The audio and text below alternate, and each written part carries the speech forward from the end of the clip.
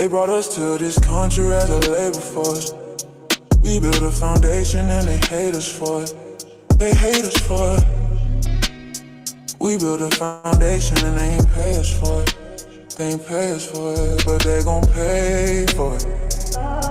Already prayed for it. Non-believers didn't pray for us. Non-believers didn't pray for us. We're black and we built a foundation. Stone by stone, generation to generation. Vultures said we had no culture. Them vultures got a Jay-Z poster. Them vultures got a lazy culture. Vultures eat what they didn't kill. Vultures eat what they didn't build. They brought us to this country as a labor force. We built a foundation and they hate us for it. We built a foundation and they ain't pay us for it. They ain't pay for it, but they gon' pay for it. Already paid for it. Nobody prayed for it. Nobody didn't pray for us. Nobody didn't pray for us. We're black and we built a foundation. Stone by stone, generation to generation. Vultures said we had no culture. And vultures got a Jay-Z poster. Them vultures got a lazy poster.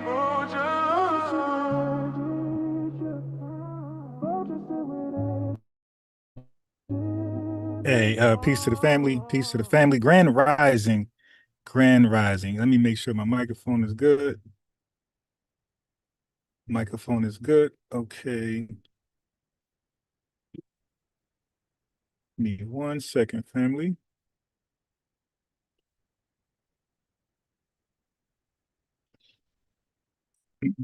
All right, so I had two guests that was supposed to call in yesterday. They might be calling in today. Let's see.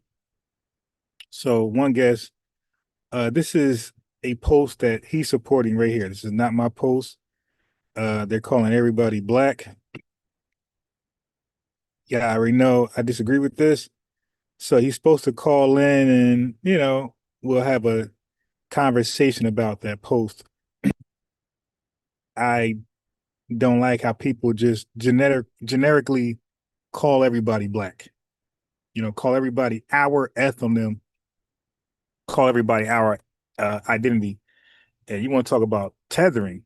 I mean, goddamn, they just make everybody foundation Black American. And that's why they can justify stealing our culture, starting with hip hop.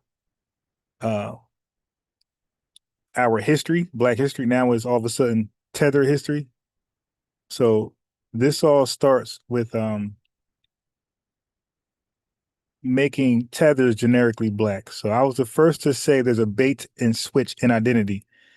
If you listen to tethers talk and Pan-Africans, right, they will consistently call FBAs African while they consistently call Africans Black. So they won't call FBAs Black. They won't call us Black, and they won't call Africans African. They'll call Africans Black, and they'll call foundation Black Americans African. Like literally right in our face. That's why I call them out immediately. But Tariq when I did a video today, I'm gonna touch on that a little bit. We'll get some dialogue, some healthy dialogue, and we'll wait for some guests to call in. The link is there. Anybody from the Lineage calling in, make it short and sweet because I got some videos to play and I want to get through them. Okay. Anybody with questions, concerns about FBA, our movement, which is delineation and reparations, any of our talking points, if you think we're xenophobic, if you think we are divisive, if you think what we're doing is not unnecessary, if you think African American is sufficient, you might want to click that link pinned to the comment section. And you believe everybody's Black, okay? If I say only Black Americans, only foundation Black Americans are Black, nobody else is Black. If you disagree, you might want to click that link. All right, let me get some more folks Come on now, Miss Bendy, hop on.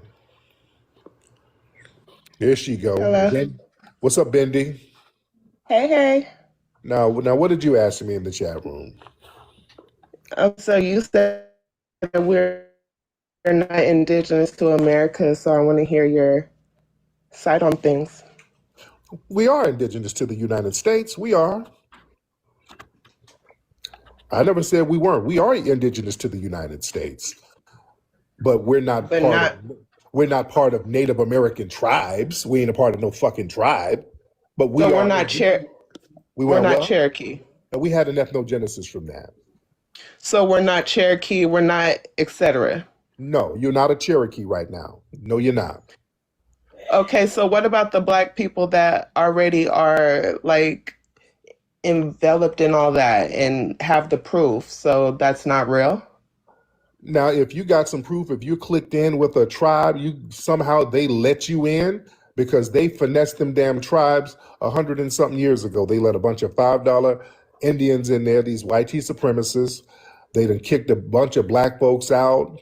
Easy. They've been remixed, flipped, smacked up. True. And all that stuff. You know what I'm saying? So yeah. They've been infiltrated for sure. Right. But So originally we're not a part of those tribes no more. But yeah, there was some now let's be clear.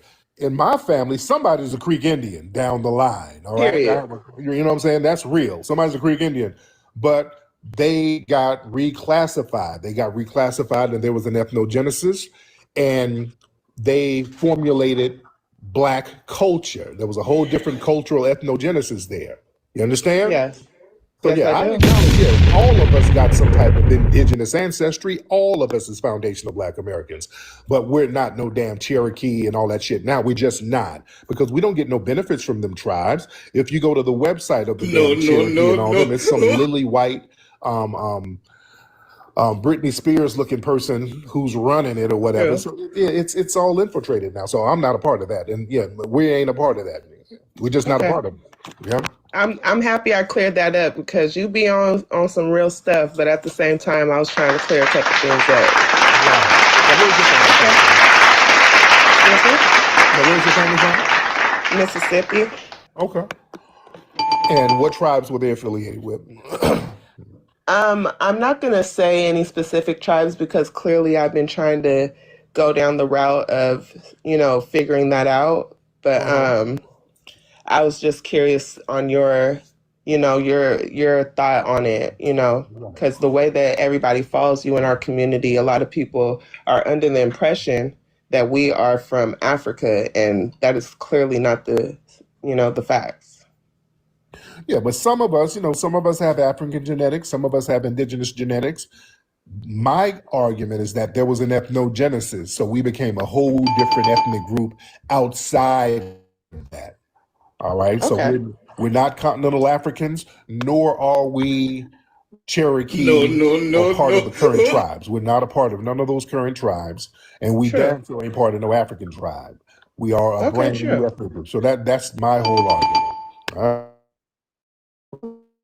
Thank you. I wasn't trying to attack you, and thank you for that. Absolutely. Thank you so much. All right. Now listen, some of the people in here,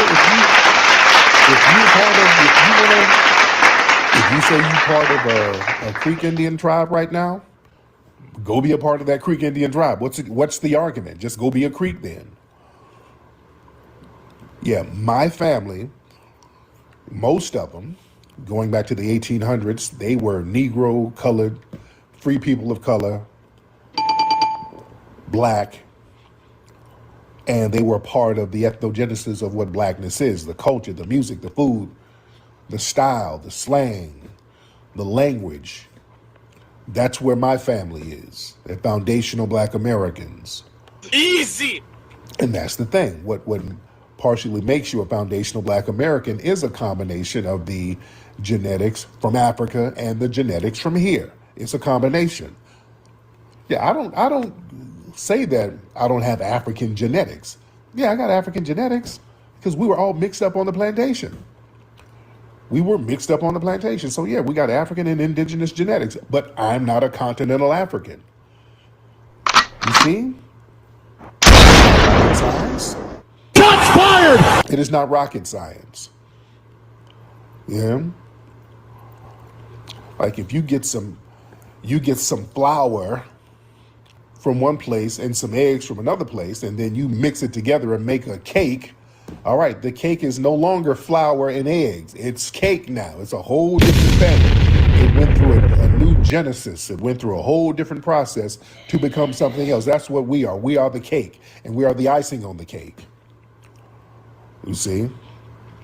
People want to point out all of these little mixtures that may have came from here and may have come from there. They only play that thing with us because the name of the game is to really dilute our ethnogenesis, to act like it didn't happen. It did happen. You know? Oh yeah, we had an ethnic transformation, just like this, chemical transformations, the whole shebang. You know? And it's just not the same. Just like if you get water, all right, you get water, and if you separate some of the chemical properties, you get the hydrogen out of the water. Hydrogen is flammable. That's why they make hydrogen bombs. Hydrogen is not water, but hydrogen, carbon, and oxygen together creates water. That's water, but hydrogen by itself is something else. You know, yeah, they use rocket fuel with hydrogen. A few moments later. That's what that is. Let's see who these people are. Who is this? Hello, ma'am. Yeah, and that's what I've been speaking about over here. Like, like whatever your beginning was, your ancestry, that's cool. It's okay to acknowledge that. If you got indigenous ancestry, you're not wrong for acknowledging that. If you got African ancestry, you're not wrong for acknowledging that. We were always supportive of those who want to acknowledge some of their ancestry. Our point is you're not your ancestry if you are foundationally a Black American. Okay, like he just said, that was a perfect analogy. And if you guys don't know, I study chemistry, got chemistry videos teaching people, you know, but that brought me here now, since he took it there. In chemistry, you got something called heterogeneous and homogeneous, right? So what's the difference? So Foundation Black Americans, we are a mixture of different things. We got ancestry. Some of us got ancestry, Africa, right? African ancestry, European ancestry, and indigenous ancestry. A lot of us will say that, will admit to that. Okay, those three combinations plus 400 years of ethnogenesis, that is a homogeneous mixture. Okay, now, if you got any of those backgrounds, or, right, and you mixed, and you're still claiming the African ancestry, African, or the Genesis, that is not a homogeneous mixture. That is a heterogeneous mixture. And what's the difference? Homogeneous is simply what he just explained as far as baking a cake: eggs, oil, batter, water, you dig, and you mix it all together. You couldn't tell that there was an egg there. You couldn't really tell there's water there, right? You couldn't tell what it actually is. It's all blended, mixed up together perfectly. Now it becomes this one thing. All those ingredients becomes this one thing, and you cannot separate those things anymore from each other. That's an ethnogenesis. You can't separate the African ancestry and call yourself African. You can't separate the European ancestry and call yourself a European. You can't separate the indigenous elements and call yourself an indigenous. You become one mixed thing. You dig? That's the cake. And that's FBA. Now, heterogeneous mixture this is a type of mixture. And let me just explain. This is a salad. Okay, so you got lettuce, you got tomatoes, you got onions, right? Croissants, whatever. You can clearly see that these are all separate things from each other. that is not a homogeneous mix. That is a heterogeneous mix. Heterogeneous mix means that you can identify the separate elements, the separate things that's in there. All right. So that's what people are doing. People who are FBA are trying to pretend that the ethnogenesis is a heterogeneous mix and not a homogeneous mix. And we're saying once you start doing that, you're off code. Okay. You start to have those tether attributes. You feel me? So that was a great analogy that Tariq Nasheed brought up with the homogeneous mixtures, which is the cake. And then I brought you the heterogeneous mixture, which is a salad, which is cereal. Okay. You got cereal, Lucky Charms, and milk. You can clearly identify the brown wheat things from the marshmallows from the milk. That is a heterogeneous mixture.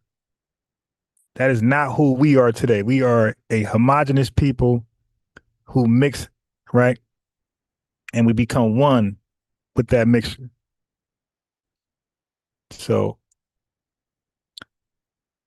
there you go. So I think I need a bomb for that one because that was pretty deep.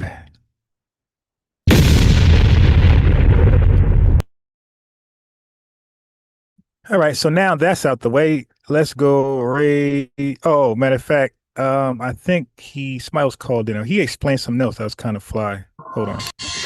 And again, the link is pinned in the comment section. Click the link, make it short. You dig? Say what you got to say, and then drop off.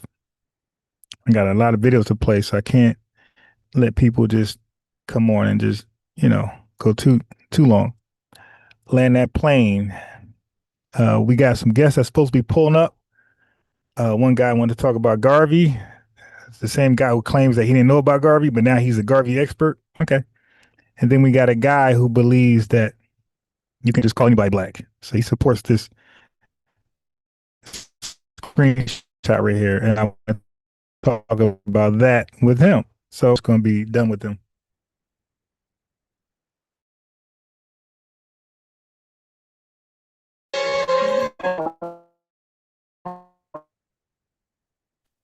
Oh, you were at a bar with your dad? Yeah, my. Just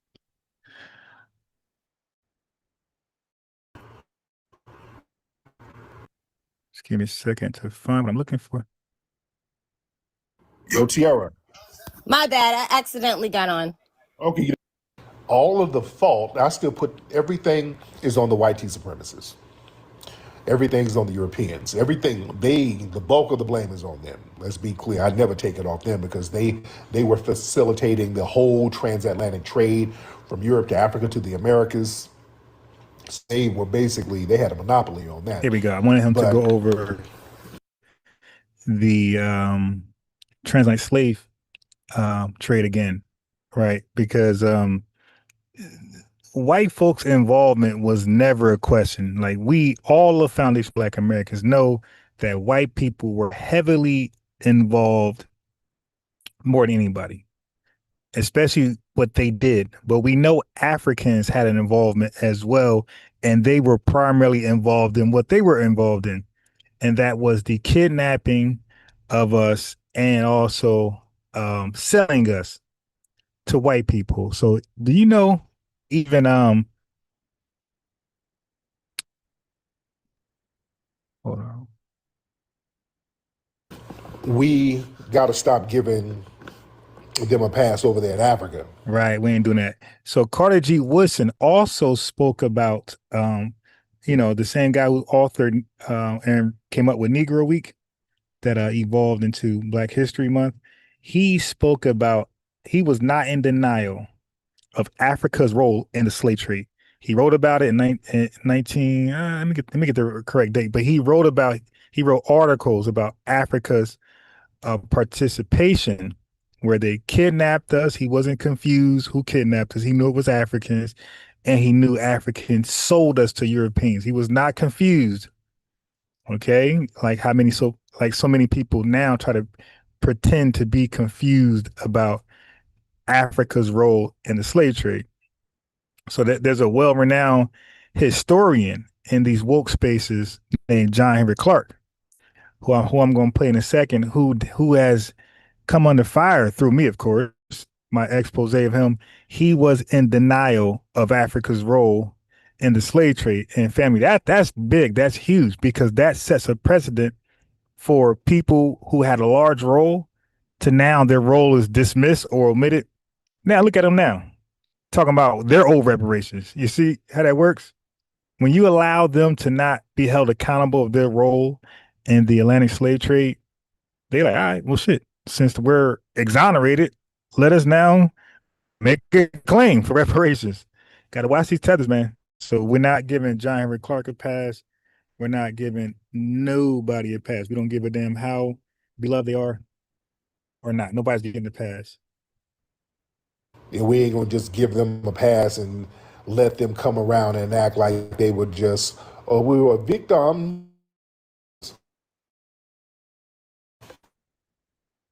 Victimize us.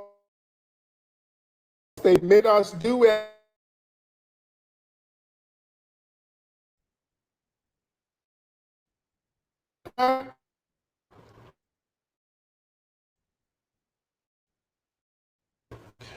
Man, last time I was over there, the cannons, they got the inland.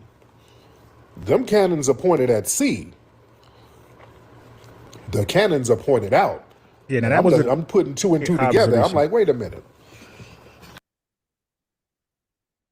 Now, there were some FBAs over here, and they were unjustly enslaving people, and we got cannons over here. Oh, we would have used them cannons. We just would have went in there and just start blasting everybody. Anybody pulled up, we would have just blasted them. I'm thinking how we would think. I'm like, why didn't you? Okay, you got these big ass cannons. You just start blasting anybody who come up here and try to enslave somebody. Just bop the ass up out of here. But then, okay, reality has to kick in. They weren't bopping them because, yeah, they were working with them. Those cannons were for other Europeans who were fighting other Europeans. Yeah, that's what was going on. It was European powers fighting other European powers so they wouldn't come and steal their resources. You see? The brother that whooped the mayor of San Francisco's security detail, I haven't heard that. Yeah, but that's all facts, Man. family. The cannons were pointed outwards towards the sea that was European on European crime. They were stopping other Europeans capitalizing from the slave trade, right? So you had this is crazy. You had Africans warring with Africans to kidnap and sell, and you had Europeans warring with Europeans to buy, to finance and buy. One more time, family. You had Africans warring with Africans to see who controls the kidnapping and selling, and you had Europeans warring with Europeans to see who controls the financing and who buys, the purchasing power. You can't make this up.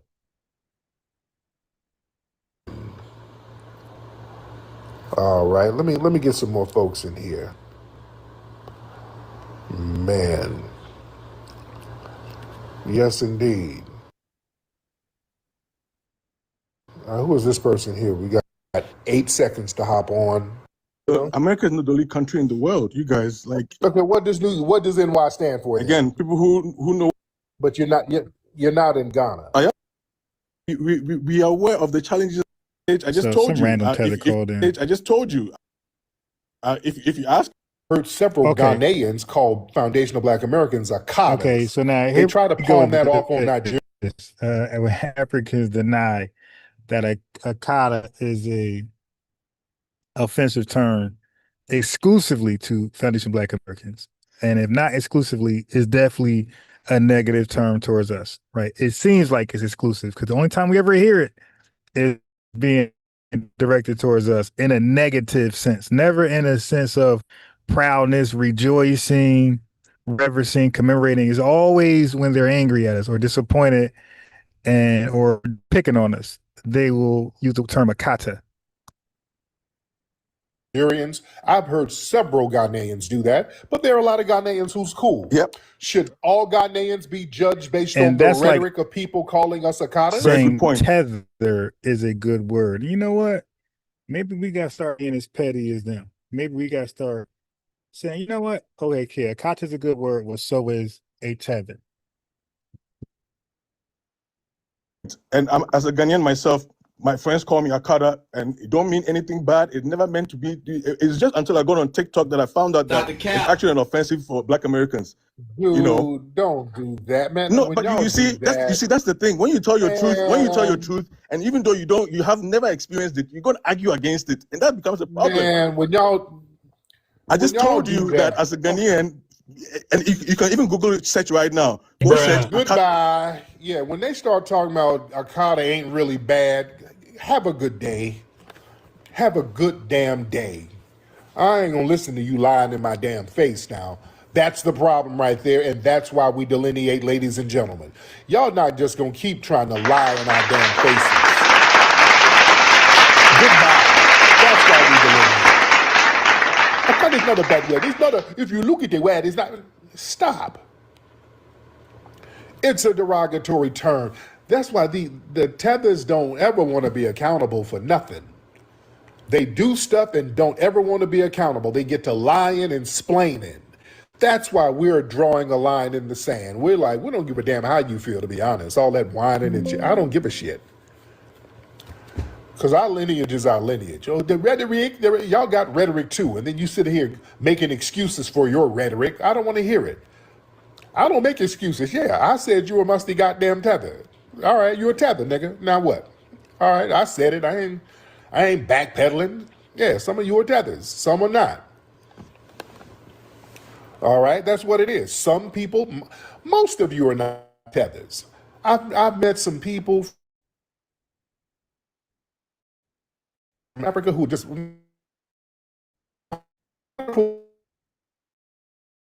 people. Most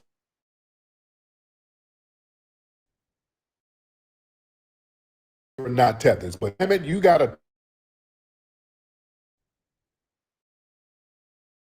ass. I'm acting like a damn. You're doing all that around us.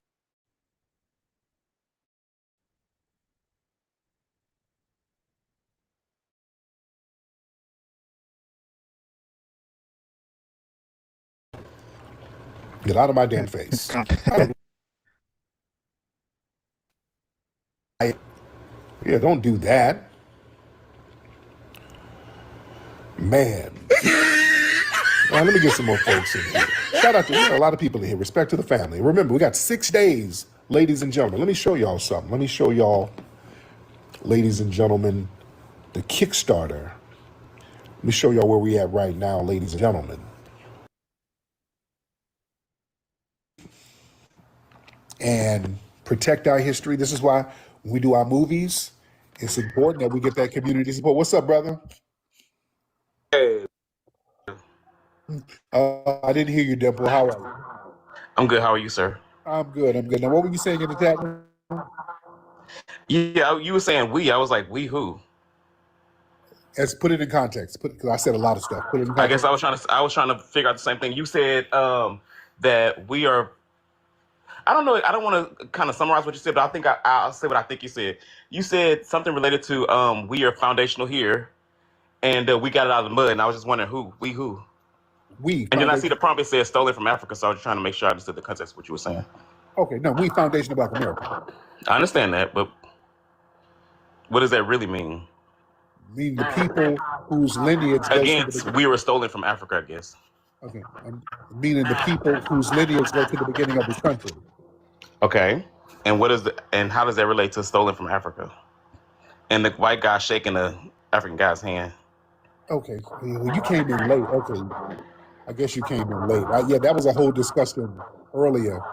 No, I don't understand what you disagree. You're being contrary. I guess what I'm looking at is the context of your prompt, along with. Okay, let's stop. Stop. Forget about the prompt, because yeah, you getting confused. Hey, what's the sound in the background, brother? What's that? It's a fan. Okay. I don't know what you're confused about, to be honest. Well, I'll tell you why I'm confused. I'm trying to see like where you are compared to what I hear on TikTok. There's some people who say it's almost like a war with Africa and African Americans, and I'm just trying to understand that against What's an African American? You asking me what an African American is? Yeah, what's an African American? Generally, when people are talking about African Americans, they're talking about people of African descent. But it can also be somebody who is newly here, who maybe has family in Africa, but they are American citizens. Maybe they're naturalized citizens. Okay. I guess it depends on who you ask. Okay. So anybody of African descent who's an American? An African American? Yeah, it's a person who lives in America who's of African descent. It can be. Like Elon. So, like Elon Musk. So he doesn't see. Let me rewind it. Hey, family. At some point, when they go to explain this African American thing, how it can exclusively be foundation Black Americans and then inclusive to all of people of African descent, at some point, family, they see the problem there. They see the contradiction and they just ignore it. These are treasonous people who, for whatever reason, got this thing for Africa. And we're going to figure that out because we say agents getting paid, a whole bunch of things. Something is there. You asking me what an African American is? Yeah, what's an African American? Generally, when people are talking about African Americans, they're talking about people of Now, African. look, generally, right? So generically, he just said it. Generally, so we are the generic African American. Descent. What's an African American? Generally, when people are talking about African Americans, they're talking about people of African descent. But it can also be somebody who is newly here, who maybe has family in Africa, but they are American citizens. Maybe they're naturalized. But you just said the same thing. That's a person of African descent. So like, yeah, so it's just anybody of African descent. So it's like so many different people to think of. You could think of billions of people with this umbrella term that this guy is caping for. Citizens. Okay. I guess it depends on who you ask. Okay. So anybody of African descent who's an American? An African American? Yeah, it's a person who lives in America who's of African descent. It can be. Like Elon Musk. I think he considers himself African American, yeah. Right.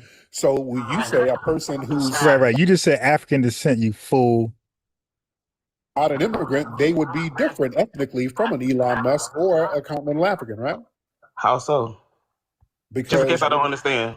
Okay, because we're not immigrants. I come from a lineage of people family all play stupid. So yes, he just defined an African American as an immigrant with African descent. Now he's playing stupid when, it's brought back in his face. When the pie is rubbed in his face, now he's pretending that he don't know what type of pie this is. What flavor? We're not immigrants. I mean, that's a given. You don't have to convince me that you're not an immigrant. Right. So that makes me ethnically different. Okay, and I'm saying how so? Because I'm not an immigrant. Yeah, but nobody in my family, nobody in my lineage are immigrants. I'm saying if you say you're ethnically different, if you were Italian and you were saying that, I would say, okay, what does that really mean, though? That means that you're from Italy. No. I'm saying if someone, this is what I guess what I'm saying.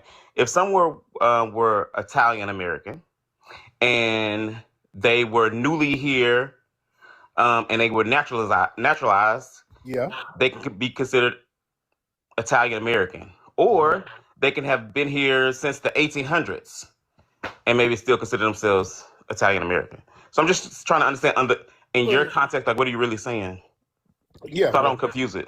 Okay. Yeah, we are a different, as foundational Black Americans, we're a different ethnic group because we were here at the beginning of this country. And a different ethnic group from? Everybody.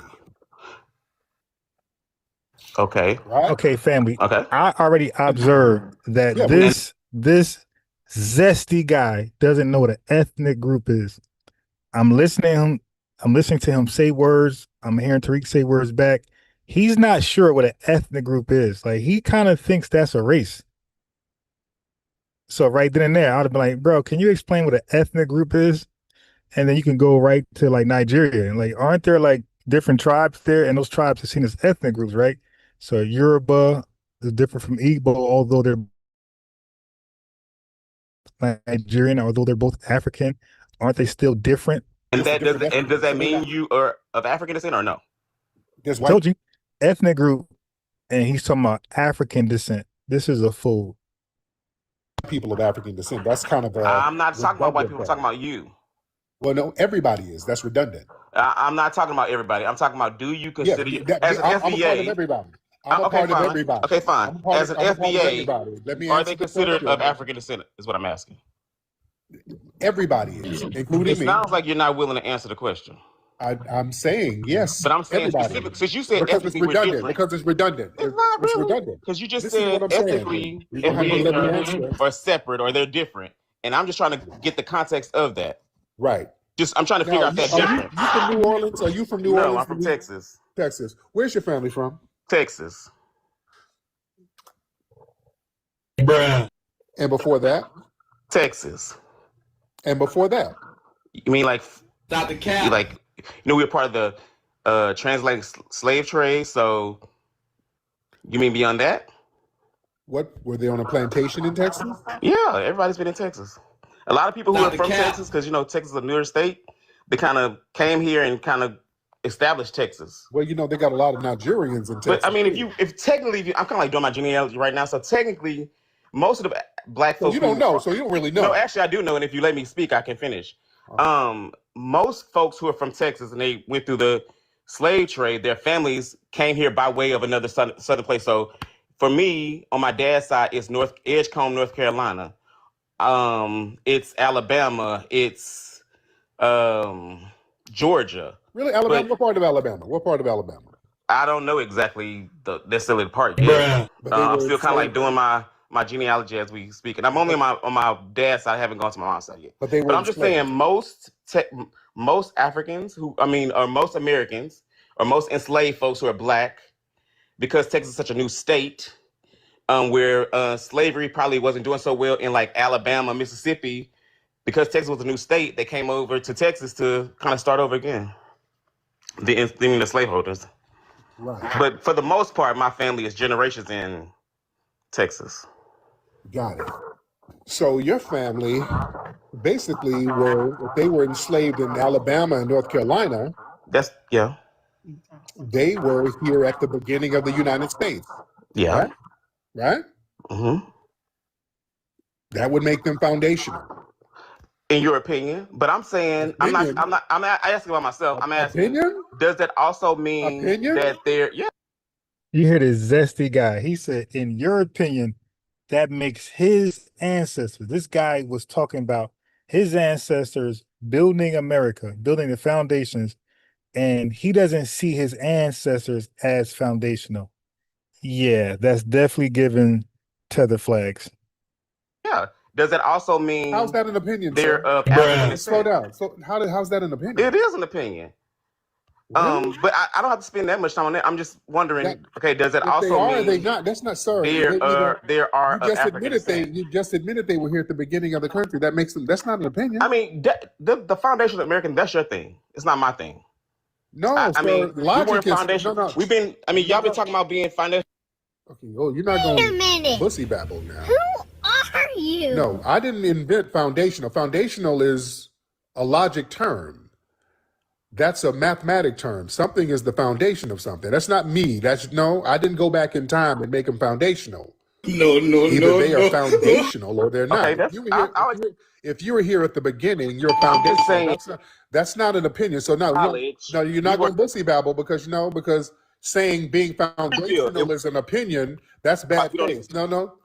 Hey, if we're gonna do this, no, Miss Thing, we're not gonna. No, you kill me. No, you're not gonna bussy crash. You're not gonna do that now. No, we're not doing that. You're not gonna argue in bad faith. That's not an opinion. That's your thing. No, it ain't my damn thing. You either foundational or you not. Yeah, Austin Holloman, dude, you gotta do your genealogy better, bro. Okay, you might be a tether. You love being in Africa.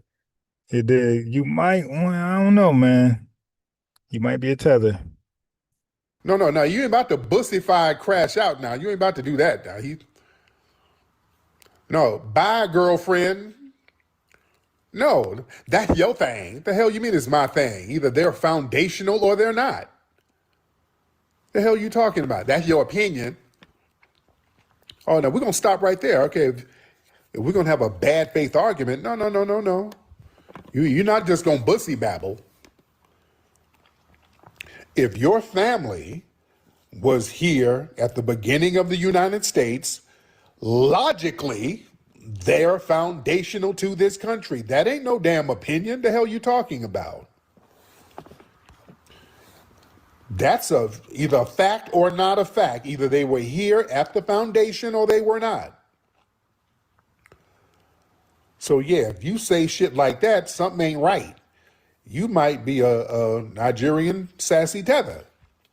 You might be a Bantu bussified tether. No, you're not going to do that now. No. We talking logic here. We ain't going to deal with logic. We ain't dealing at all. We're not talking about anything. It sounded like he was recording. Sound like he's recording the space, like a little undercover damn agent or something. He sound like he's recording the space. So that's fine. Yeah, that's a logic term. Yeah, the word foundational existed before me. Foundational is not my thing. That ain't my thing. Foundation is logic. That is a logical term.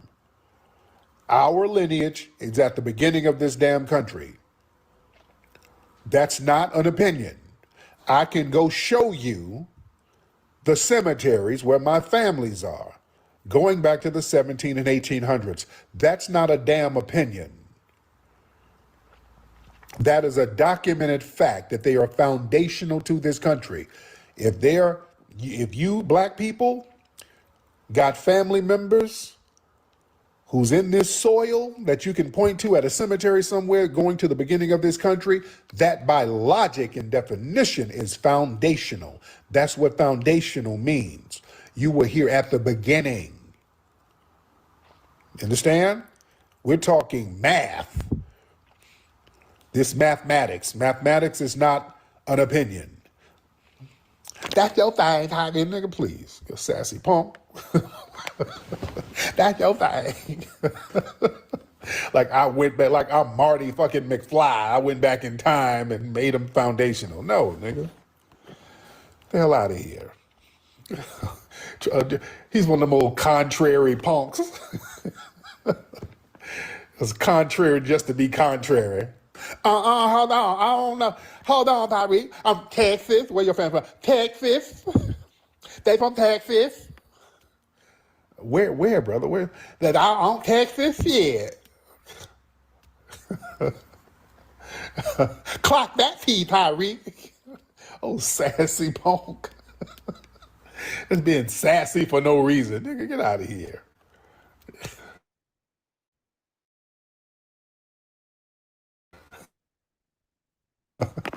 The hell out of here. All right. Let me see. Yeah, man. Dudes, dudes be showing their real hand. Like, dude, you're either foundational or you're non-foundational. That's just it. Like, I don't know what type of, like, there's no other way to look at that. You're either foundational or you're not. Okay. You could be denied all you want. Oh, so let me go ahead and play. Let me go ahead and play the hold on.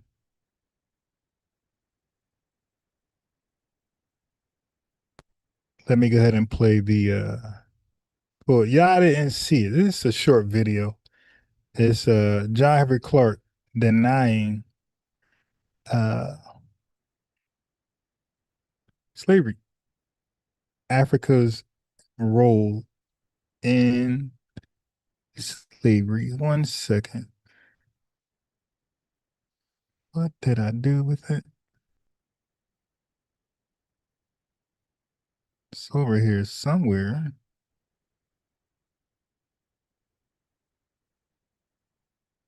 A lot of people got mad at me. A lot of people got mad at me that I played a video of a man speaking his own words. I didn't add, I didn't edit his context. Everything is there. Oh, I loved him. I grew up on him. Okay, then you got that's fine, but you're just a Pan-African FBA. That's all. Like, I don't know how you love somebody who's against your lineage that wishes reparations are for all Africans descent people. I don't know how you love a person who wish everything you're about right now flops. Dude's a Pan-Africanist. Dude is denying the main thing. He's denying our main talking point. Our main talking point, reparation from America's dirty hand and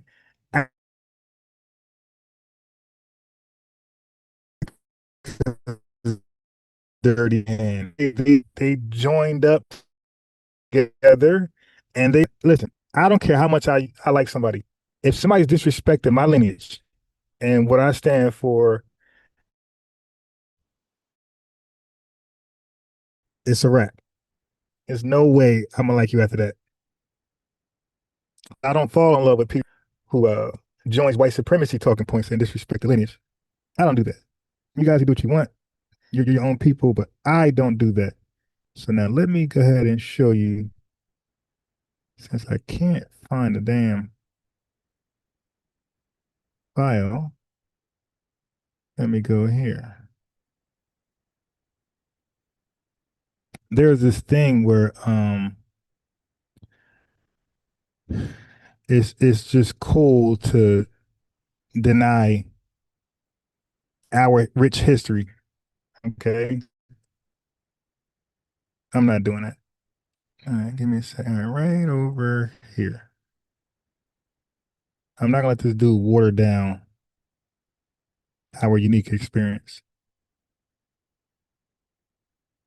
in America. This is what makes us unique. We had two whole nations of people plotting to do us harm. We want to only point the finger one way. No. God damn. All right, here we are.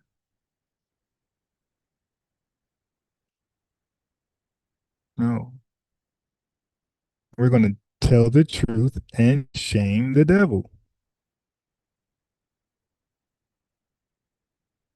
This is the title of the video.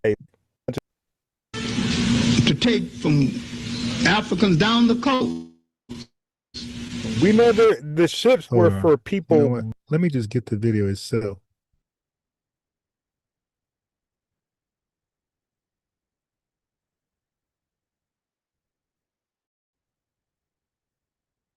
Shit, I spelled it wrong. But all right. Let's see if we could just find it. That's not it. Right here, but I want the 8-minute one. Is that the same video?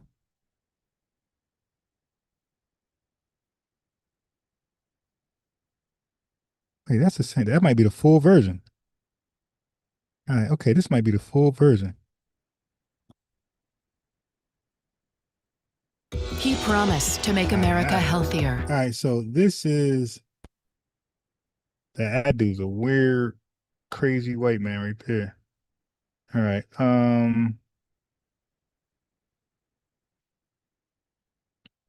Yeah, it looks like the whole entire video. All right, so we could get it for ourselves. Oh, wait 1 second. We ain't got to do a snippet no more.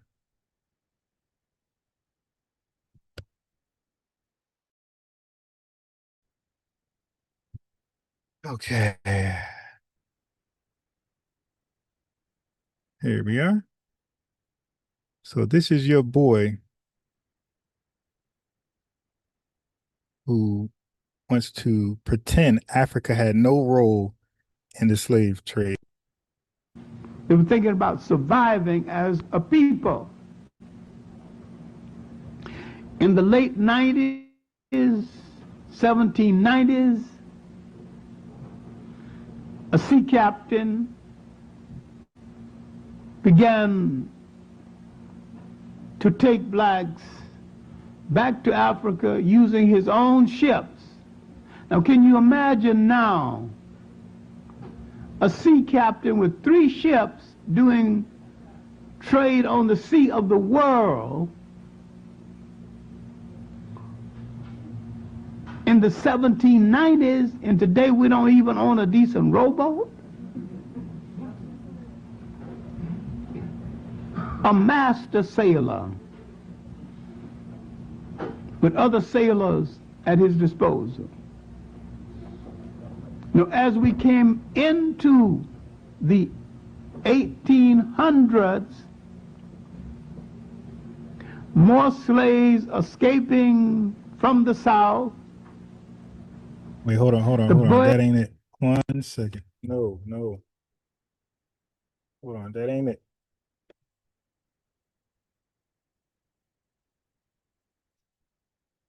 Almost let him off the hook.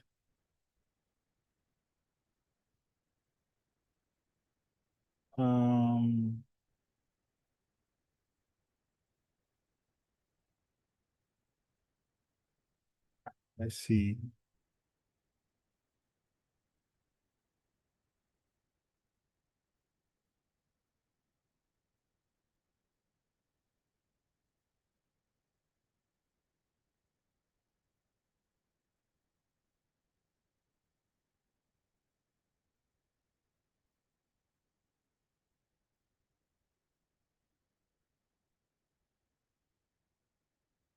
One second. I'm not sure if that was it.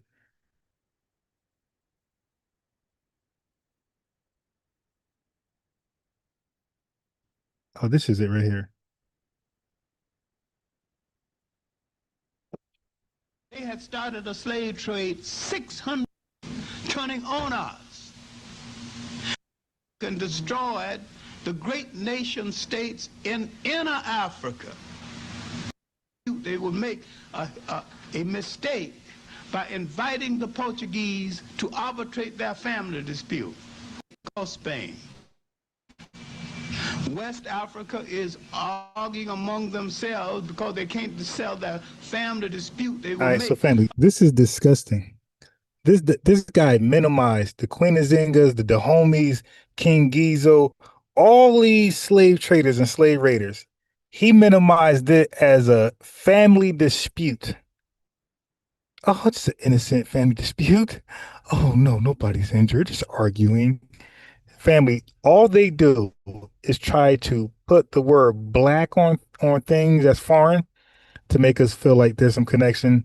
And now they want to talk about a family dispute to make us relate to it. So this slave system that Africans were doing, this is a simple, small family dispute. Listen to this disgusting revision of your boy, John Henrik Clarke.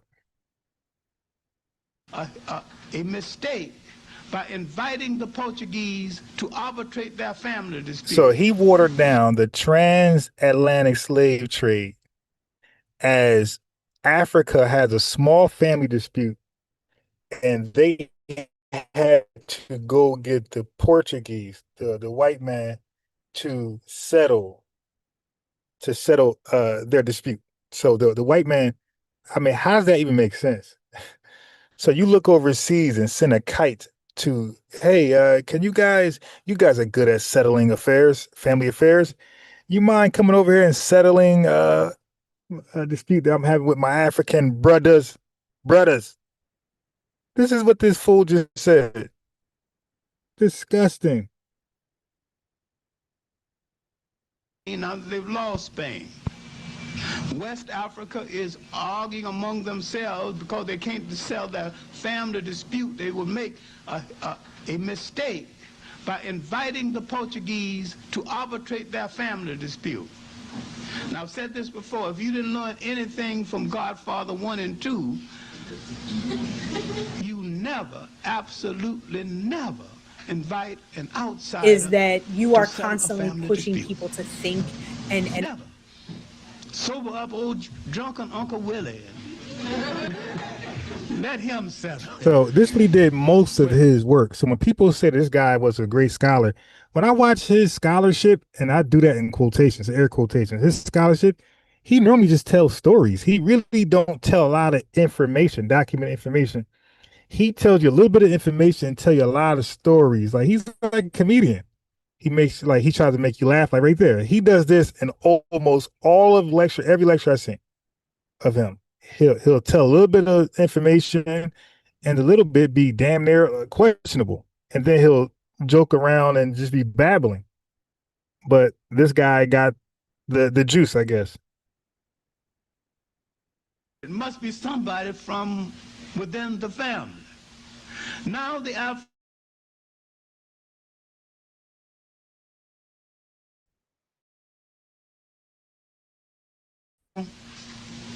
got misconceptions about whether the Africans had slavery before the Europeans. In the European sense, no. Servitude is not slavery. They had worse servitude here in the United States, whites against whites. Many times the Africans in wars or difficulties would capture other African groups. These groups would have to work their way out of indenture, either tending cattle or doing something. Some groups built up a surplus of labor.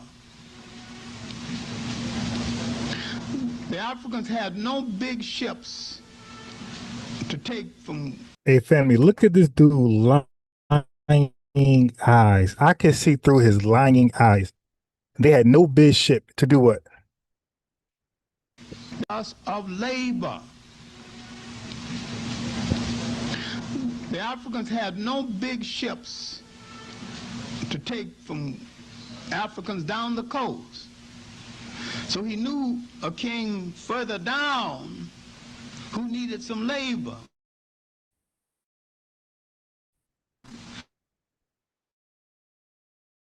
Now that the Portuguese, he hired some of the Portuguese to take these Africans from one part of Africa and another. Now the European is interpreting this as meaning the African was in the slave trade. The African was not in the slave trade, and you let people beat you over the head with nonsense. Okay, so you heard it right there. And why is he equating Africans to slave ships? That's not, nobody argues that. Nobody debates African had slave ships or they didn't.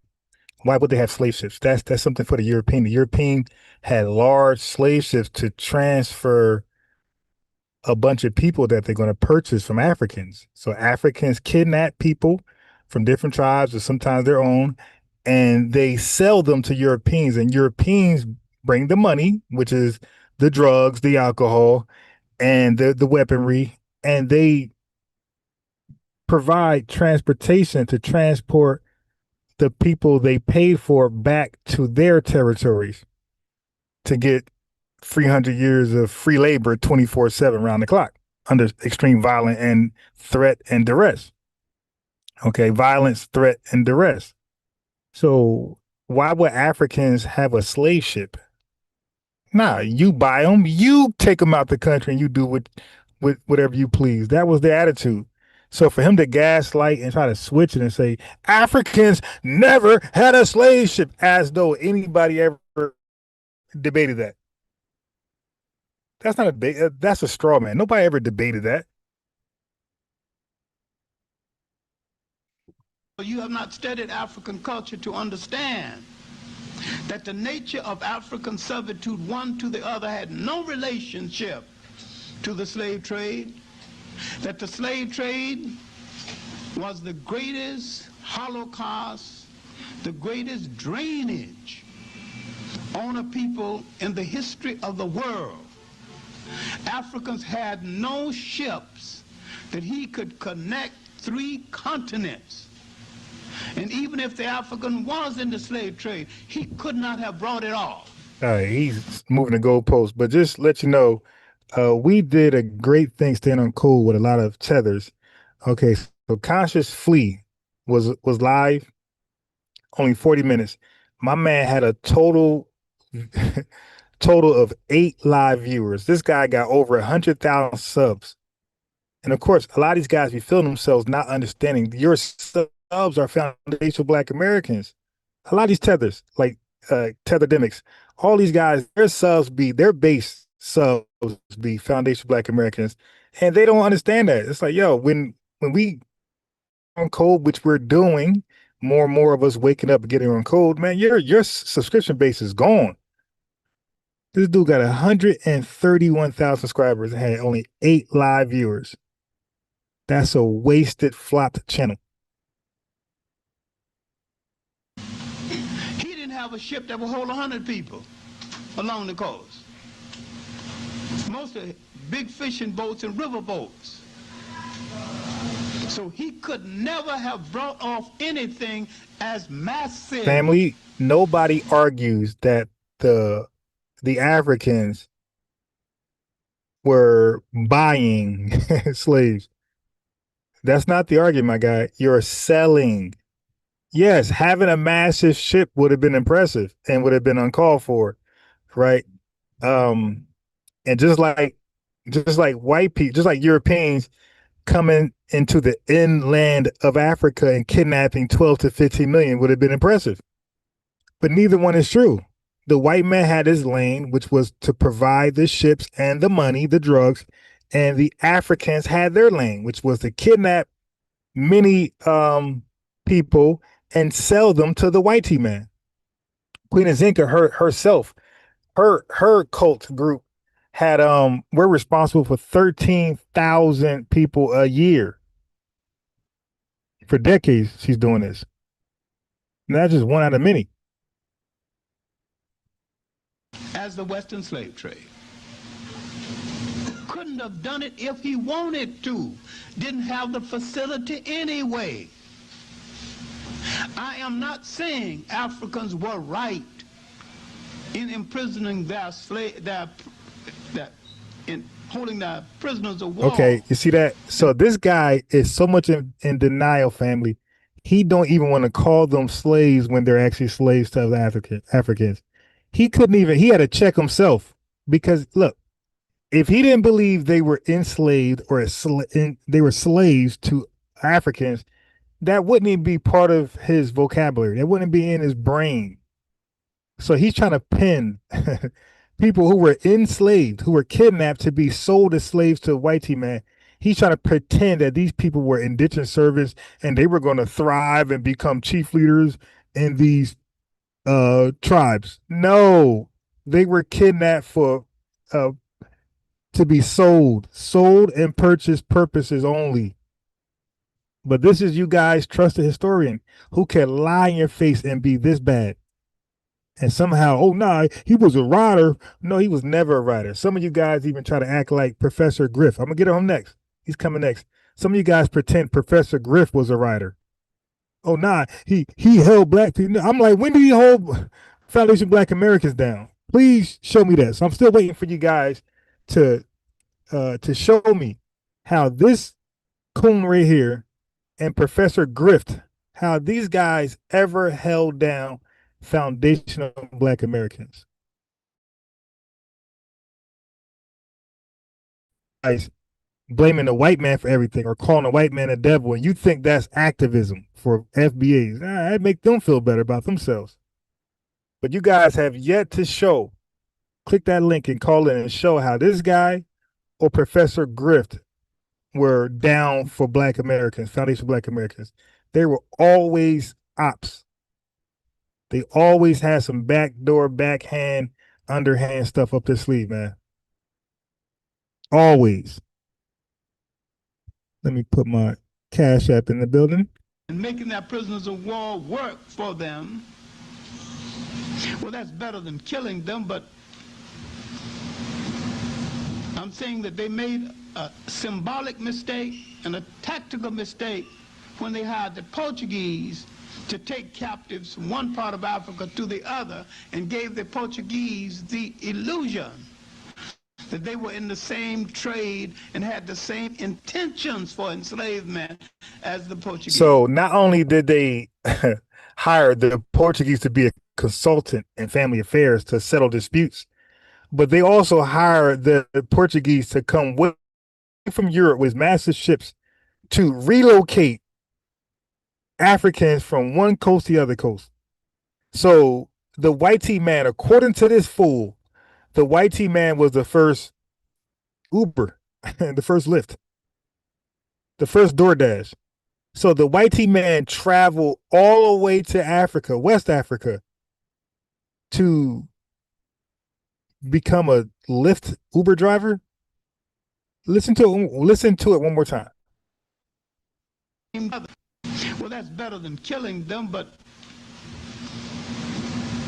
I'm saying that they made a symbolic mistake and a tactical mistake when they hired the Portuguese. When they hired the Portuguese to do what? They hired the Portuguese to do what? And a tactical mistake when they hired the Portuguese to take captives from one part of Africa to the other and gave the Portuguese the illusion that they were in the same trade and had the same intentions for enslavement as the Portuguese. That was a mistake. It was a mistake because we did not know the European culture and we did not know the European mentality. Didn't know it then, don't know it now. Otherwise, you would behave differently. The Africans came from a society that was collective. Okay, so now he's going to do the whole folklore stuff. The white man was inherently evil, and the African man was born an angel. The European came from a society that was individual. Two kinds of temperaments, two different people. Now, in the Western world, you have become selfish, closed-door individuals. You get in your lonely room to think of something to tell your analyst, but if you had some friends, you wouldn't need any analysts. Because African society was so open. Hey, Lord Maul said on Bias Ron, you have the audacity to criticize and call out their beloved elder and historian, renowned historian. This is the reason they were big mad. They are a big mad family. Look, these guys could have been preserved. These liars, their dirty secrets could have been preserved and just been hidden in the closet. But they decided to wage war with us and throw rocks while living in a complete glass house. Sometimes a wet paper bag house. They're throwing rocks with us. Like, yo, you're everything about y'all is garbage. Everything about Pan-African is garbage. All your leaders, you see, they come crumbling down, and they all bear witness. Okay, we got the elder, Professor James Small, in check. He's with us. You dig? He admit he's FBA. He admit that we're delineating. He admit that Africans come over here as backwards, deaf, dumb, and blind parasites. He said all that.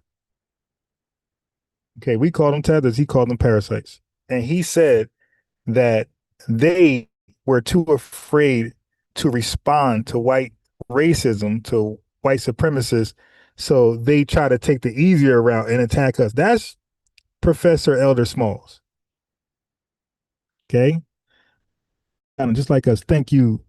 The Teflon Sean, 1999 super chat. Tell them about the gun line, boss. Thank you. 1999 super chat in the building.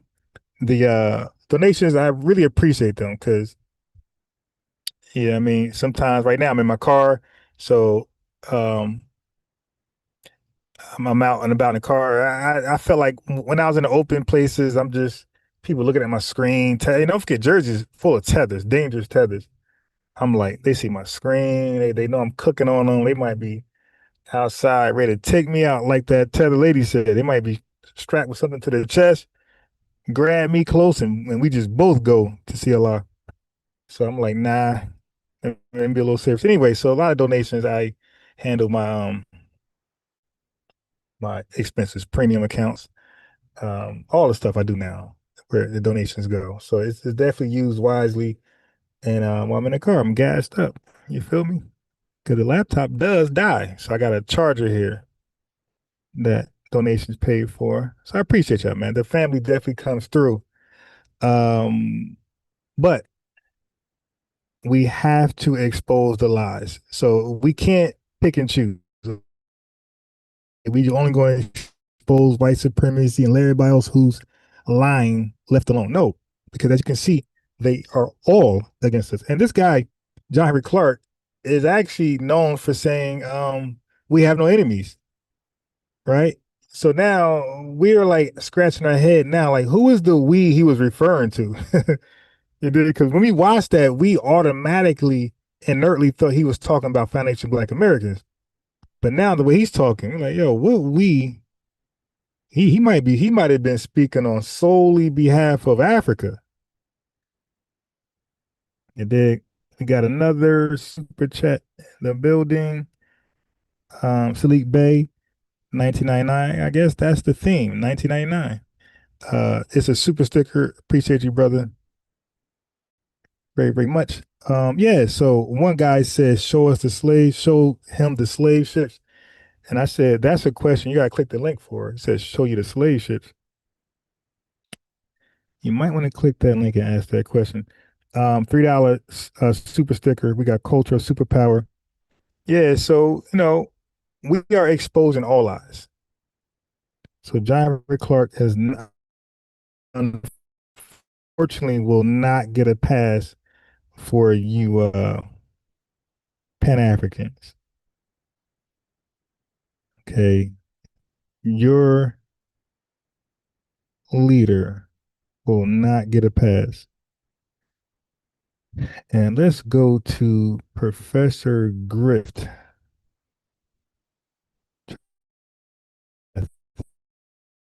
What did I do with all of my videos?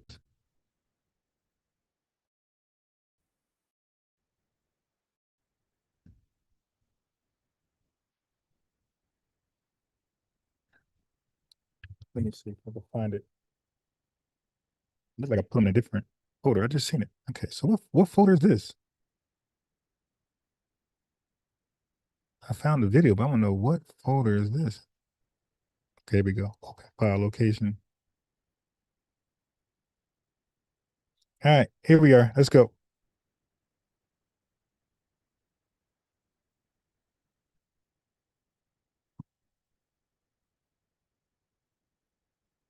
We must acknowledge that Africans and Europeans were co-conspirators in the enslavement of our ancestors. So just as it would be foolish of us as Jewish freedmen to seek unity with Europeans, we must also realize that it's also foolish to seek unity with Africans. They literally sold us to the Europeans. Okay, can you prove these things? Can you give us some resources real quick? Because when you say Africans, there's 54 countries, I believe, in Africa. So when you say the Africans, you just talk about all of them sold us, or how did that process work? Can you give me some references, please?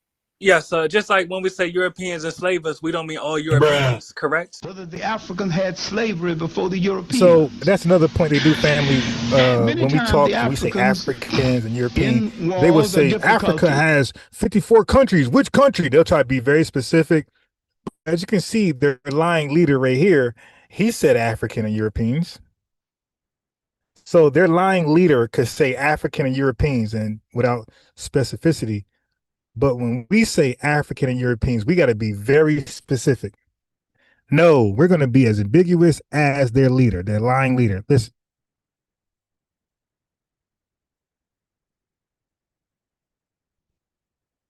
Hold on. In wars or difficulties would capture other African groups. In the African. So Africans had slavery before the Europeans. He's not being specific. He's being very ambiguous, the same way the brother was being ambiguous with Professor Griff. But Professor Griff, to avoid the facts, because Professor Griff wanted the brother to source up that Africans were involved in the slave trade. So we need sources for that. See, family, this was a lie brewing so often that it was starting to gain popularity.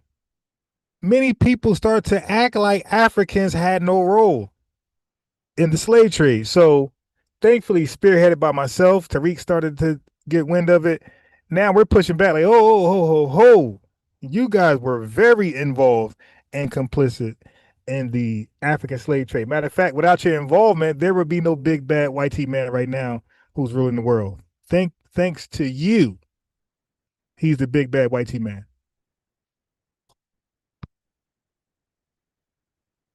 Many times the Africans in wars or difficulties would capture other African groups. I'm using the term African the same way that we would use the term No, I'm Europeans. not, but I might need some references. Okay. Ghana apologized for selling us to Europeans. That's one reference. Excuse me? What was that? Ghana, the nation of Ghana, they apologized. Yes, they apologized for selling. I think you misunderstood. Oh, you might have forgot. No, you misunderstand my question. Yes. I need references. Where can I go read, study, research, cross-reference? Exactly. Wait a minute. Elmina Castle. So when he said Elmina Castle, by the way, family, he kicked him off. He kicked him off. So when he actually proved how Africa was involved in the African slave trade, I don't know who denies that. He kicked him off. He said Ghana apologized. That's not good enough. He need resources. He needs sources. Okay. Elmina Castle. Kicked him right off. But these are the people who you say were involved in helping us out, and that's a lie. These guys been helping out tethers come over here and feel superior while they water down and dilute us and make us, culturally irrelevant. Right?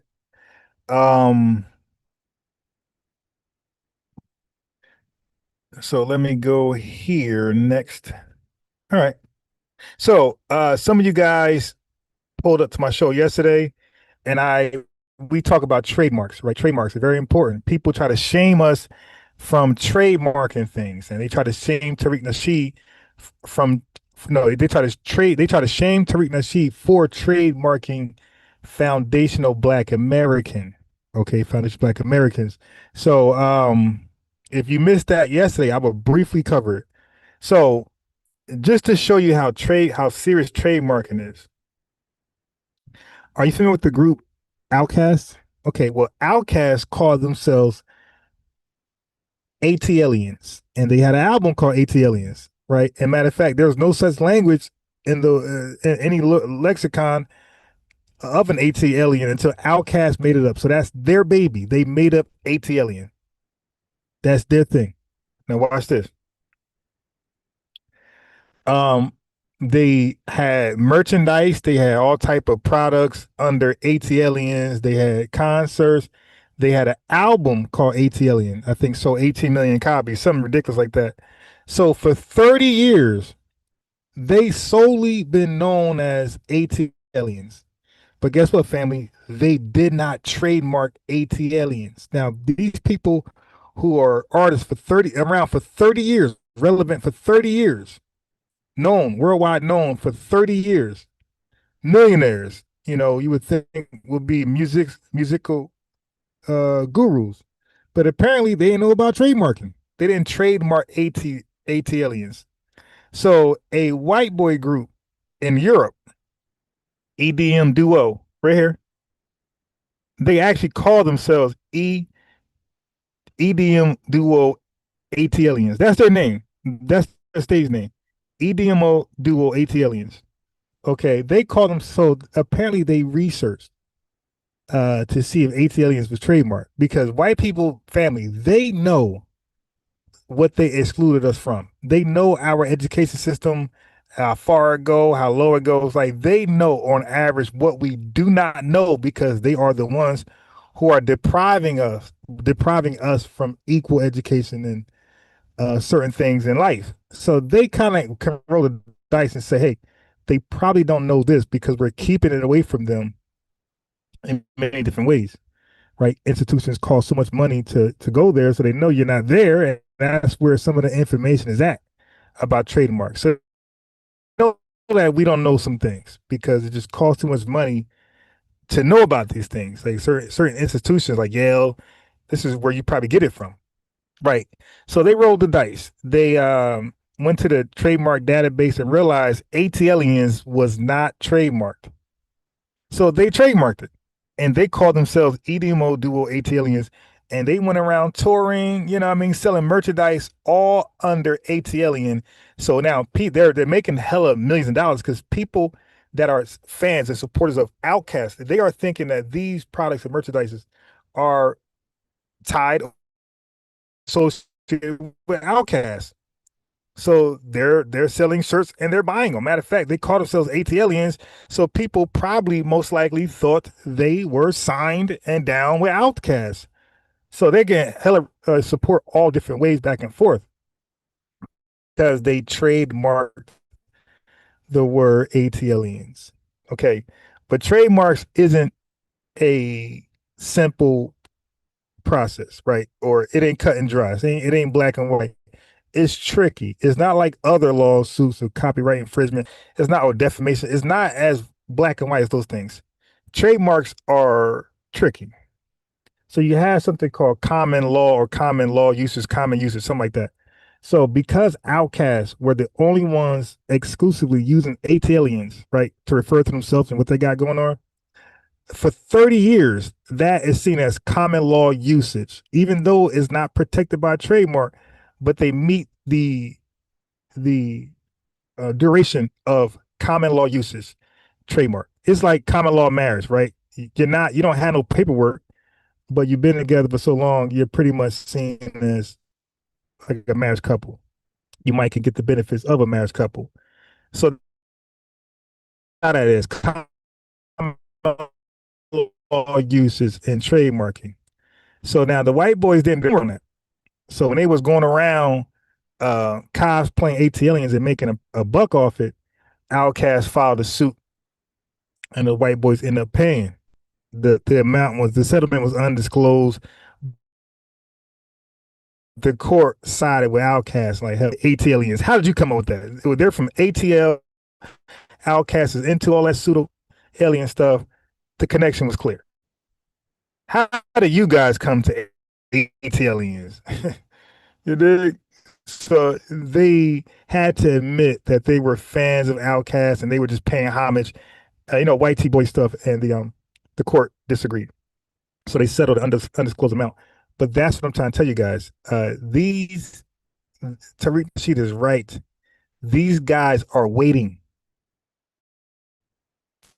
for us to get big with our brand, and they are banking. And because a lot of times they're right. Look, they were right with Outkast. So they are banking on 9 times out of 10 or 7 out of 10, whatever the role, whatever the odds are, they are protected.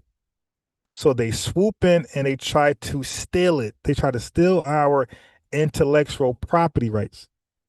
Outkast was fortunate because they were an international hip hop rap group. You dig? So they could just go to anybody and ask ATLian, what do you think of? They all say Outkast. You dig? They could go to anybody and say what group or who comes to the mind. The judge could just ask anybody randomly, hey, what group comes to mind if I say ATLian? They all go say Outkast. So Outkast, they benefit from that. But we're not that popular. You dig? Tariq is not that popular. So that probably wouldn't have worked in our favor. So it's important to trademark your stuff. Okay. You must protect the brand. Moneybagg Yo got a song that I always reference. It's called You Protect the Brand. You got to protect the brand. Okay. So hold on.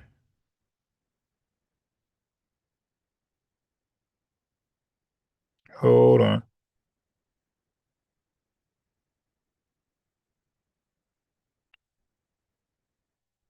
Hold on. So some of y'all are aware of Tiny and T.I. lawsuit with the LOL dolls, right? So let me go ahead and play some of this right now. This is a sister lawyer. I got it from her. So she's going to break down all this stuff. Okay. Check it out. If you're interested in how Tiny and T.I. won $71 million in a trademark infringement action against the LOL surprise doll makers MGA Entertainment, listen up. For the legal nerds out there, this case has so many interesting twists and turns, particularly for it to be trademark infringement. You'll enjoy this. So before winning this $71 million, this case harkens back to early 2023 and before. When Tiny saw that LOL surprise dolls had dolls that looked like the OMG girls, in fact, the original name of the dolls were LOL Surprise OMG, Tiny reached out to the doll maker and said, hey, I need you to stop using our likeness and image, but let's come to the table and talk about it a little bit and see if maybe we can enter in some type of business deal. Sending a cease and desist letter is an intellectual property owner's duty from the beginning to put the other side on notice that you are infringing on our rights. But not everybody reaches out and said, but that's okay. Let's see if we can work together. Well, the toy maker, instead of responding to the cease and desist letter, simply filed litigation in federal court in California, asking the court to make a declaratory judgment that they are not in any way infringing on the OMG girls. Now that was a sharp move. So of course T.I. and Tiny, they got to go to court anyway, and so they filed a counterclaim. And their counterclaim was for obviously copyright and trademark infringement on the likeness of their OMG girls group and their members. Now understand, prior to this litigation, OMG girls did not have the proper trademark and likeness registration for their brand. No. But one was filed prior to this litigation actually beginning, because the starting process to litigation usually takes a little while. Well, that first case resulted in a mistrial back in January of 2023. It was a mistrial because evidence that had previously been excluded was allowed before the jurors. There was evidence by T.I. and Tiny's lawyer that there was some type of racial appropriation by the LOL surprise dolls and their design like their members. And the court said, the jury wasn't supposed to hear anything about that. The case was declared a mistrial. So the case comes back to trial again for LOL surprise dolls to have a declaratory judgment entered that there is not infringement occurring.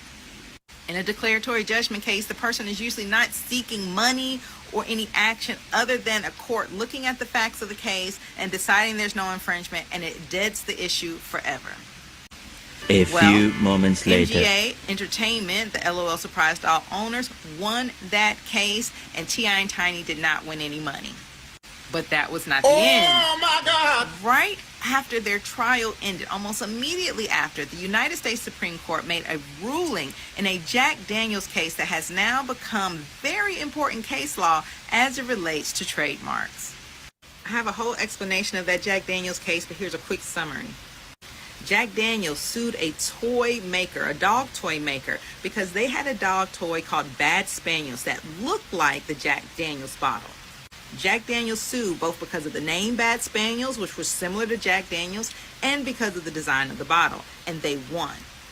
The dog toy company said, nobody would confuse our products. We're dog toys. They're alcohol. No big deal. It's just a parody. The Supreme Court did not agree.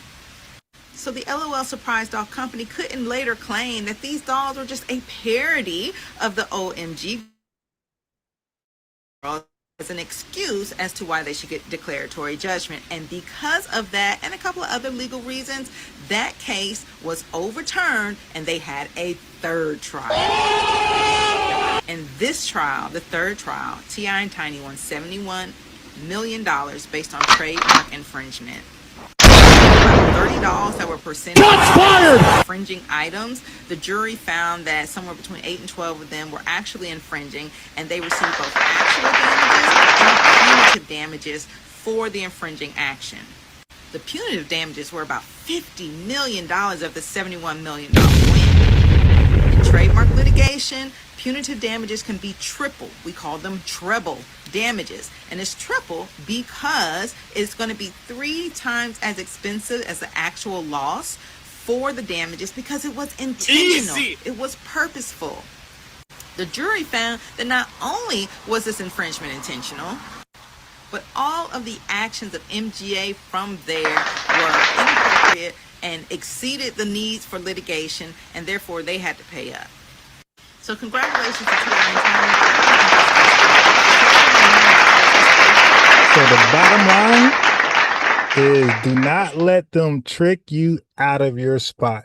Do not let them shame you for protecting your brand, protecting the brand. Okay, that's the bottom line. $71 million. All right, now they could have fell for the shame. Oh, why are you going after them? No, you must protect the brand. Period. Foundation Black Americans, trademark, and whatever else needs to be trademarked, trademark it. As you can see, the whitey man is literally sitting right there, waiting and researching to see who is protected, who is unprotected. You heard what she said earlier. She said originally, even T.I. and Tiny did not have a trademark, did not have a registered trademark, and they did it during the case. Luckily, that company ain't gonna do it first. But you see, man, again, that company, white company, are literally family, literally waiting for us to get big, blow it up, and hey, swoop down and steal it. 2 cases right there. All right. So yeah, do not let anybody shame Tariq Nasheed for trademarking the words foundational Black American. That was a responsible thing to do. Okay. So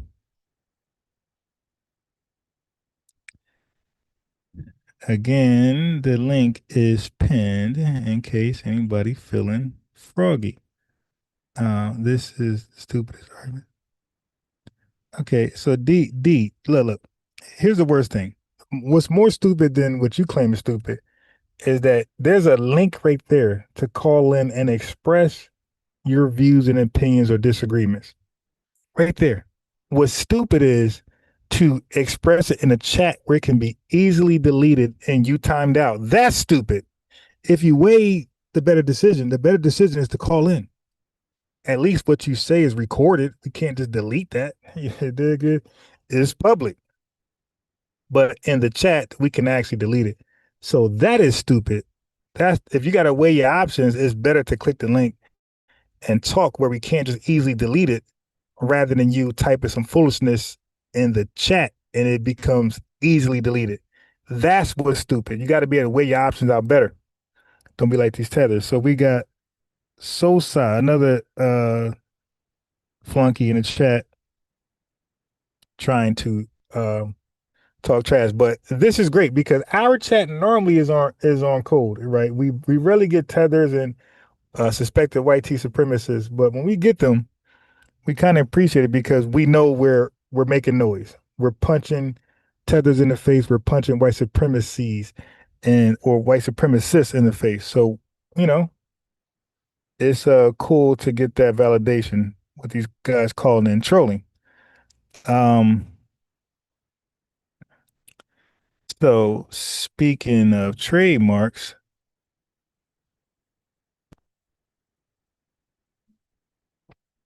To read. wait, before I do that, so then we got the so I want to cover the Jack Daniels thing, right? Because Tariq Nasheed spoke about the Jack Daniels thing, and I did that. Okay, give me a second. Let me just look where I did the research. Damn, it's late. God damn, yeah, it be getting late quick.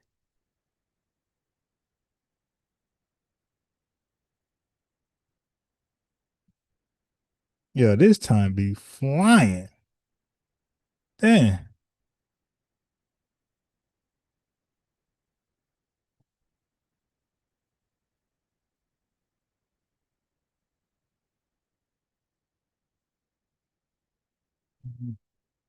Let me see. This is it right here. I don't want that one.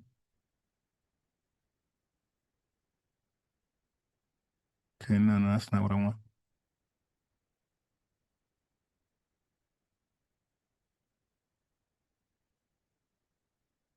Mm-mm. Okay, this is it right here. All right, so now let me explain the Jack Daniels controversy. Okay, so this is just what I got. All right, so let's just read it. So the Jack Daniels controversy centers on the erasure of Nathan Nearest Green. Nathan Nearest Green, the enslaved man who actually taught Jack Daniel how to make whiskey. For over 150 years, the official story was that a white preacher named Dan Call, right, taught Jack the trade. Okay, so this was the official story for nearly 100 or over. So this is the lie. You know, these folks lie like John Henry Clarke. So for over 150 years, white supremacists lying like proximity tethers, John Henry Clarke, said that Jack Daniel was taught by a white supremacist man named Dan Call, right? They taught Jack the trade, but that's a lie. You know, Pan-Africans lie, tethers lie, and we know the suspected white man supremacist definitely lies. Okay. So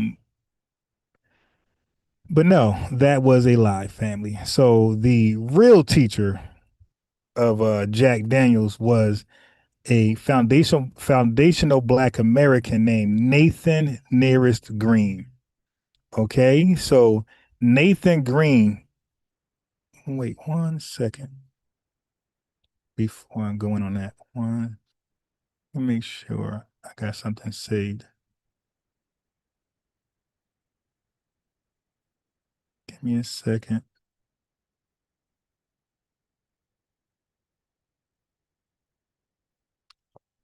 Oh, it's a good thing I looked.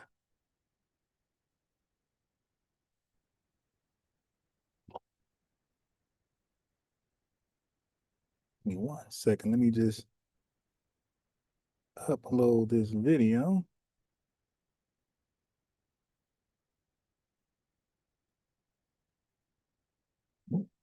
Mm.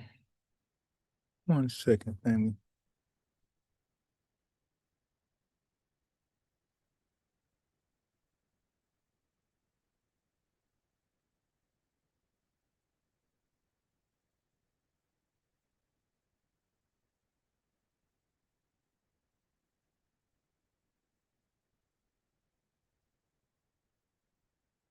And 1 second. Just had this epiphany, and I must act on it. Yeah, so I guess my two guests who were supposed to call in got cold feet, so they got cold feet. So I'm not going to entertain them. I'll take one guy was a repeated troll. All right, so he claimed he did some research on Marcus Garvey, and that he was ready to call in. So I should already know to call this bluff.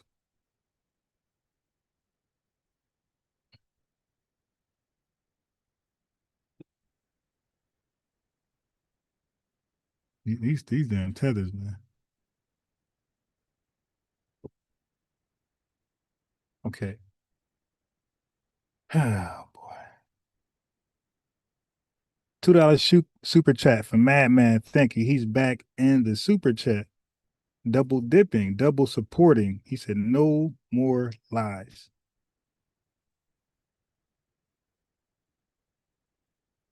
Okay.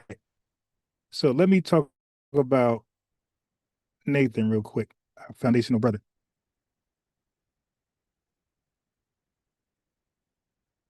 Once it load up. Okay, so we're here.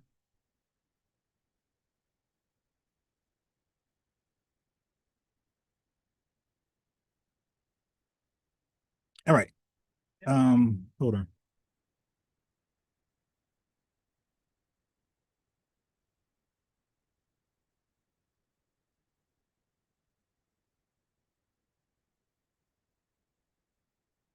Okay. So let's get to it. Okay. So Nathan Green was an enslaved man owned by a firm that rented him out to Dan Call. So I believe this period is called hired out. Okay. Hired out. So that means that this is definitely before Emancipation Proclamation. This is before the Civil War. So hired out. I know all about this. I spoke about this. This is a terminology that you probably won't hear from nobody. So hired out was the beginnings before, it was the genesis before convict leasing. Okay. So hired out was a system that ended up leading to convict leasing. Anyway, so he was hired out, rented out to Dan Call, right? A preacher and distiller. So Jack Daniel reportedly told Green, Uncle Nearest is the best whiskey maker I know of, and instructed Green to teach young Jack everything about distilling. Right. So Green is Nathan Nearest Green. That's the enslaved foundation of Black American. So he taught Jack everything he knew, right? So Nathan Nearest Green taught Jack the Lincoln County process, which involves filtering whiskey through sugar-made charcoal, right? So this process, which gives Tennessee whiskey its distinct smoothness, likely originating from, they say, West African water purification traditions, right?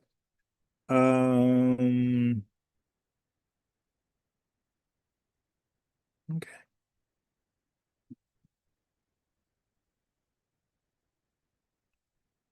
So now, after the Civil War, I told you, so hired out was, or renting out was definitely before the Civil War. So after the Civil War and emancipation, Jack Daniel founded his own distillery and hired Nearest Green as his first master distiller. So he went and got his own thing and hired that guy who taught him, who could run it correctly. Okay, so they want to talk about all this friendship with, yeah, y'all got to stop killing me. I'm talking about revisionists. So white man and tethers and Pan-Africans, they're all the same. They revise history. So white folks, white T man want us to believe that an enslaved man and his master were friends, like true friends. Like this is the delusion with suspected white T supremacists. Just like with relationships, they'll find a enslaved woman married or had a kid with her enslaver, and they'll act like that's true romance. Like, yo, you know she's in a subjected position, right? The same thing with the enslaved. Yeah, you know he's in a subjected position. Like he has no say on whether the friendship is valid or invalid. Like he has to play the part if he want to keep his life. So they try to grow into the whole they were friends. Stop it. Not doing that. Okay, so but as the Jack Daniel brand grew into a global empire, Nearest Green's name was stripped from the marketing. The story was sanitized to credit Dan Call, the slave owner, effectively removing the Black contribution to the proprietary title of the world's most famous whiskey, right? So now it's just called Jack Daniels, and Nathan Nearest Green ain't near that branded name at all. All right. So the controversy erupted in 2016 during the brand's 150th anniversary, saying, yo, these white T supremacists, man, these suspected white T supremacists and the actual white T supremacists, man, these guys are ruthless, just like a tether. Okay. So the backlash came when the company tentatively began mentioning green in tours. It sparked a social media debate. Some praised the move while others accused the brand of corporate extraction, using a slave story to sell more whiskey to millennials without providing real equity to Green's descendants. Exactly. Stop all that talking, stop all that glazing and reverencing. Show me the money. Okay. So anyway, researcher by entrepreneur Fawn Weaver revealed that Green was not just a helper, but the godfather of Tennessee whiskey. She eventually founded Uncle Nearest Premium Whiskey, which is now the most successful Black-owned spirits brand in history, reclaiming the legacy that the Jack Daniels company had ignored for over a century. So, a sister founded Uncle Nearest Premium Whiskey. So anybody who drinks Jack Daniels or whiskey, do not drink that garbage. Drink the sister's whiskey. Okay. Um, Respect the lineage. So there you go. That is the truth behind that. Okay. Let me see where we are over here. Yeah, man, we're putting respect on the lineage. No more lies. No more lies. We're exposing all lies and giving you absolute unadulterated truth. Even myself, man, I'm not beyond reproach. Okay, let me see this video somebody sent me. Let's see what this is about. So yeah, I always check y'all videos. When y'all send me video links in the comments, I'll check them out. That's the sound of an American oil company hard at work. Okay, that was a commercial.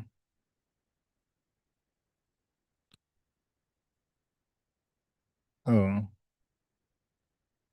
Okay, all right. I'll check this out. So Dr. John Henrik Clarke, Malcolm X, the man, his time check one. All right, so I'll check out this video. Matter of fact, we might check it out together. Hold on.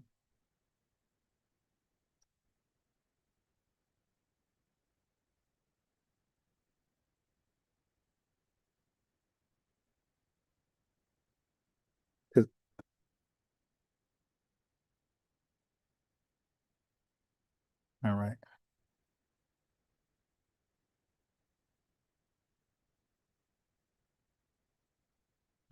All right. So yeah, so we'll check that out together, but not before. Matter of fact, let's check it. So let's check it out right now. Let's see what this is. Let's see what this is about.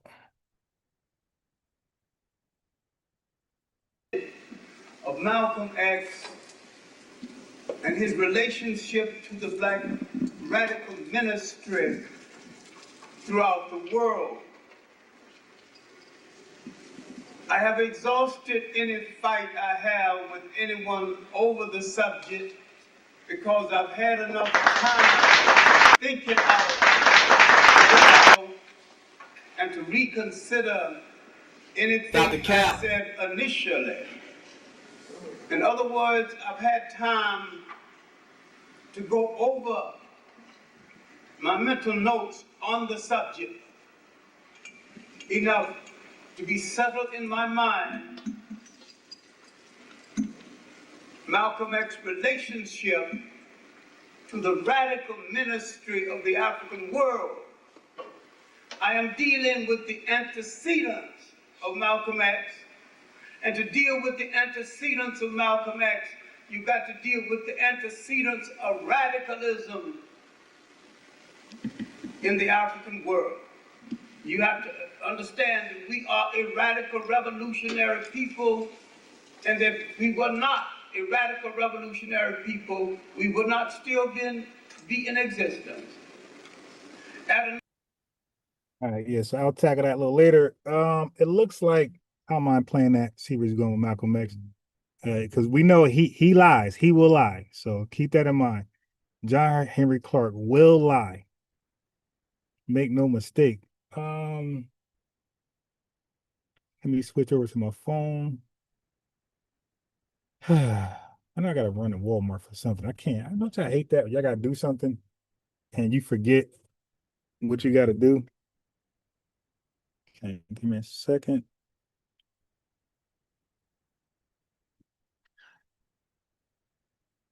So if anybody's gonna call in, this might be the best time.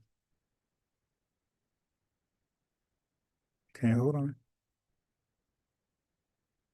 Hold on. Oh shit.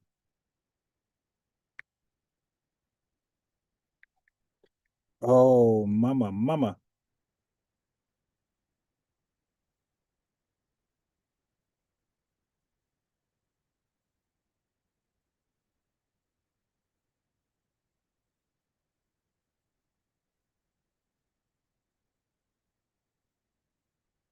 All right, let me.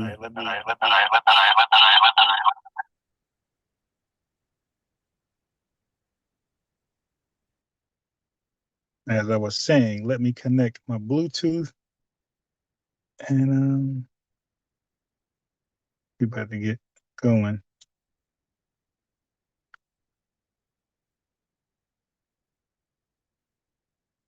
Yeah, let me connect my Bluetooth and we'll get going. Hold on one second.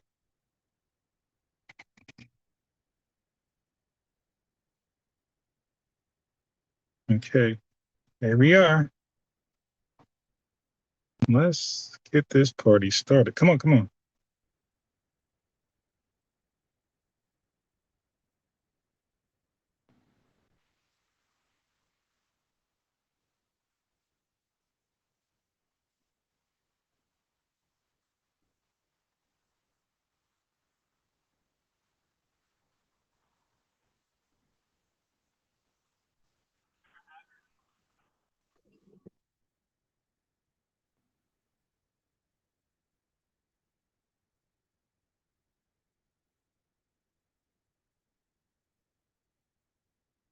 Let's get Amro. Tariq, I got a couple of critiques for you. Okay. Yeah, let's talk about that FBA patent that you say you're not a leader let's talk of the FBA. Let's talk about it. You are the leader of FBA. No, I'm not. And I'm not because you say so. You can't make me a leader of some there's no group called FBA. Well, if you have a patent to it, that means you are the leader. No, it doesn't. Yes, sir. Yes, it does. You lying don't make it true, sir. No, I don't. Sir, if you patent something, that means you claim ownership of it. No. Right? You can't own a lineage. That don't make sense. Sir, if you patent FBA, that means you own the lineage. You made the word up, you own it, thus owning a lineage. So, the name FBA, I don't own the lineage, sir. You can't own lineages, sir. I know you don't know, and I know you're remedial and you don't know better. But, sir, using your logic, there are several owners of African American because there's 2,000 trademarks for the word African American. So do 2,000 people own the African American lineage? Well, technically speaking, yes and no. You own the word.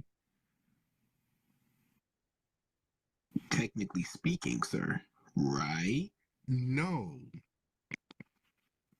Do those people own the word African American? Again, there's 2,000 people. Yes. Then why do everybody else use it? Because they made it popular like you're doing, Mr. Leader. Right. Well, you saying leader doesn't make it true, sir. There's patents on the word Nigeria. There's patents on the word Puerto Rican for different products. There's no owner of Puerto Ricans. You know what I'm saying? What you're saying is falling flat.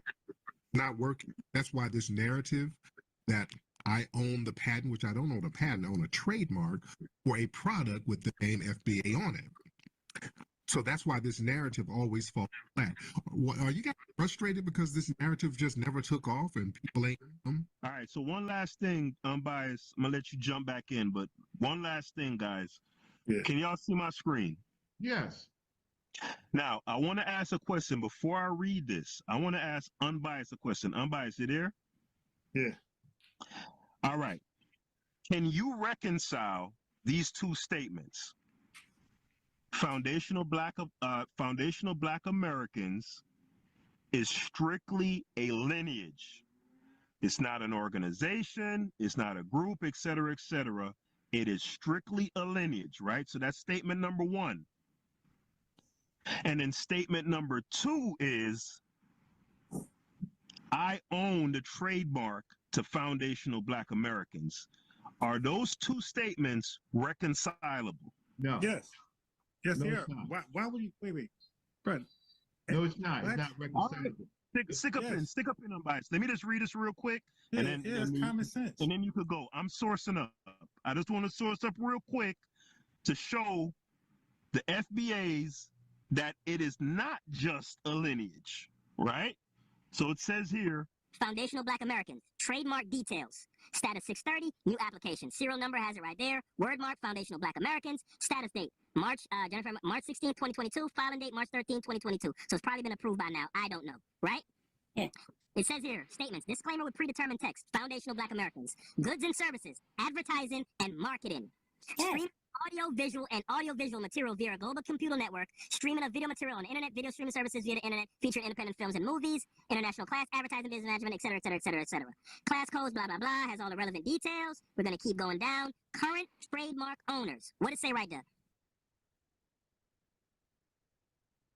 That's smart, Tariq Nasheed. Yeah, that's smart. So it's not just a lineage. That is okay. No. Okay, wait. Okay, that's a lie. That's basically what's going on right now. Yeah, so are you doing a tether and I say so? Because the only cult is in your imagination, sir. Is the cult in the room with you now? So who runs the FBA title? Who runs it right now? No. Don't you own?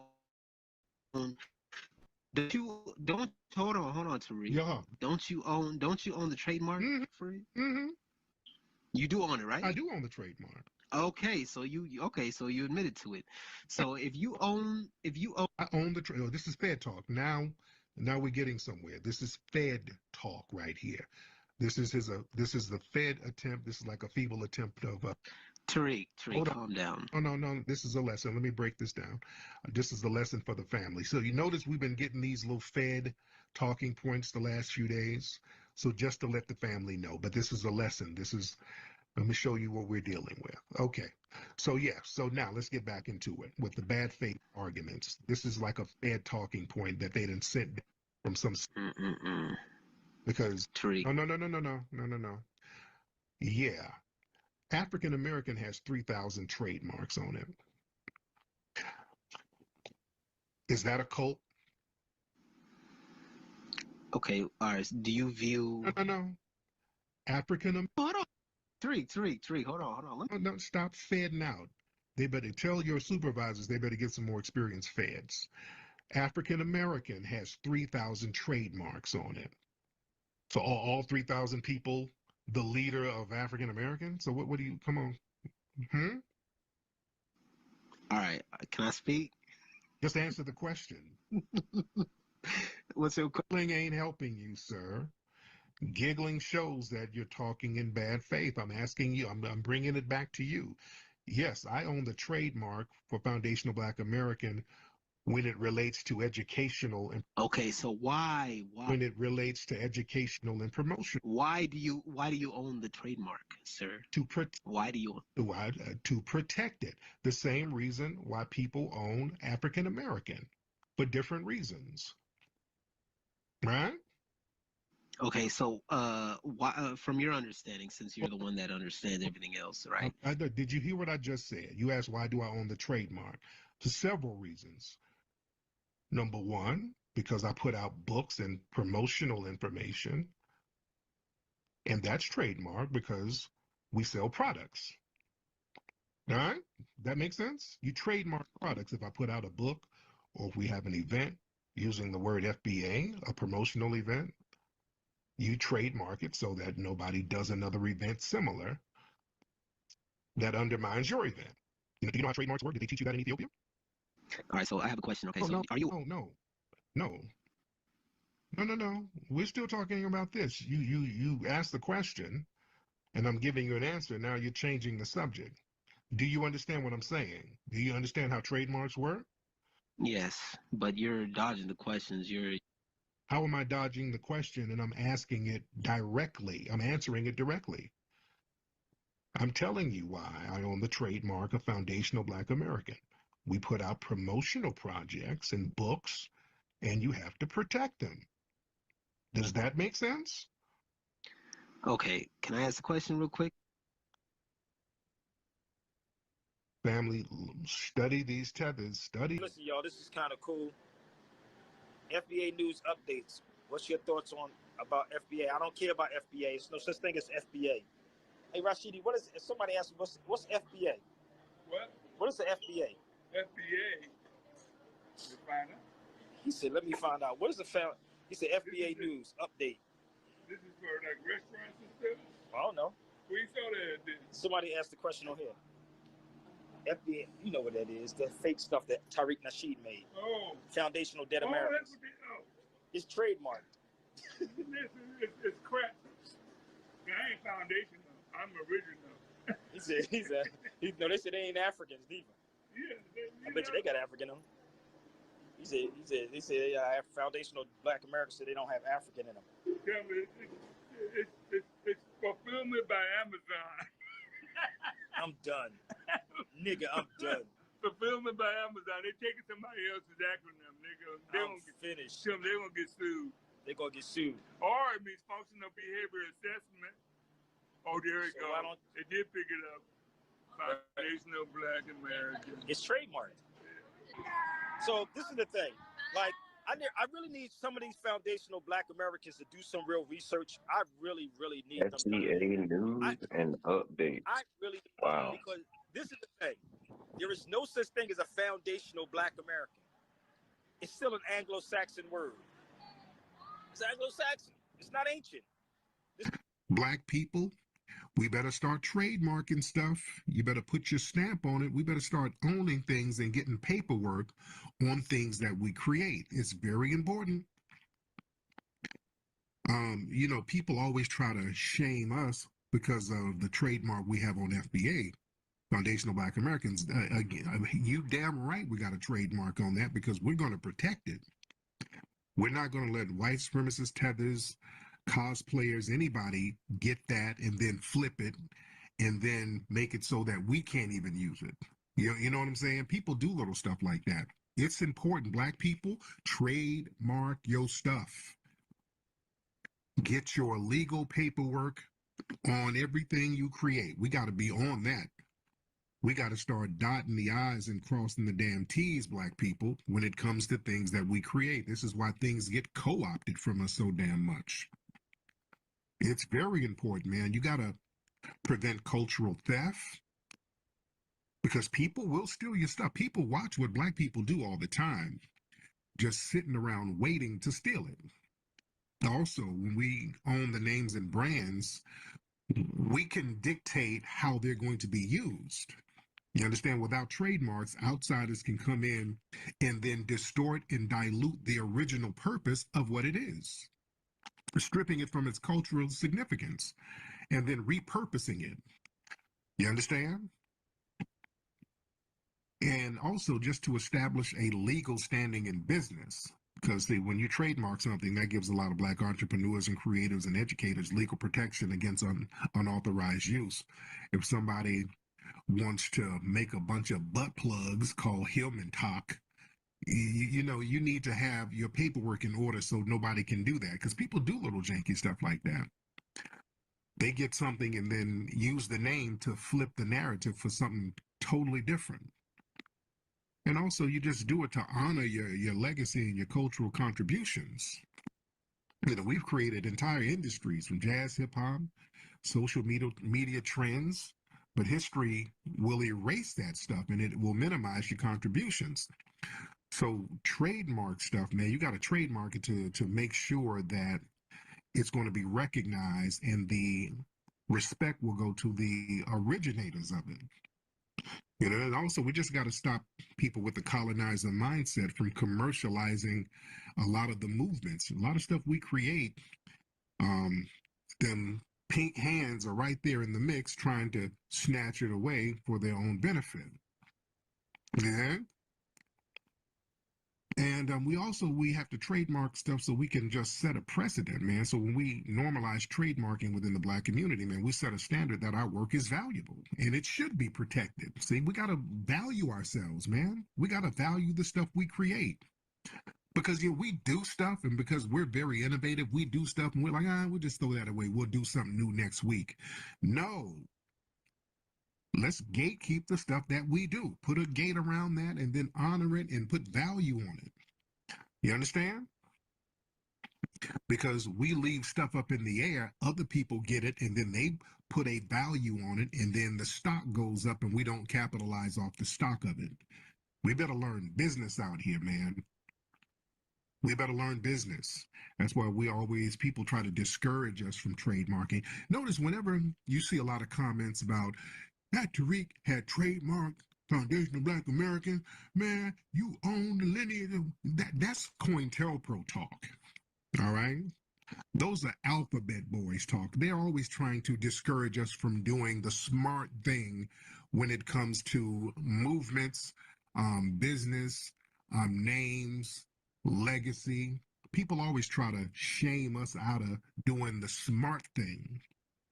You understand? And a lot of these folks are mad because they didn't get a chance to trademark FBA so they can bastardize it, because there were people actually trying to do that. And I want y'all to understand this happens all the time. People are always getting our creations and then they'll trademark it and then make a gazillion dollars. Hell, that goes all the way back to Jack Daniels and Uncle Nearest. Remember, it's a black man who created the Jack Daniels whiskey. And Jack Daniels was like, hey, that's a great little thing you got there. Oh, yeah, thank you so much, Mr. Daniel. Well, let me go ahead and get that off your hands. I'm going to run down here to the trademark office. Now, this dude has a multi-billion-dollar business off this black man who created this thing. This happens all the time. We do things, music contributions, a lot of stuff, a lot of our cultural inventions. So that's why this is the thing, man. People will take your trademark and they will take your likeness. So you better have your talk to our good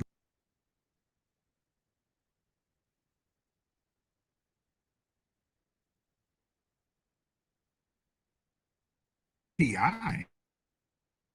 He just won a big lawsuit because a huge company, MGA Entertainment, took the likenesses of the OMG girls.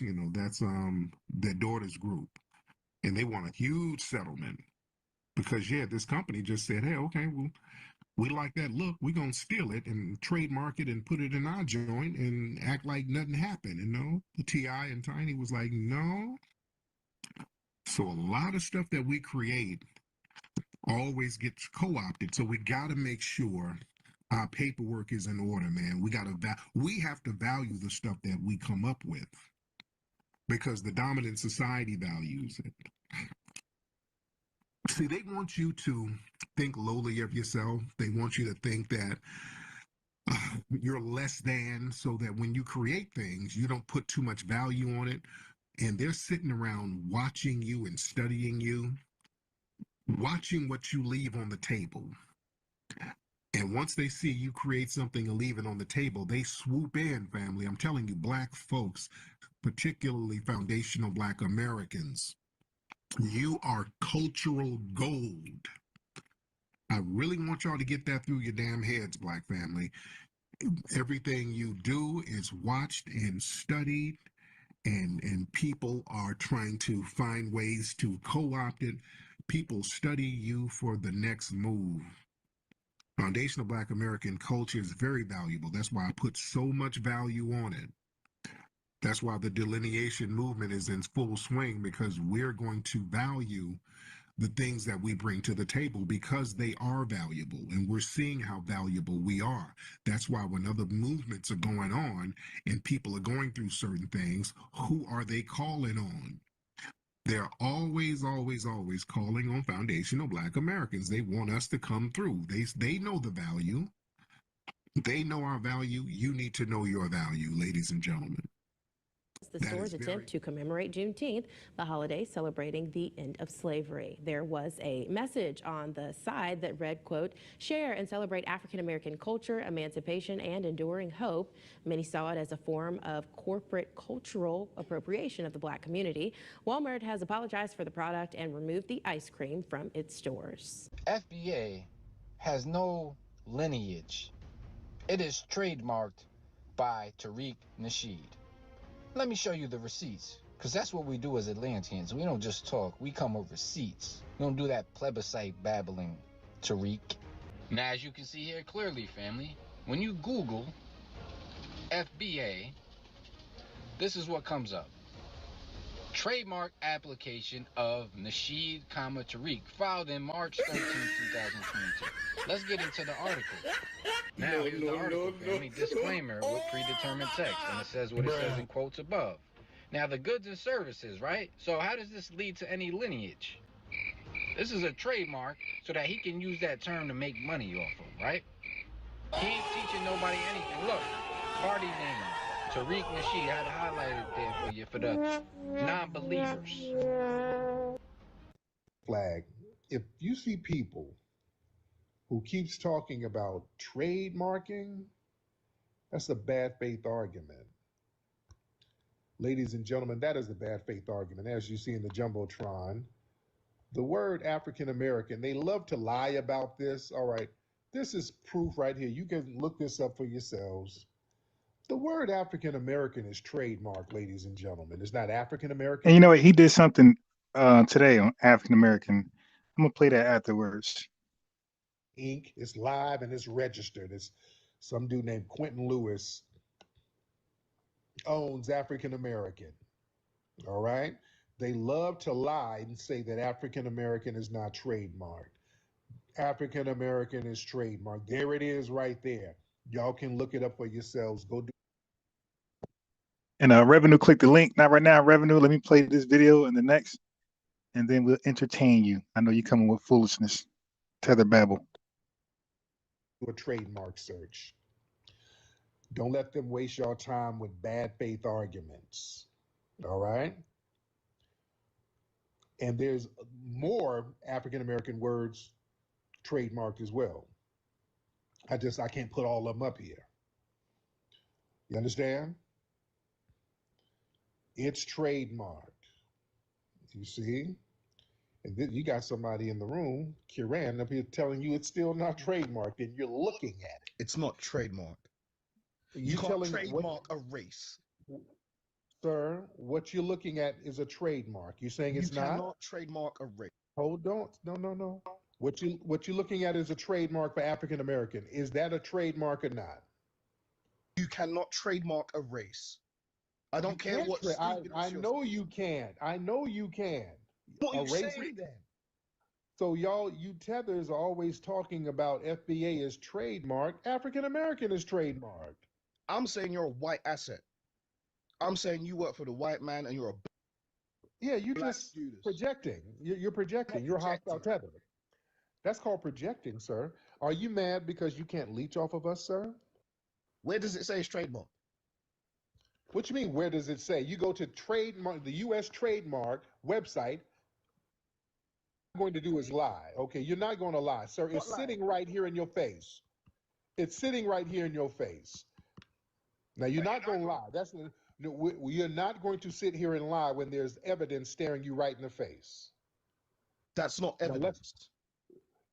It is evidence, sir. I don't know what that even is. What is this? That's a trademark, sir. That's the word African American. That's trademark. Where does it say it's trademark? What you mean, where does it say? You go to trademark, the U.S. trademark website. Look this up. It's there. The trademark number and everything. That's a word mark. That's a trademark, sir. Does it say trademark anywhere on this? You're the musty fleer who don't understand how trademarks work, sir. You don't understand. And you're in denial because your lies are falling flat. Y'all tethers tried to lie and say that African American wasn't trademarked and is right here in your face. So you're trying to pretend to be mad. You're trying to pretend to be mad. Okay, you're not gonna sit here and lie. Get out of here. You can't show me the word. All right. Get out of here. You're not gonna sit here and just lie. No. You're not gonna sit here and lie. Yeah. Word marks are trademarks. Word mark is a type of trademark. This is why we don't want these goofball tethers in our mix. Yeah, he tried to spell. It's a word mark. Google it. Google. It's a word mark. Show me the word trademark. Go to the website. It's on the trademark website. These tethers are loud and wrong. They love being loud and wrong. That's why we delineate, ladies and gentlemen. What we gonna build with that? They can't comprehend shit. Lord. All right, let me see what the live that he did today. He did something on African American. Let's check it out. Let's check it out.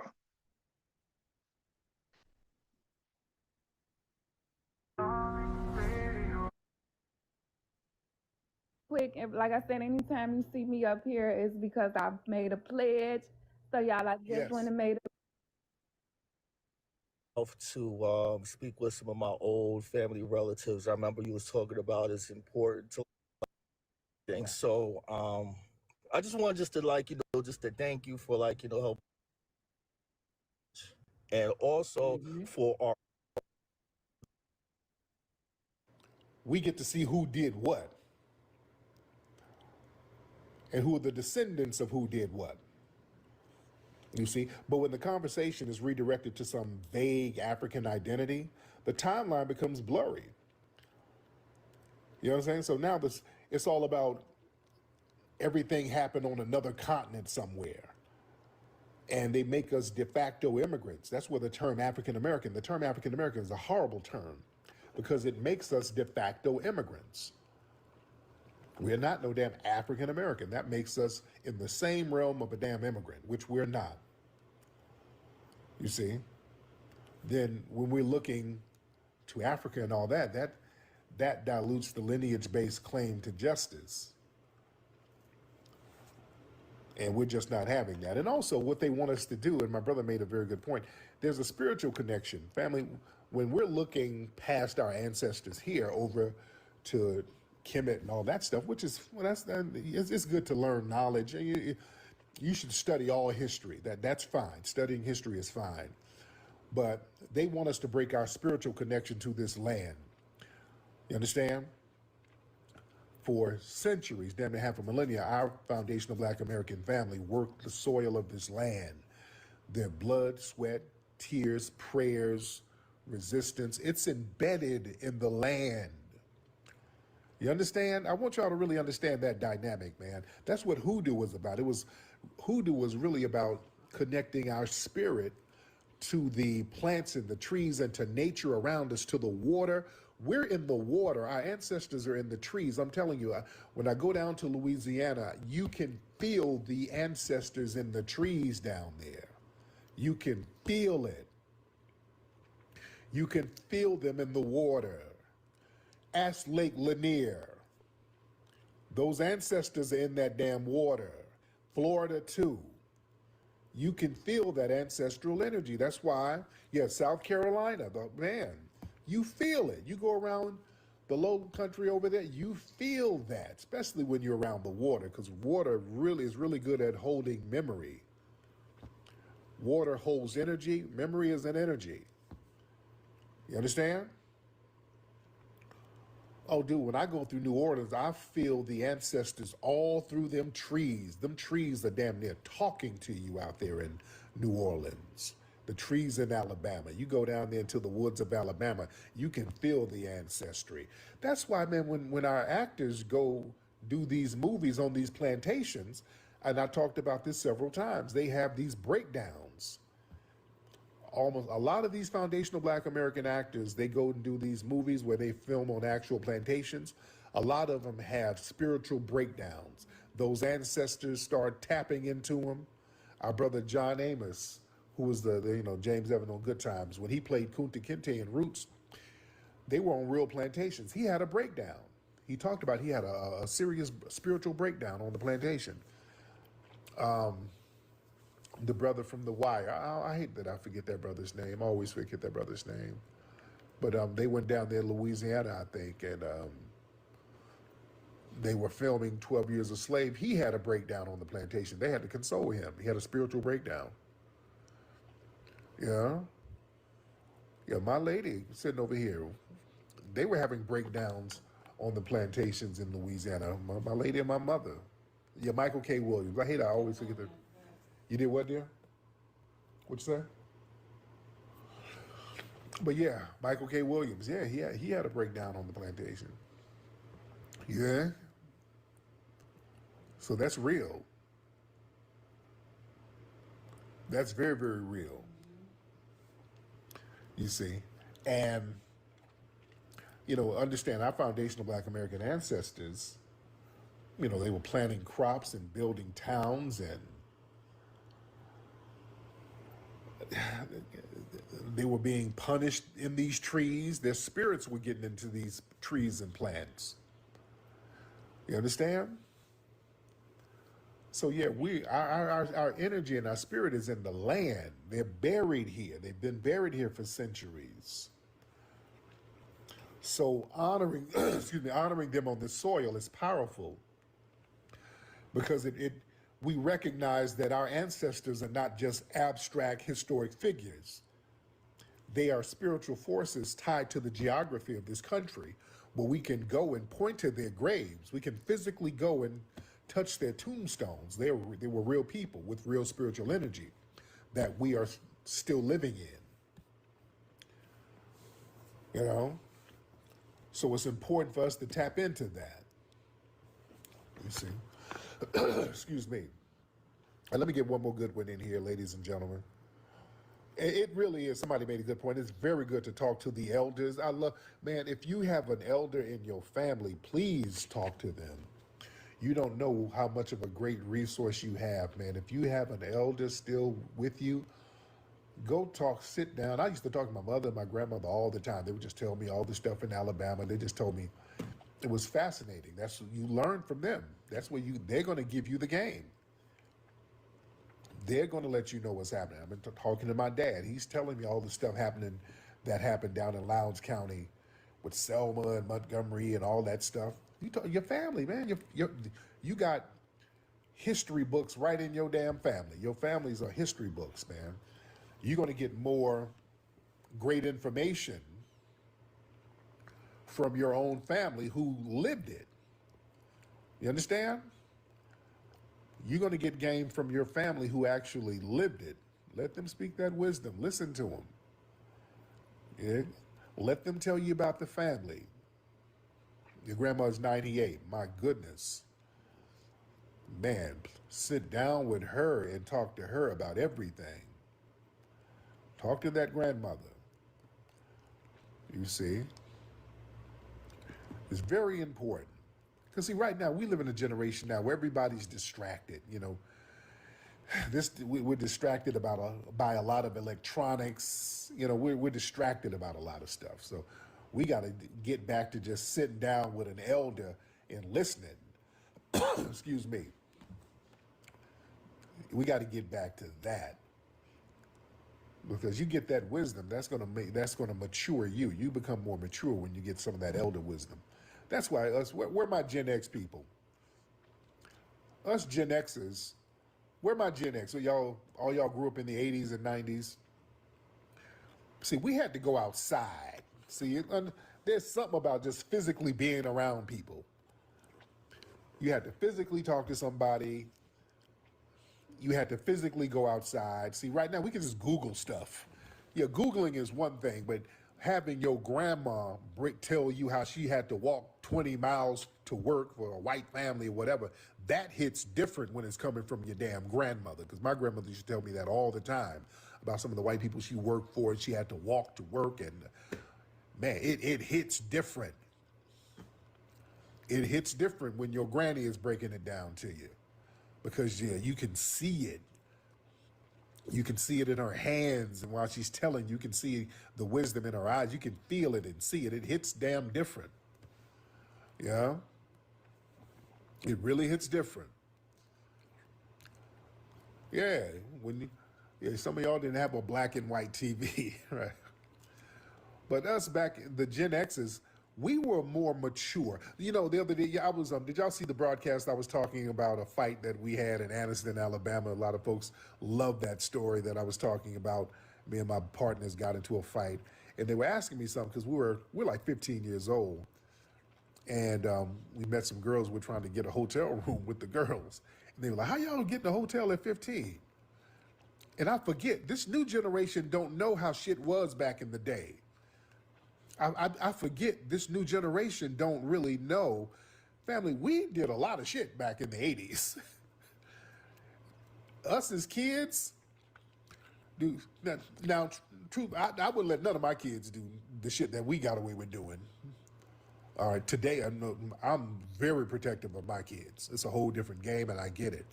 Do y'all know the shit we got away with in the 80s as kids? A lot of us were latchkey kids. Understand something. Back in the day, parents didn't have internet jobs. Your parents had to get out and work. So a lot of y'all, us, we were latchkey kids. We didn't have time to be on no bullshit. We had a key. We had to come home from school and go home and cook. And don't let you have some siblings. Shit. Don't let you have siblings. Your ass had to be the de facto parent for your siblings. You had to come home from school. We don't give a damn if you in the damn 7th grade. Come home and cook for your brothers and sisters. While mom and dad at work. Your parents were at work. My mom was at work all the time. And you know, our parents, they were the baby boomers.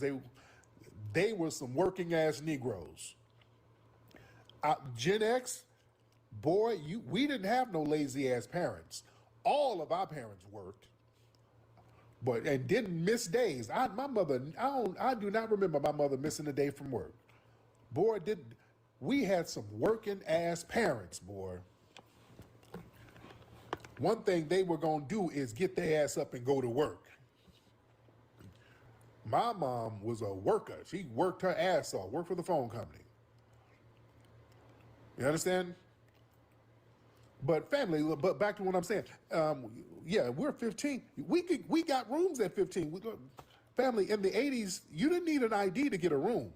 A lot of y'all don't know that. In the 1980s, you didn't need no ID to get no hotel. You go get a motel room. All you need was money. They don't give a shit how old you were. It's a whole different game now. That's the money. Yeah, we can go if we had money, we go get a hotel room. Yeah, you didn't need a money or credit. You didn't need ID or credit card. You just needed cash. There's a lot of shit you can do. You can go get on a plane. You didn't need an ID. In the 80s, when I flew out to LA in 87. I was a teenager. I came out here. My dad gave me a ticket, $125. I didn't have no ID. I hopped on a plane and came to LA. I had no ID at all. I was underage. I was a teenager. Flew my ass out to LA. Yeah. Yeah. You didn't need no ID. You did? You damn sure didn't need an ID for a bus. That's why cats was trapping so hard. You used to get work out of town on Greyhound. Cats would hop on a Greyhound bus, go get a brick from Miami and take that bitch up to New York, and nobody knew you left. Yeah, you didn't need no ID at all. You do all types of shit back in the day. Man, we were very mature in those 80s. Yeah, we go buy cigarettes at 10 years old. How many of y'all had to buy cigarettes?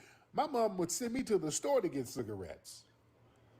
I'm like 10 years old, and they would sell them to me. And truth be told, cats could get liquor. All right, let's see what else we got here. Leaves, yeah, that's another one. Raking leaves, yeah. Liver oil, castor oil. Yeah, I did the rake and leaves thing when I was young.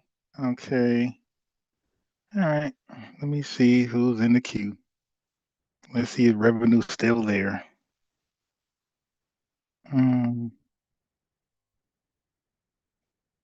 Who is in the queue?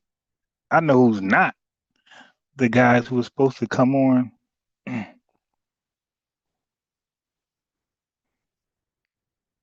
Okay, so I want to know where. Oh, revenue is there.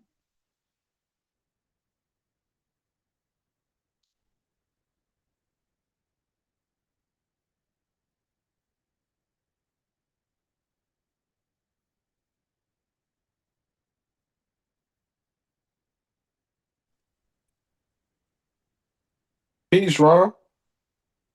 What's going on? Not much. I'm just listening to your show. I'm just wondering like how does Tariq doesn't how is he not the de facto leader? Because he needs followers. Huh? He needs followers. Who's his de facto followers? I mean, everybody that subscribes to FBA is a de facto follower, right? So hold on. Okay, this one. Okay, we'll go back in there and fix it. Okay, so let's deal with that. So Ryan Coogler, he's the de facto leader of him. Yeah. What about Professor James Small, Elder Professor James Small? He's the leader of him. Well, James Soros no longer identifies as FBA. No, that's a lie. Update me. Update where he say was not FBA. I mean, okay. if you watch his most okay. No. Okay, update me. Just show us. Yeah, I can show you where he says it. Okay. Oh, you don't have it. All right. So he's the de facto leader of J Small. What about Dr. Mayat? Yeah, she no longer identifies as FBA anymore. Can you show me that as well? So you got two things to do. Get me where Dr. Mayat says she's no longer FBA, and get me where Elder J Small says no longer FBA. So that's well, two if you watch her videos with Dr. Asar, she clearly no. And I need you to show us where she says she's not a foundational Black American anymore. You know she didn't say that. I know she didn't say that. The chat know her or Elder Small didn't say that. Hey, bro, you can stop. I mean, do you watch Dr. Asar videos? Hey, bro, why don't you go get it for us? See the difference between a Tether and myself, an FBA person. We just provide it like on the fly. I can show you her. I can show you Elder Professor J Smalls. You can't do that, and I know because I'm updated. I'm not like you. Now, by the way, okay, hold on. Now we're past it. Look, dude, you either could do it or you can't. I don't want to go to speculative babble, but so you got all day to do that. So according to your logic, he's the leader of them too. And matter of fact, let's put a pin in where you said they denounce or renounce. Prior to that, was he their leader? Yeah, they subscribe to the okay, cool. Let me answer. Can I answer the question? Yeah, if they subscribe to the cult called FBA, then yeah, they would be under Tariq Nasheed guidance. Under his rhetoric, his criteria. Hold on. Wait. You now switching it. So Ryan Coogler, he's a follower of the de facto leader Tariq, right? Yeah, he would be under the cult. Okay, cool. And when Dr. Maya says she's FBA, she at that point she too would be in the cult, right? Yes, she would be. Yes. And Professor Elder James Small, when he says FBA, he's in the cult. Yes, when he said he was FBA, he was in the cult. All right. Okay, cool. And John Henrik Clarke is you familiar with him? Of course, he's one of my heroes. Okay, is he a liar? If you're talking regarding the slave trade, yes. So your hero's a liar. Yes. If you're talking regarding the slave trade, yes. Regard, what you mean regarded? Lying is lying. Well, in this case, since you lied about this, you're a liar in that department, but you're not a liar in this department. No, liars are liars because they lie, not because in this department they're a liar, but over here they're not a liar. It's not how that works, bro. It's your character. Okay, Okay, so by so that definition, hold on. Tariq is a liar. Wait. I gotta mute you. We're talking about your hero, John Henrik Clarke. You see how tethers do? This is what they all. What about the white team, man? They all do this. They avoid accountability. But you They literally can't just switched focus. the topic while we discussing something else. Well, no, you answered the questions. I was done. You said you satisfied me with the answers. You said Dr. Mayat, she was, and she still is, because we're pending your proof. So until we get your proof, she's still part of the cult. And until you get the proof about Elder James Small, which we know you don't have, but pending that, they're still part of the cult. Now, so I was satisfied. Then I moved it on to your lying hero. I said, Yeah, I mean, your leader's a liar. So. wait. Yeah, but that's not accountability. Let's stick with John Henrik Clarke. See, we can't do that because then we'll never have. You ask me something about somebody, then I'll just go back and say, well, what about then? We never going to hold anybody accountable. Okay, so mute. Come back. Let's talk about John Henrik Clarke. A lot of people didn't know this, and this hurt a lot of people, bro. So a lot of people didn't know he's a flat out liar, and this hurt a lot of people. Okay. So now hold on. So he didn't just lie about that. I pointed out he has a bunch of articles where he's lying and calling people African kings when they're not. They're actually Macedonian. Okay. So and then we got I got other references where he's literally revising history, calling people African when they're not. They're actually a white tea man, and saying Africans play no role in slavery. Now, so can you give me some examples where he deliberately called white men Africans? Yeah, well, I showed that yesterday, so you pull that up. All right, but I mean, he has an article. You could just give some, No. you know. Yeah. Easy. But first and foremost, he said that upon the slave trade, because he lied about a lot of things, not just one thing. So in regards to that whole history, he did a lot of lying. He didn't just do one lie, one cute little lie, one white lie, one tether lie. He did a whole bunch of them. So he said Africans had a family dispute and they hired the Portuguese to settle the dispute. And the Portuguese, when he was in their space, instead of settling this dispute, he inflamed it. Do you believe that? No, I don't subscribe to that. Does that sound like fairy tale? Like you wouldn't expect a historian to say something like that, right? To be that damn wrong. Would you expect a respectable historian to be that wrong?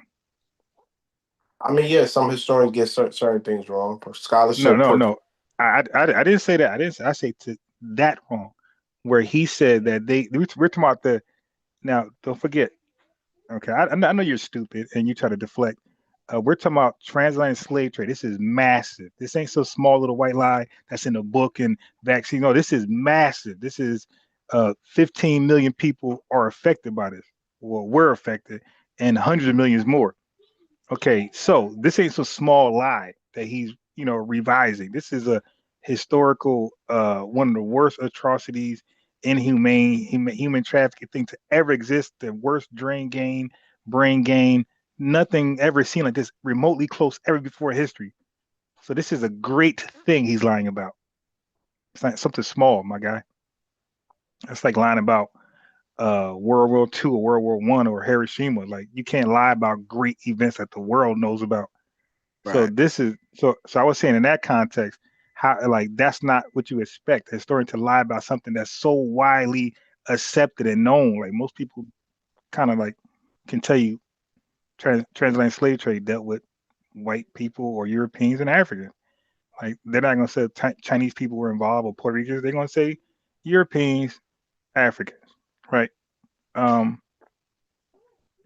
Maybe He that was just said, his conclusion on maybe he had limited sources, so maybe those are well, his conclusion at the well time. that, but that can't be. He was in America before Carter G. Woodson.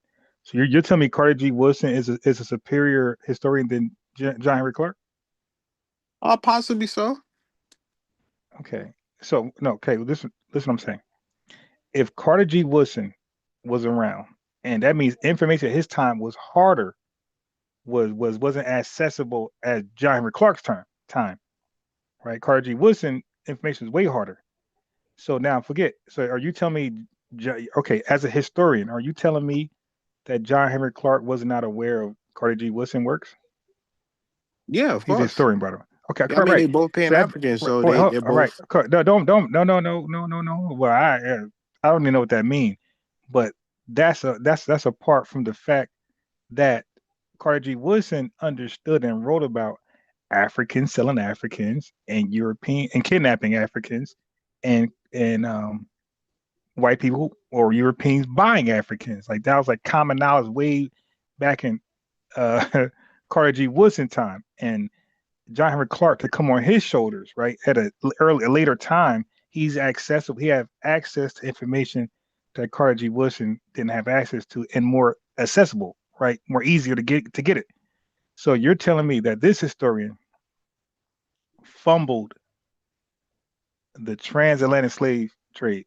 He just botched that. Something so well renowned and accepted. When he researched it, he just read Dr. Seuss books. Yeah, Ron, I already said he lied. Like, I don't know what more else you want me to say on that. Okay, right. Hold on. This is called accountability. See, we don't want to just push that under the bed, shove that under the bed, sweep it I'm under the not bed. sure. I just told you he lied. Well, I don't know Okay, what more else you want me to but say. okay, but what did he lie about? He lied about Africans participating in the slave trade. I Yeah, but he don't. lied about. What more Yeah, else you but he want me lied to about say? other, and not much more. I'm saying it. I'm telling you else what else he lied about. He also tried to frame it as Africans, like he tried to frame it as somebody was arguing that the Africans had ships. He was like, "Ain't no Africa had no ships." Well, no way. Like, so he that was a straw man. Like he was arguing that Africans, somebody he was arguing, he was like kind of rebutting a fake argument that somebody said Africans had ships. I mean, Why do you think he Africans went did. that route? They did have ships. Slave ships? They had slave ships or No, boats? they had Or boats. boat? Yes. Okay. Yeah. You know the difference between a ship and a boat, right? Okay, they did. Okay, if you're talking about ships that could navigate No, across we're oceans. just we're just saying ships, man. We're just saying ships. We're just saying there's boats. There's one thing, something called a boat. There's something called a ship. Right? Come on, man. I mean, what are we doing? And this is why nobody can't have a. This is why nobody likes talking to you because nobody can have an honest. Yeah, nobody like right now. I'm not. That's why I'm not letting you talk because it's pointless. I'm just showing people how dumb you are. Okay, can I ask a question? No, You don't. no. I don't want you. Why? I gotta kick you off. You don't take anything serious. Take anything seriously. Yeah. No. I only talk to people who at least try to have an honest conversation based on their best, information. They could be wrong as two left feet, but as long as they try to have an honest conversation, I'm cool with that. I know that research it varies. Like there's some people way more research than I am. I just happen to be way more research than a lot of you tethers. Yeah, but I'm not gonna. There's no point in talking to you if it's not gonna be um, based on any type of truth. This is a waste of time, and we ain't gonna have you deflect. Yeah,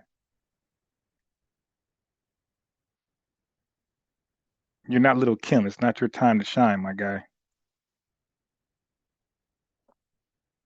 So you got to call somebody else platform and waste their time. But we have hell of conversations with you.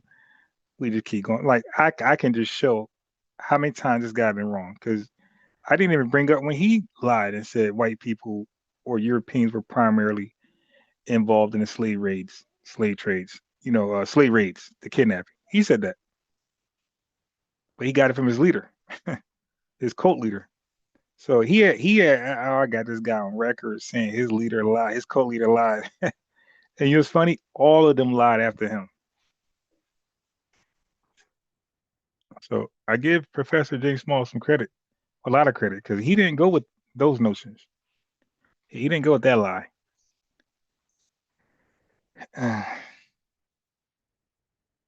This is why you can't compare that lying Henrik Clarke to Professor Small.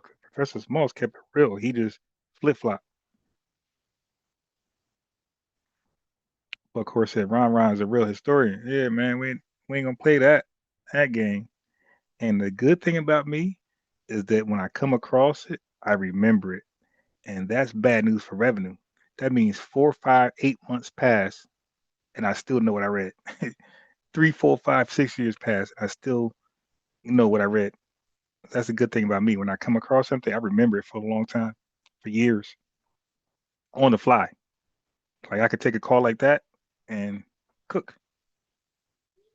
So it's really kind of hard to ambush me after I come across information. Mm. Yeah. I'm not really entertaining like the stupid stuff. Let him call in. He, let him call in. He could have time wasted if he wanted to just run his mouth. I would have let him. But if part of his time wasting includes asking me questions, no, I'm not. I'm not interested. I'm not gonna play a part in your foolishness. Yeah. So the other guys, the other two guys, the one who felt like he had some Marcus Garvey information for me, he decided. I guess he must have looked at his information over. I guess he read it retardedly, right? He had cross eyes when he read it because he didn't stand on it. He hauled ass. He definitely didn't stand on that. Let me see what this guy's calling me. Hold on, I might get him to call in. 1 second.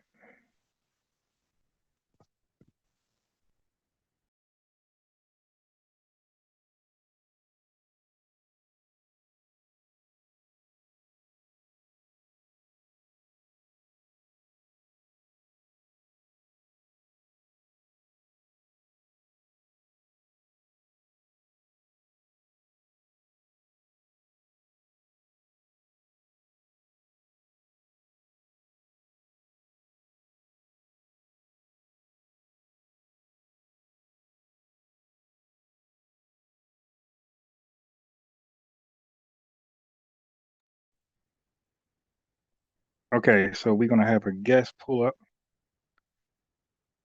We're gonna talk about some things here. Let's see, where is the phone number?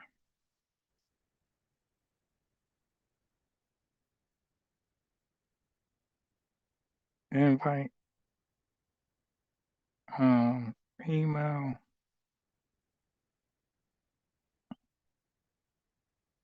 Here is the phone number. Oh, are you serious?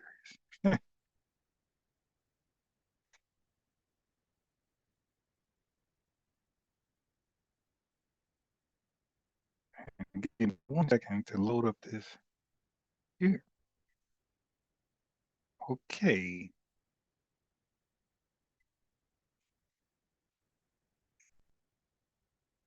Why does make the phone invite?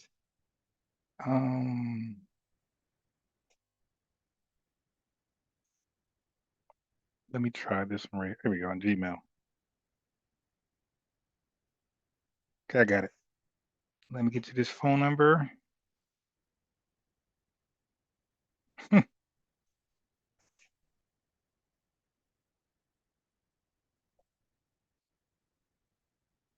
Yeah, revenue. I'm sorry, man, but we're getting bored, bro.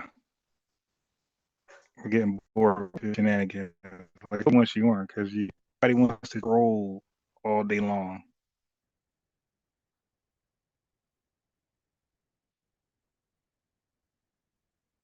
All right, so we got another guest I want to call in. Here's the phone number and the meeting ID.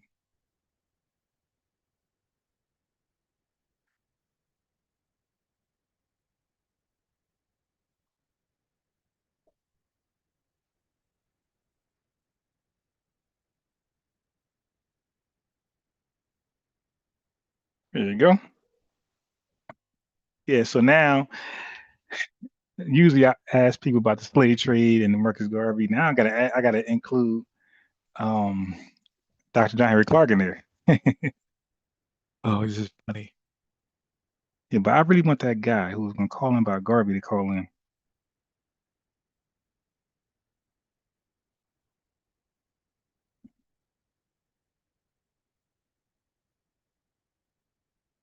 Let me get this guy. Let him call in.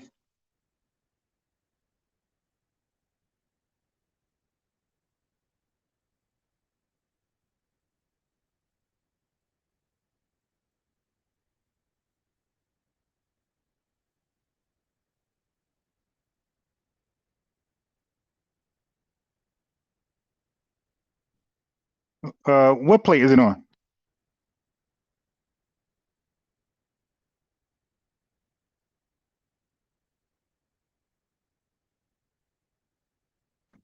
All right, the phone number is in the chat, so go ahead and call it. Don't belabor. Matter of fact, let me do this.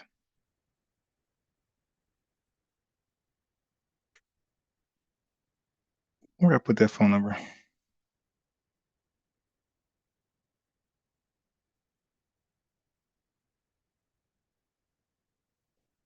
Here it is.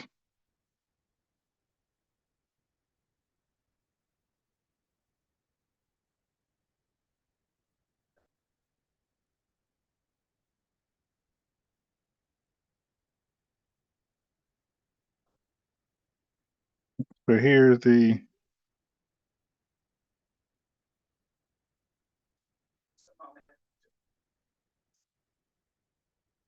they go to the phone number right there again.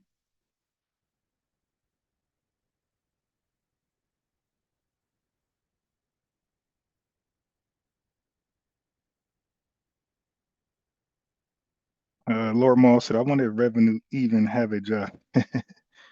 Yeah, this dude. Oh my God. Yeah. Now, if he was doing good, if he, like, let's say we were on the wrong side of history and he was calling in to debunk us, then we could get it. But he's catching L's everywhere he goes. It's like this dude. You could tell he a young dumb tether. Like, who would? You know how hard it is to rebound from this when you finally come into your own, like 5-10 years from now, get a little more mature, you take life more seriously, you take information more seriously, and you're reminded because your stupidity is plastered all over the internet.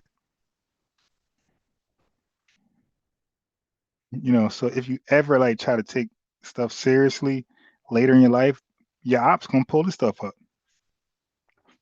I'm like, yeah, but you said Ibram Ture had electric cars that can compete with Tesla and Hyundai and whoever else. He said that on my channel. My first time meeting Revenue, he came and said Ibram Ture, before he even signed with the Russians, he said that he was producing cars, electric cars, that ran on like solar energy, like some ridiculous, hydrogen, something crazy, like some alienistic information.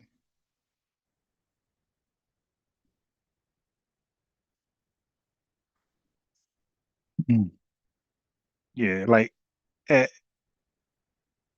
some point, Revenue will say something to kind of make me think. Now he just trolling. It's like, if you force me to look something up, research, or learn something, I'll entertain you. But if you just call him the troll and make everything about Tariq Nasheed, then you calling him. You calling Tariq and you take it up with him. But when you call in here, you're talking to Unbiased Ron.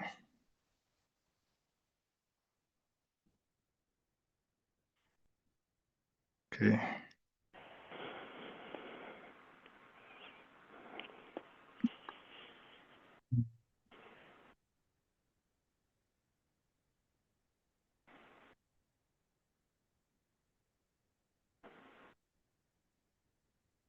Yes, sir. How can we help you today?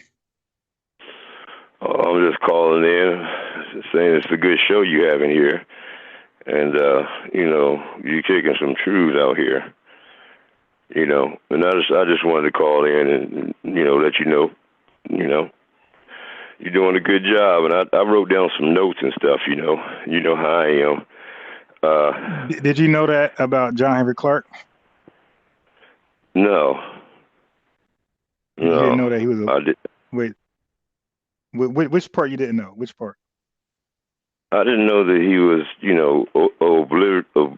obliviating the truths, some of the truths, and adding to, and stuff like that. I didn't know that he did that. I've never paid any attention to those people. I don't know him.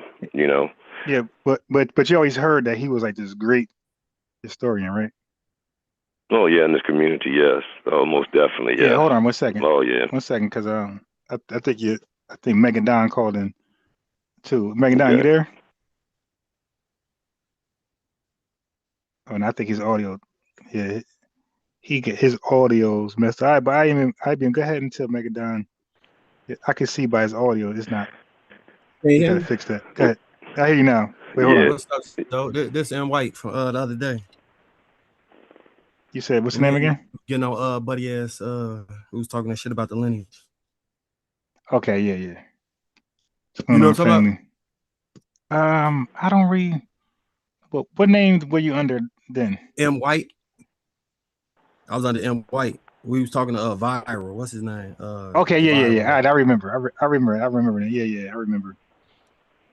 Yeah, did they ever do a live and address anything, or they just kept Bro, I don't even follow the nigga. I never heard of him talk about the boy your channel and see that. I don't even really know how to find him. Yeah, I never heard him until I heard on TikTok where they was showing your part. I'm like, man, where my part at? Put that part on. That was cooking buddy ass too. Yeah, I didn't see the TikTok thing. Yeah, y'all was cooking them because you guys was keeping it real on that guy. He couldn't handle it. All right, so let me let IBM go first. Go ahead, IBM. Yeah, I was wanted to say that guy that was talking to Tariq on part of the video, that was Pan Mulatto.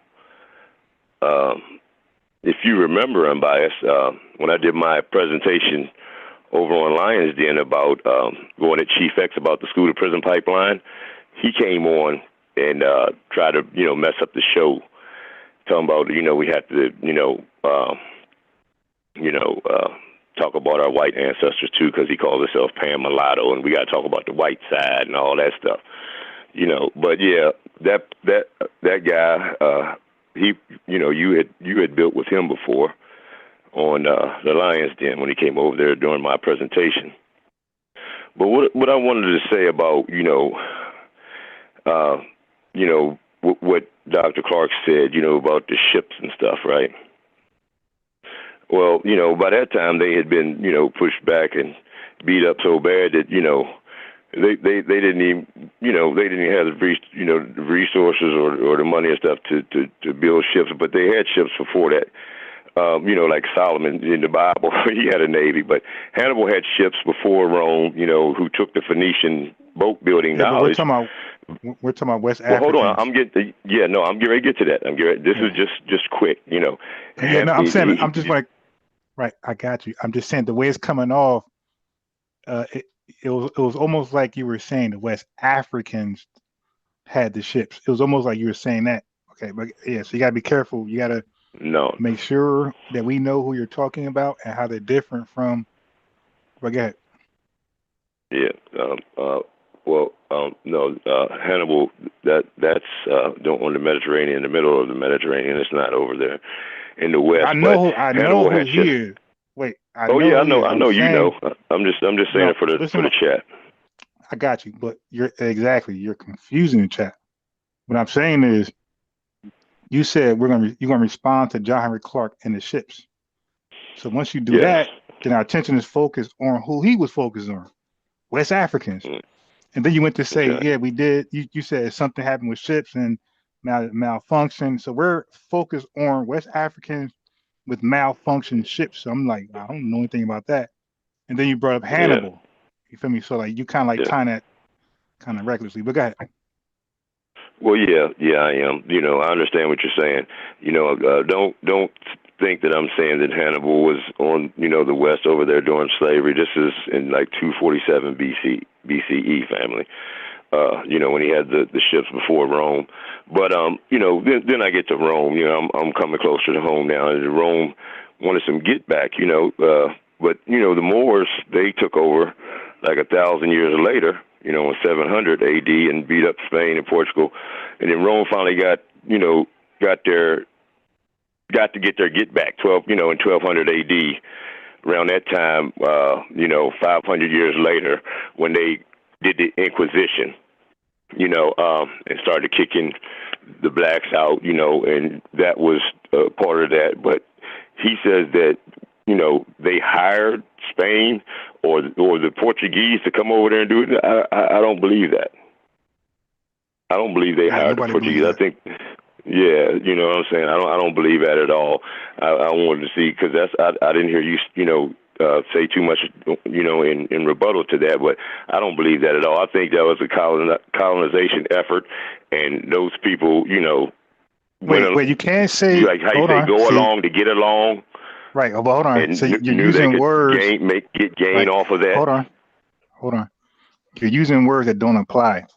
There's no such thing as colonization at that time. Nobody's colonized. Hold it. Africa's ruling their nations and territories. Arabs ruling theirs. Chinese ruling theirs. Everybody's ruling their territories. Nobody's colonized. And there's certainly no white colonizers. Okay, those white people set up colonies. There's a difference between a colony and something being colonized. We talked about that with Liberia. Liberia was not a colonized area. It was a colony set up by the ACS, but it was not colonized. They were over there controlling their own things. You know, it became presence, but that's not colonization. Colonization implies people are extracting the land and giving it to the white man, while the white man build up his kingdom, bring it back home. Right, so that's not what happened. So in Africa, the Portuguese and the Dutch, they had colonies. That means that this is where we're at, and they pay rent and they were taxed.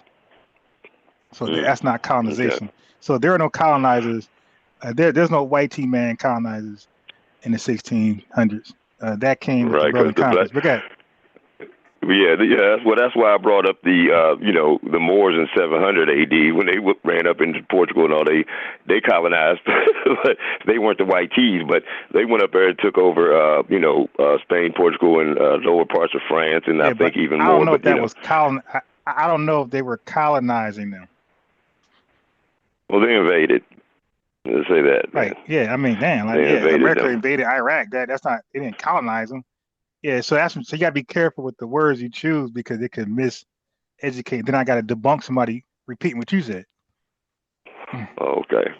Yeah, but yeah, that's why I said Rome in 1200 AD. You know, then they got to get back finally with the Inquisition, and they made it legal to with the papal bulls to enslave, and the three main papal bulls that I like to teach about. But you know that story. You've heard it. We talked about that. You know, and then on top of that, I wanted to say, with the trademarks thing, when they was talking about the trademarks, at first, you remember, I had a little problem with that, because I said that, some of the same thing. I even played that video with the Atlanteans, and I was like, they even got Aquaman mad at him. Tariq got Aquaman mad, just joking, but, I see the need for a trademark. Like I said, at first I didn't, but, it's smart because, people do take your stuff, family. I mean, and I go through it a lot, and Unbiased knows it. some of the stuff the teaching and talking points that I put out here, and they'll run right in behind it and take it, So I understand exactly what he's saying, as far as, trademarking, so that people can't take it over and, even use it as an anti-FBA thing, just call it FBA, but using it to put FBA down, the different types of ways they could use it and take it and, mess it up or, make it look bad in the community, or in public. So yeah, I mean, I understand that. I understand, as far as the trademarks now, like I said, because, let's take my name, Indigenous, for example. Or no, let's use IBM. Unbiased gave me that name. I think it was you, wasn't it, Unbiased? You there? I'm not sure. It was on your show. Let's just say that. Whoever gave it to me was either you or Sosa. Yeah, it was on your show. It was you. I thought it was you. Yeah, you the one who gave me that name. You know what I'm saying? Now, I can't go out and trademark it. You know what I mean? But at the same time, I don't get in any trouble for using it. IBM could say, maybe you could trademark it. I don't know anybody with that. Those three words together. Yeah. But you can't trademark it anyway. When you trademark something, you have to have a product to go with it or some type of service to go with it. Okay. Like, so it doesn't, the federal government doesn't let you just trademark words just to hold them captive. You got to sell something behind it. Okay. Yeah. So, and I guess, that's the reason why he sells his merch and does what he does. But at the same time, I understand exactly what he's saying, because people do like to come right in behind you when you create something and I mean, just run with it.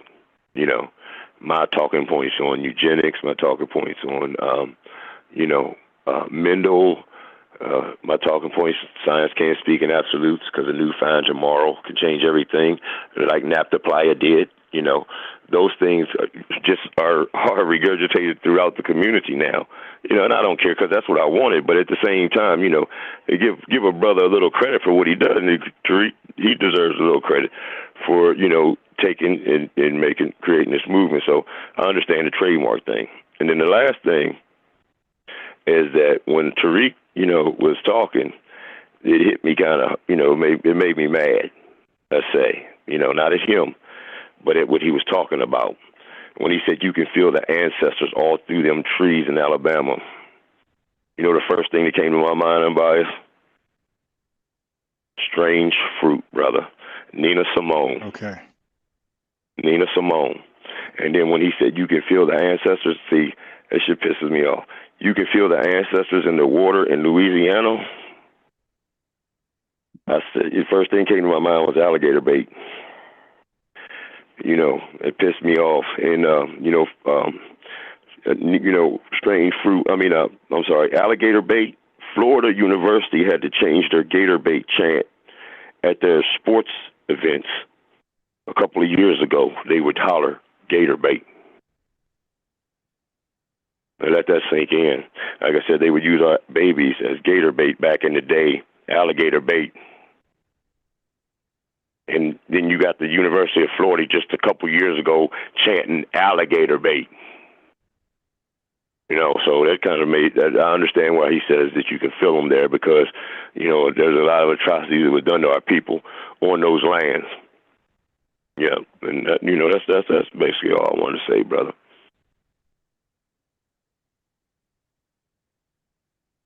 All right. So, yeah, definitely,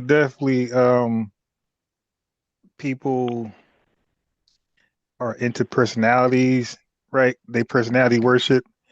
They like Tariq, or they hate Tariq based on his personality. Yeah. And or Trump or whoever, Obama or whoever. They like him and hate people based on Jay-Z or whoever, on personalities. When you don't have to love Jay-Z personality, right, or hate it. His music is what makes him Jay-Z. So it's the contents, not the personality doesn't make them who they are. Their personality you learn later. What you first come in contact with is what they got to say, and apparently what they got to say resonates. It draws reactions, and that's what makes people relevant and influential and powerful. By what they say now, people now when their personality comes out behind that, you might not like their personality. Then you mix up the personality with the message, and then you become a embodiment of a hater. You become the embodiment of a hater because now you just hate the person regardless of what, and you don't care, and that's when it gets crazy, and you get called out for that. That's what people normally do. And that's why what we do is we say, okay, you hate this individual, so that means you're gonna hate everything they say. All right, well, I'm not that individual, and I'm repeating what they said because what they said was truthful. So now I'm saying it. So now what's the excuse now? So then people will, the way they deflect from that is that they'll say, whoa, it's a cult. So that's the way that's an easy way to dismiss all information, just to mislabel it. Which we're used to. That's why I asked Revenue, is Ryan Coogler a cult after Tariq Nasheed? Yeah, he said yes. Of course he would, because he hates the movie. All tethers hate the movie Center. So I said, all right, well, what about so I said, what about Professor Small? He said he's FBA. Is he a cult member? Oh no, he denounced it, lying. Liar. I said, what about Dr. Mayat? Oh, she denounced it, lying. And the reason why I know he's lying, because there's no true Black American who has ancestors that go back to the 1600 will deny their ancestors were foundational. That's what he didn't catch. I'm like, yo, there's no way they will deny the foundational part. They know their ancestors was foundational to this country. It's undeniable. Like our contributions literally built the economy to allow later white immigrants to flee over here from their failed homelands. If this country economy wasn't booming and they didn't see this as a better opportunity, they wouldn't have came here. They would have tried to fix their famine and fix this and fix that. They've been forced to fix their situation, but they see this country as a safe haven, as a better opportunity, and that is because our laborers. This is before anybody did anything outside of us. This is why nobody can claim they're foundational. They can say they helped build America, but they can't say they're foundational. And the other thing I want to say is the whole notion that immigrants built the country. So when I hear immigrants of today from like Latin America repeat that, or even some people from Africa or the Caribbean, now these people are being anachronistically, right? They're being anachronistic because they're looking at the immigrants of that time and acting like it was them. Right. So let me help you guys out. The immigrants that they're saying help build America, it ain't them. They're talking about people who call themselves white Anglo-Saxon today. Right. Yeah. So those people were British people. They were French, Scandinavian. These were people from Europe for about 100 years before, or near 100 years before some Latino or African or Caribbean person. Hey, remember, you guys say upper. Hey, listen, you guys say upper France because Lower France is on the Mediterranean, and they included all them people with the Mediterranean people and knew that they was mixed. Remember, because I went from the Nordic to the Alpine to the Mediterranean. I'm sure they didn't remember when I broke that down for?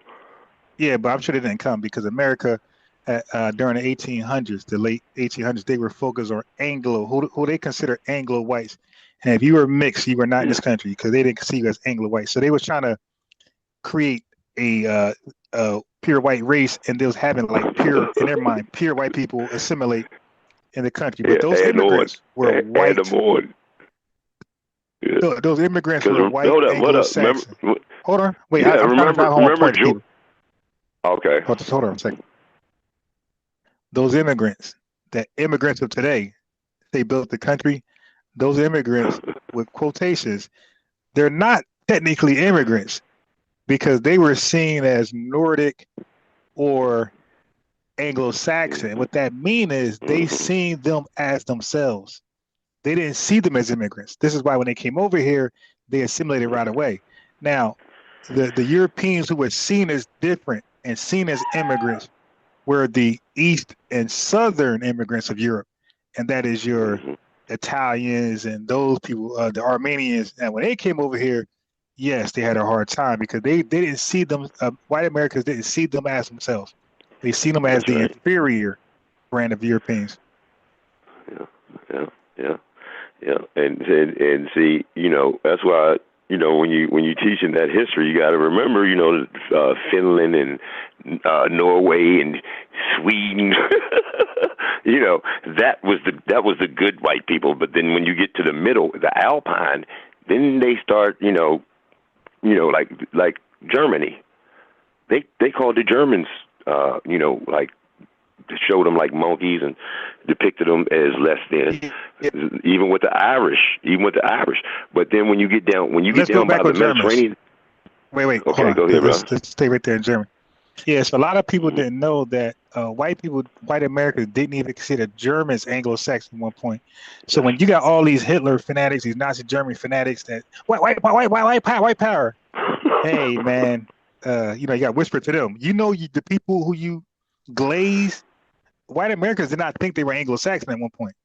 They thought they were inferior whites too. They tainted. They thought they were tainted and mixed at one point. Until they assimilated over here. Right. So, but people don't know that. People don't know that the Germans were not seen as Anglo-Saxon by white Americans. Like they thumbed their nose down on them. That's right. Yep. That's right. And see, and then and it wasn't, until the 1960s that the Mediterranean people got the white status. That's why you hear in movies that the Italians, they had black in them. In all the movies. Oh, you know why the Italians tan so well? Because they had black in them. All the people around the Mediterranean did, bruh. Believe that. There was the Etruscans who was there before.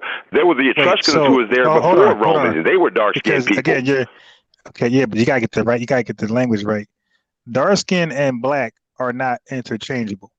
Okay, so when you say they got black in them, I know what you're trying to say, but you don't know what I'm correcting.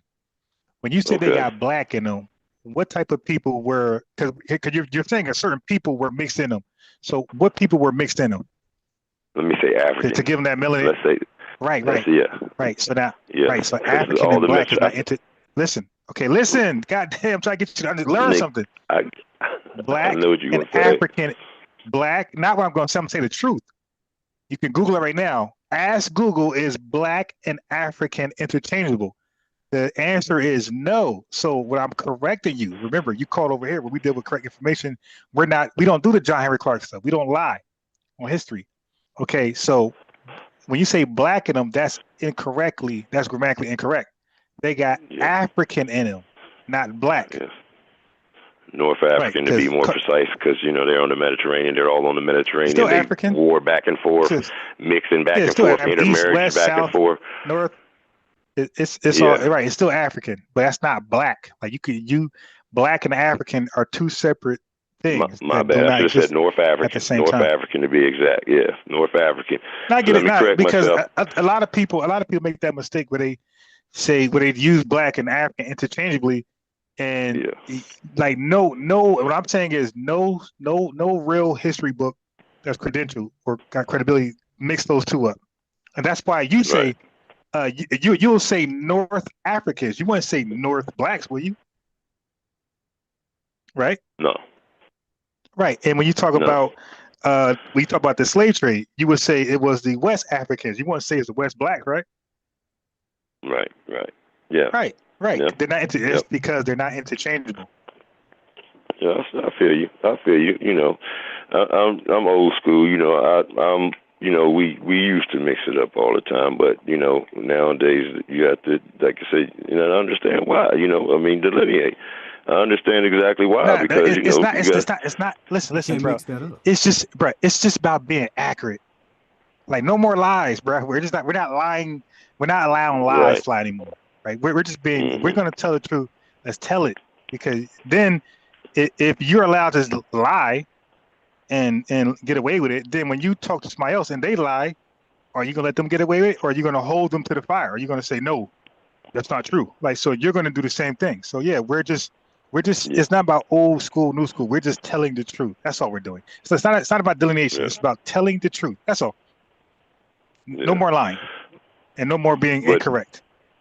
Yeah, I would. That you know, that you know, like I said, that was a slip. But let's say the North Africa, the Mediterranean, Egypt, you know, that area, Liberia, you know, the one right there on the Mediterranean. I didn't want to get it. Yeah, I didn't want you to like go away from your point. I just wanted to. Oh no, I'm still on it. I'm still on it. Yeah, yeah. Like you say, they had black in them. I'm like, that is okay. Remember who you're talking to. You're talking to Black Americans. So subconsciously, when you say they got black in them, we're gonna think we over here had something to do with those people having a tan, and we didn't. Right. So yeah, the North Africans, you know, I mean, you know, with all the wars back and forth, and you know, I mean, it's you know, and then Egypt ruled for what, thousands of years, maybe thousands of years, you know what I'm saying? So before these other Greece, and you know, or 1,000 years before Greece, whatever, you know, but this was the Mediterranean, you know, and like I said, you got different times, periods where different rulers, like the Hyksos took over Egypt, you know, so you got that mixture. And then in the 25th dynasty, Nubia come up and took over Egypt. So, you know, you have in all of that mixture within that area, they knew that those people were mixed. So, you know, that's why they didn't get the white status until the 1960s. Back to the topic. That's where we is at. That's why they didn't get the white status until the 1960s AD. All right, y'all. So, you know, that's why, you know, those people around the Mediterranean. But, you know, French, I guess they got theirs a little bit earlier. You know what I'm saying? Because they were one of the countries who colonized what we would call America, because the whole continent was called America when they so-called discovered it, even Canada. See, South America, what we call North America today, where we live, and then Canada also, the whole, you know, all that. So, and then the French were up in Canada, right? So, you know, I mean, we know that through different time periods that these people were given a white status to keep their numbers up, because they know that they're falling off and they're not having enough babies to replenish their population. So what do? You add people to it. So it wouldn't surprise me if go ahead. Yeah, no, I think you going a little too far. Yeah, you're going to a realm where a little off topic. All right. Well, I was pretty much done. You trying to get me shadow banned? Yeah. What the other brother, the white that was on here? I forgot his full name because I'm not looking at the screen. Break it down in white. Yeah. Did you want to add or say something? No, I'm gonna contribute when I contribute. I'm gonna let y'all have this. Yeah. But back to that viral way guy. Like I already knew he was like an idiot. I'm just be real. I already knew he's an idiot. Like they're not really, especially in this realm. Like even WAC 100 is dumb. And when you come to this realm, what we're talking about, like they're not smart when you talk about this type of stuff. They're not on our level at all, and we don't take them seriously at all. Like if WAC 100 called in right now, we would just let him just make a fool of himself, right? Just try to keep up with us, right? But what I do not do is pretend people on my level, because it took me a long time to learn what I learned, and it wasn't easy. You feel me? A lot of us are autodidactic, so we're autodidacts where we gotta you know, we research our own stuff, we make mistakes, we get corrected sometimes shamefully on a live. So I'm not gonna let nobody come behind me when they put the work in, pretend they know something. You know, you got to prove that thing. And when I heard him on his podcast, I knew he was stupid, and I knew he would behave. I said it. I said he would never talk to me like he's talking on his podcast, because he will realize immediately he's not on my level as far as intellect. But go ahead. Yeah, no. So I agree with you as far as it's clear that you put the work in when it comes to studying this history and the knowledge and information. The issue is I wouldn't have listened to part of the pod as much as I could listen to that initial podcast, right? Like from that clip. And what I noticed was the same thing he was doing when he came on the live. He was intentionally misrepresenting the point. He was conflating things in order to push a narrative. My question really would be, what was his intent for pushing that narrative? What specifically was he trying to do? And the way he deflected when we was asking him what his ethnicity was, his lineage, and he went to Vietnam, I think Buddy will tell. And he's trying to say, hey, I'm valuable to this community, and y'all ain't gonna excommunicate me based off my lineage.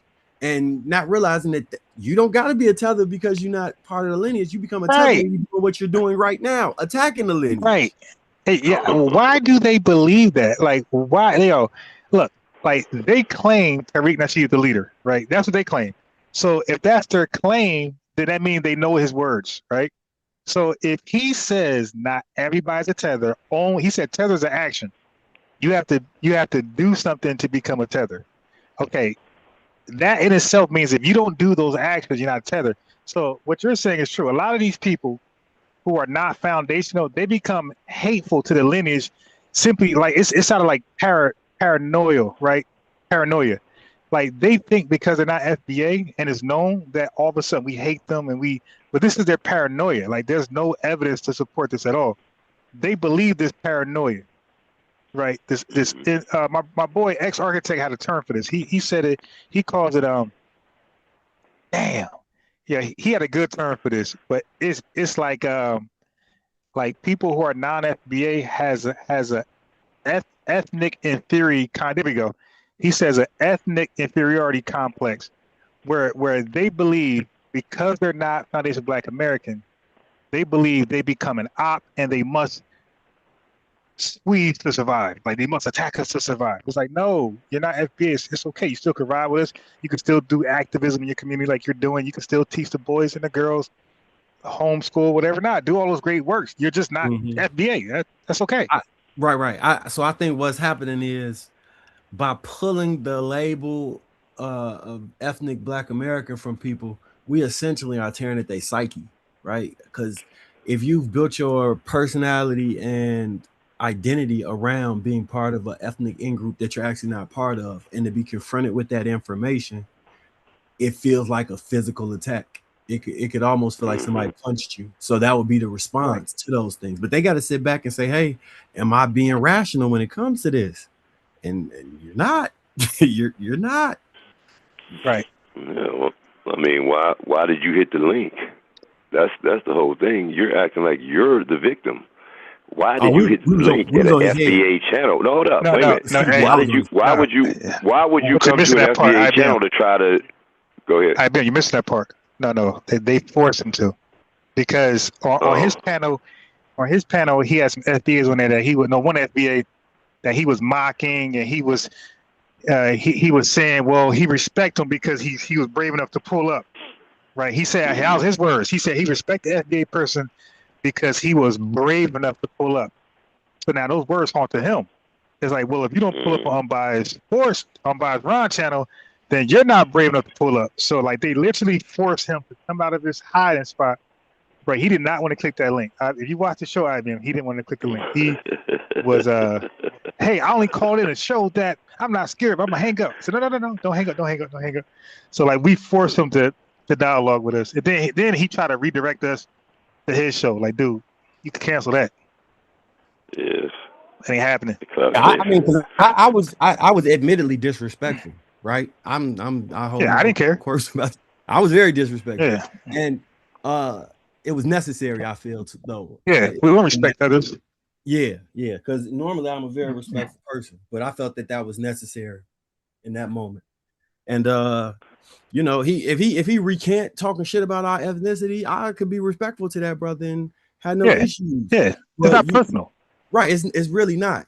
We will not stand for any backstabbing, any slick shit said about our people. It's just that it's a point that we've hit, and there's no returning past that point. Anything will be met with extreme aggression. It is what it is. Right. If it wasn't for their critique and their false critique of us and how they look down upon us, and then when as soon as we get something, they want to be right there in the same line. It's like nah, bro, nah. And the thing is, we're not even. Well, hold on. Let me say this real quick. Unbiased knows I've been saying this for years. Because I said it to Dupees. I said it to Garfield. I've said it to Google Scholar. I might even send it to Cedric. But I told him, I said, you can help, but you get to the back of the line and you serve some Kool-Aid and coconut water, nigga, because you don't know enough of our history or what we have been through to even try to speak for us. Get to the back of the line and serve some Kool-Aid and coconut water. Shut up. And that's the thing. Like we don't mind critique, right? You can critique us, but our thing is like your critique. Like, what is your motive? What is your agenda for critiquing us? Because if we look at what you got going on, shit, we're saints compared to y'all, like all of them. So that's why we're saying, like, all right, we don't mind the critique, but the critique is based on what? Like, you know better? You don't. Your lineage shows that you don't know better. Is your house clean now? Because if you got to clean your house before you can come try to tell me how to clean mine. Yeah, and like you said, like they don't know our history, and not that they need to know it, but you got to be quiet then, because that's the disrespectful part that they feel entitled to. Because you know why? Because they're allowed to say they are something that we are, and that's that we're black. The reason why they feel so entitled to speak on behalf of us, because they think they're black like us. They're not black. They are Haitian, Cedric Jamaican, Garfield Jamaican, Stu Jamaican. They're Jamaican. We're black. They're Jamaican. I don't know why that's so confusing. But when we allow them to hijack, like I said this, when they come to America, let's go to Jamaican, right? Because they will also say they're African. So he's African. So let's talk about Cedric. Cedric's African when he comes to America. He's African. He's Jamaican. He's black. He'll say he's black. So he's a black African Jamaican American, because America's his nationality, right? If he gets citizenship. So look at all the shit he got to be one of us. He's black, African, Jamaican, American. He got to be all those things to claim to be one of us. Now, a Nigerian got it worse, because he is black, according to them. They're black, African, Nigerian, Igbo American. They got to be all that shit. Yo, that sounds like passports. Like so all that just to be one of us shows you're not one of us. We're just simply black. Yeah. Like, look, you didn't even got to say the American part, and they know who you're talking about. If you say, "Hey, a black man robbed me," that's enough description to get the officer to look for the right people, right or wrong. Mm-hmm. If you say blacks invented that, if you say blacks invented that, that's enough to know you're talking about black Americans. If you say black on black crime, you don't think of the immigrants in the country. You think of black Americans and their crime stats, black failed marriages. That's all you got to say. You don't even got to say American, just the word black itself, and the country know who you're talking about. The world. I would agree with you until the last 4 years. To be one of us when we're just black. They've had a concerted effort to intentionally pollute the purity of the ethnic lineage. Like, they intentionally have. So I've had this thought for a while that they don't view us as a people, right? Which is why they believe they can immigrate here. They immigrate into an ethnicity. They view us as a location. So once they make it to the location, they become a part of the people. They don't view us as an ethnicity. And I think that's the part they don't understand. And by doing that, they're like, no, I made it to America. I was born in America. I'm an American. What are you talking about? Because the general system is America is a location you make it to, and an ideology is not a people. And when confronted with that, they have to fight it back or revert back to being the person they were before. That man, you was who you was before you got here. The problem with that is the people back in their natural homeland don't acknowledge them as them people no more. They'll call them Yardies if they not. They'll call them Akatas. They even get called Akatas by their people. Like they are disconnected from both places and torn in between two worlds. But they won't fight their own people. They will only attack us. Yeah, and see, I was wanted to ask too. Are these guys following John Henry Clarke's teachings? Some and some not. Okay. It's some not. Right. And also it's about, like, you can tell where they are in life. Like, for example, like you mentioned Pease, Garfield, and Cedric. Yeah, now they would be influenced by John Henrik Clarke. But if you're talking about somebody like just like Tether Dream, Jamaican Dream, no, he's not at all influenced by John Henrik Clarke. Zero. Yeah. You know what I always say about those New Yorkers? I say they man fans, and they always have to have a master teacher. You know, everybody on the side there's, oh, my master teacher said, you are 50 years old, man. And you got to ask your master teacher if you can debate. If you can debate on this platform, you got to ask your master teacher if it's okay to speak on these topics outside of, you know, of your little cult. Man, go ahead, yo. I'm 56. I wish a nigga would try to tell me what I can and can't say or where I can and can't go and all that, man. They man fans. Yeah. They a bunch of man fans. They follow in behind men like Unc. Even they follow in behind Unc. They'll follow in behind. I love all these people. Unc is a cult leader. He's different. Okay, so the other guys, you're right. The other guys are man fans, and the thing is, the only time where that makes sense, we listen to a man or a woman, is when you're in an organization where they have authority over you, right? Yeah, that's when it makes sense, right? But what you're saying is they don't have an organization. These are random, rural, weird people blaming an elder or master teacher who's no longer here, using that as an excuse to not, talk or speak. Oh no, my master teacher. Yeah, that's bullshit. Like, there's no such thing as a master teacher. I don't even know what that is, because as you can see, these master teachers be lying and they be wrong a lot. Yeah.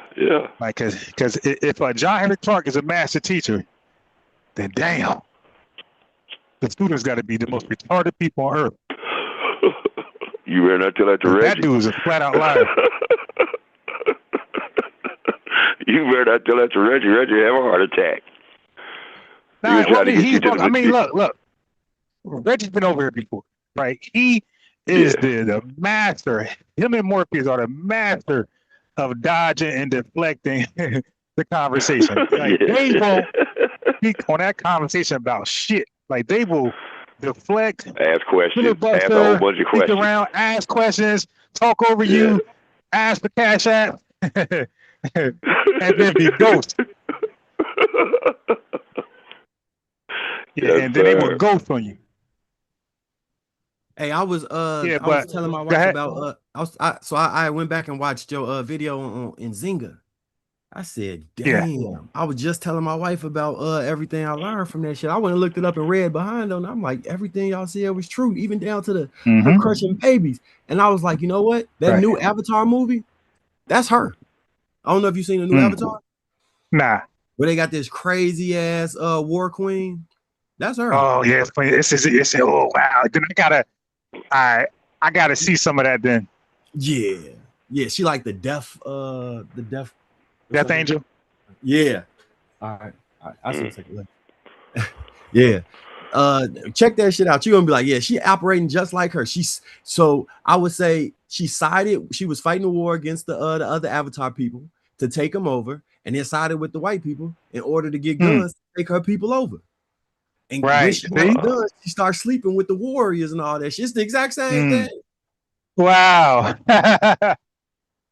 Keep the continuity. And she was ready to destroy the thing that give her people a soul. Wow. Really?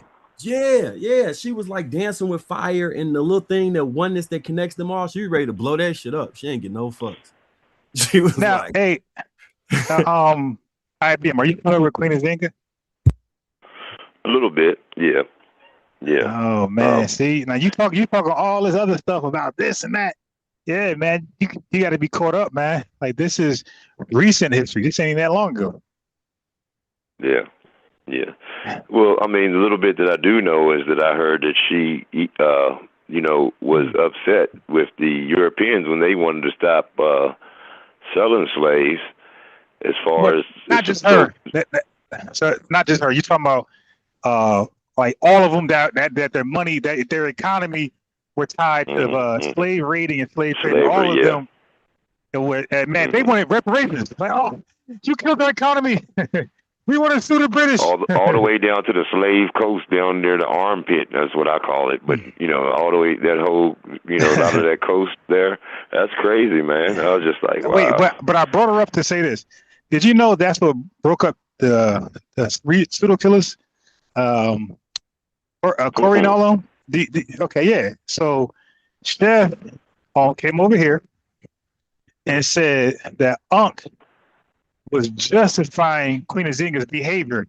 So condemning, look, so Unc, this guy who loves Africans, right?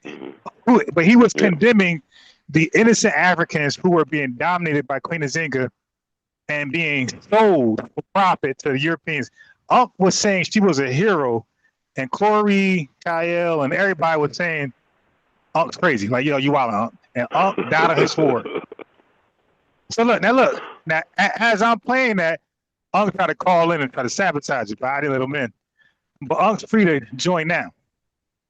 Now, yeah, I listened to I listened to when you played the replays of that shit, and it was clear. So I was trying to figure out, was he trying to say it didn't make no sense, Ryan? So I'm not agreeing with the shit he was saying.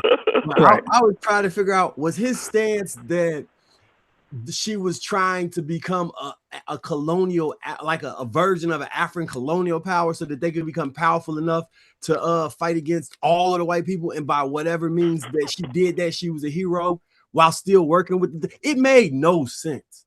But he tried to put it off as that they was just ignorant Black Americans, and I was like, oh yeah, that's that Pan-African shit right there. When in doubt, attack Black Americans. Yeah, buddy, that's that good Pan-African shit right there. He thoroughly. So look. So it looks like Toussaint, the white or IBM. Are you familiar with Toussaint? Yeah, I am. No. Okay. The Haitian Revolution. Yeah. The one that rebelled the Haitians against the French. The Haitian Rebellion. Yeah. So that was with the. Remember, I talked about the Maroons. That had a lot to do with that war, I think. The Maroons and how they. The Maroons. The Maroons was like, that's Jamaican. We're talking about Haitian. Well, it had a lot to do with Haiti too. Yeah, it did. I'm telling you, it did. It had an effect on Haiti too. Yeah. I don't know to what degree, but I do know that Toussaint had galvanized Haitians to rebel against the French, right? And they also teamed up. So look, they're fighting against the French. Who the hell snuck in the back door? I think the Spanish tried to sneak over there and capitalize off that, and then they both teamed up to fight off the Spanish. Like, yo, these guys are shot out.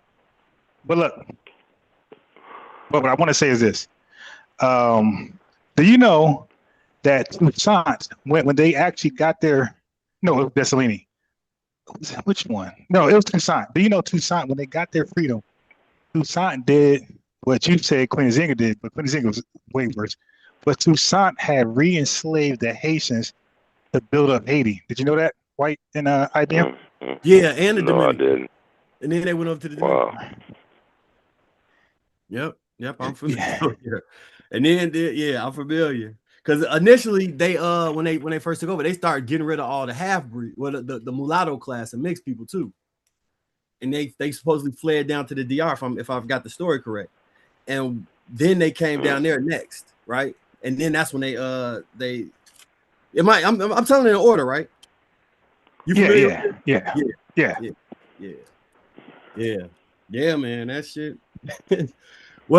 Maybe his argument was that in times of war, things that are not acceptable become acceptable. But if that's the case, like you pointed out, then that would mean that anytime the white man declare war, anything they've ever done to us is acceptable. Using that same logic. If your logic is I want to make my people as successful as possible, and whoever I harm, it doesn't matter, then you justify colonialism. You can't stand on no Pan-African enslavement, all that. Don't forget, enslavement happened before colonialism, right? So if that's your mentality, then you are justifying colonialism and enslavement, because you're saying like the Roman Catholic Church. Hold on, I'm still talking, because now you're saying there's a such thing as a necessary evil. And in doing so, you absolve everybody from everything they've ever done. Well, see, that's justification. You know that's their thought process. Because anytime, oh yeah, of course, when they talk about like we say, hey, the African sold slaves, what's the first thing they go to? Do you know? No, the white man had his infrastructure. He financed. No. They hit us with, well, Black Americans sold drugs to their community. You ever heard them do that shit? Oh wait, yeah, I heard, yeah. Punk did that. Rob Bourne did that. And now look, hey bro. Yeah, I had cooked that. Okay, so now give me their logic. Give me their logic. Why they saying that? Okay, right. So yeah, their argument. What comparison are they trying to make? Go ahead. They're trying to say that we're not innocent people because we engaged in the drug trade, or some of our people engaged in the drug trade that harmed our community. We're the same as Africans who sold slaves because we sold a drug that may have harmed our people, just like the Africans harmed us. So we can't judge the Africans if we were ever involved in the drug trade. The problem with that is, go ahead. No, go ahead. I'll give you my rebuttal. Go ahead. It's several problems with that. One, nobody's being forced to take drugs, right?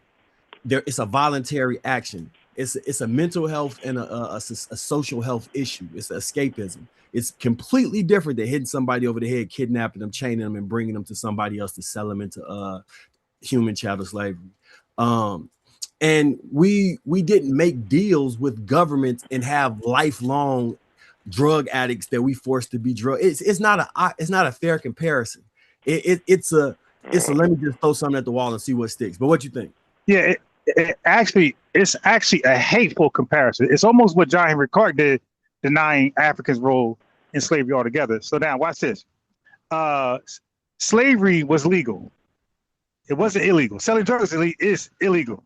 All right. So now it was African elitists. It wasn't small fry. It wasn't people starving for money who needed money because now watch this. White people created conditions in America to put black people in a vulnerable state to even want to sell one drug. Okay, so they had de-industrialized a lot of the companies, right? A lot of black men became unemployment. Then you talk about being excluded. They can flip that argument. They can flip that argument. Okay. So first of all, we were excluded from, let's go here. The wealth transfer. The Homestead Act of 1862, right? So this is the wealth building of a nation, right? From people, two nations, the black people and white people. So the Homestead Act, now we cleared the land. Are you guys familiar with the clear the land phrase? Yeah. Yes, I'm very familiar. Okay, so clearing the land means that America had a bunch of trees and forests, stuff you can't build a house on, right? Or plantation on. So we had to clear the land, clear the trees, the bushes, all that stuff, where it's just a field. Now, when that happened, when it was just a field, it was millions of acres that we cleared. When it was just a field, they said, we're not going to give this. We're going to give this to the immigrants. We're going to use this as bait to get immigrants to come over here.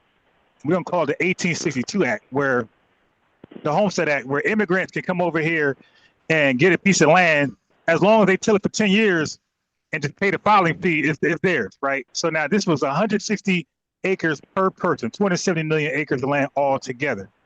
All right. Now we cleared the land. We're the reason why that land is even there for the taking. All right. So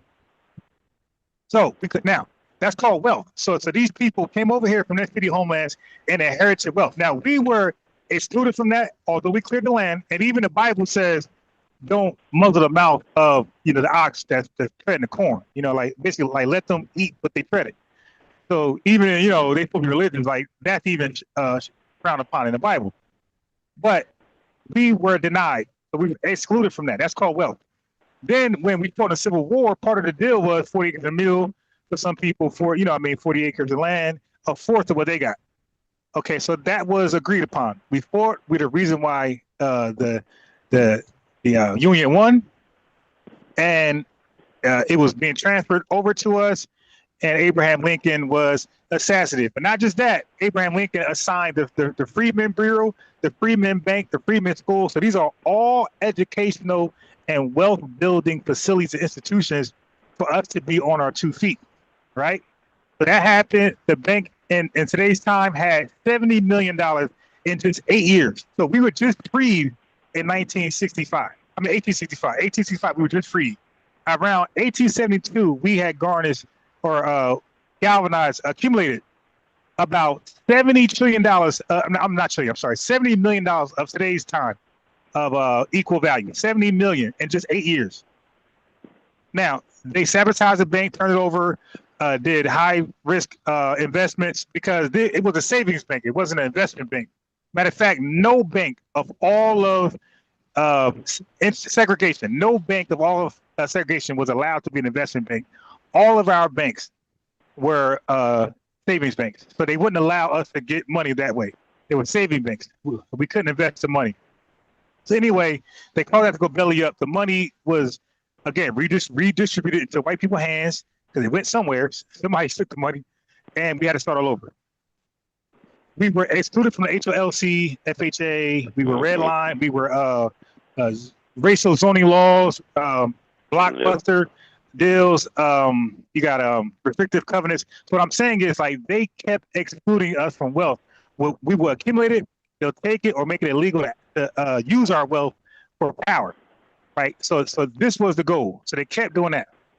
Now, you got the GI Bill. Veterans who fought in the war couldn't get access to the free schools, home loans, things like that that other vets of the war were privy to. So we were denied wealth, purposely kept broke to set up the scenario for a selling drug thing. Now, selling drugs were always illegal. Nobody in their right mind will tell you that Black Americans were in on how drugs got to our inner cities. So the story is different, brother. The story is we were victimized by crack. We were not co-conspirators, right? So that's different than African elites selling Africans. They were co-conspirators with the white man. We were victimized by that we were the cell, and we were victimized by the crack epidemic. Horrible false equivalencies. Horrible. So they said to say, then I talk about de-industrialized. So at that point, you had the industrial revolution popping going on in the north. So a lot of us migrated to the south, into the north to get jobs, right, to work, because that's what our labor produced. Our labor produced the industrial labor force.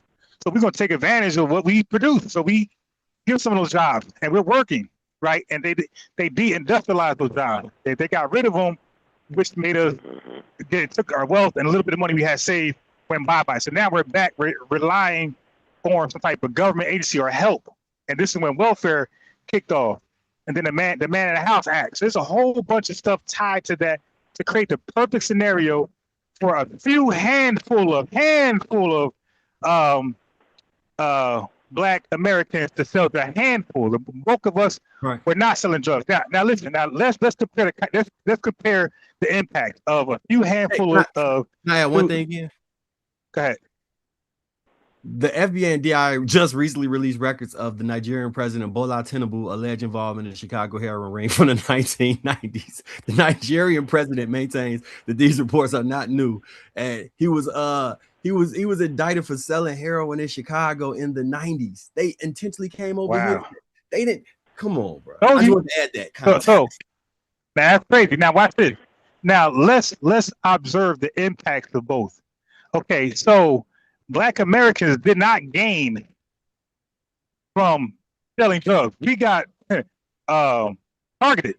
They were going to win there. We got thrown in prison, and that ended up creating the new Jim Crow, mass incarceration. So you tell me where the win was. Where was the even trade of us selling a drug to somebody? Because we were thrown in prison, serving football years. Obama had to reduce the 100-to-1 crack cocaine ratio to 15-to-1. See, now this stuff I know about. I'm riding a bike, by the way. I'm pretty solid cooking. Now, but the impact was totally different. We suffered because our community took the crack and they lost families. They lost their livelihood. They were also in prison and they were enslaved to a drug. So there was no win at all. And then don't forget, we were victimized. Now let's look at the slave trade. These people profited. These were kings of kingdoms, okay, that made hella money. Their economies were banging. And they were the sole, authority and how the rules were laid. White folks didn't go over there and do nothing. They didn't force the will at all. That both sides were compliant. Now look what it produced. So the slave trade produced 15 million people being human trafficked across international waters to be enslaved, some for 100 years and some for 200, 300 years. That's what they produced. That's what Africans produced. They produced 300 years of forced, violent, duress slavery, 24/7 slavery. Also, they produced the largest brain drain in human history, and then they produced the largest brain gain in human history. So much so that the deal they made one people the poorest people on earth, and the other people the richest people on earth. That's what they did. Now you compare that to a crack epidemic that lasted 10 years. Let's talk. Well, let me say this. You know, you said it with redlining. But we know that the welfare system was set up for white people first. But we got to talk about redlining. How they set the lines, the ley lines on where you would live, how you create that environment, how you put the low budget housing, because you know that the poor people are going to be living in that area, and then you introduce drugs into the community who, like Unbiased said, a lot of people are unemployed because the jobs is being, taken other places or shut down completely. And that's your only, that's your only, one of your only ways of surviving. They know that. They know that in this created environment where they created the ley lines for your hood to be in. You see what I'm saying? So just like Unbiased said, and then, they use that to incarcerate us. The United States is 5% of the world's population, family. We are 5% of the world's population, but we are 25% of the people incarcerated in prisons on this planet. A quarter of the people on this planet are incarcerated in America. The prison system is big business, and they know how to make money off. This is all a setup, so it does not compare. Just like Unbiased says, no way, shape, or form. Let me add this in there. There would be no crack epidemic.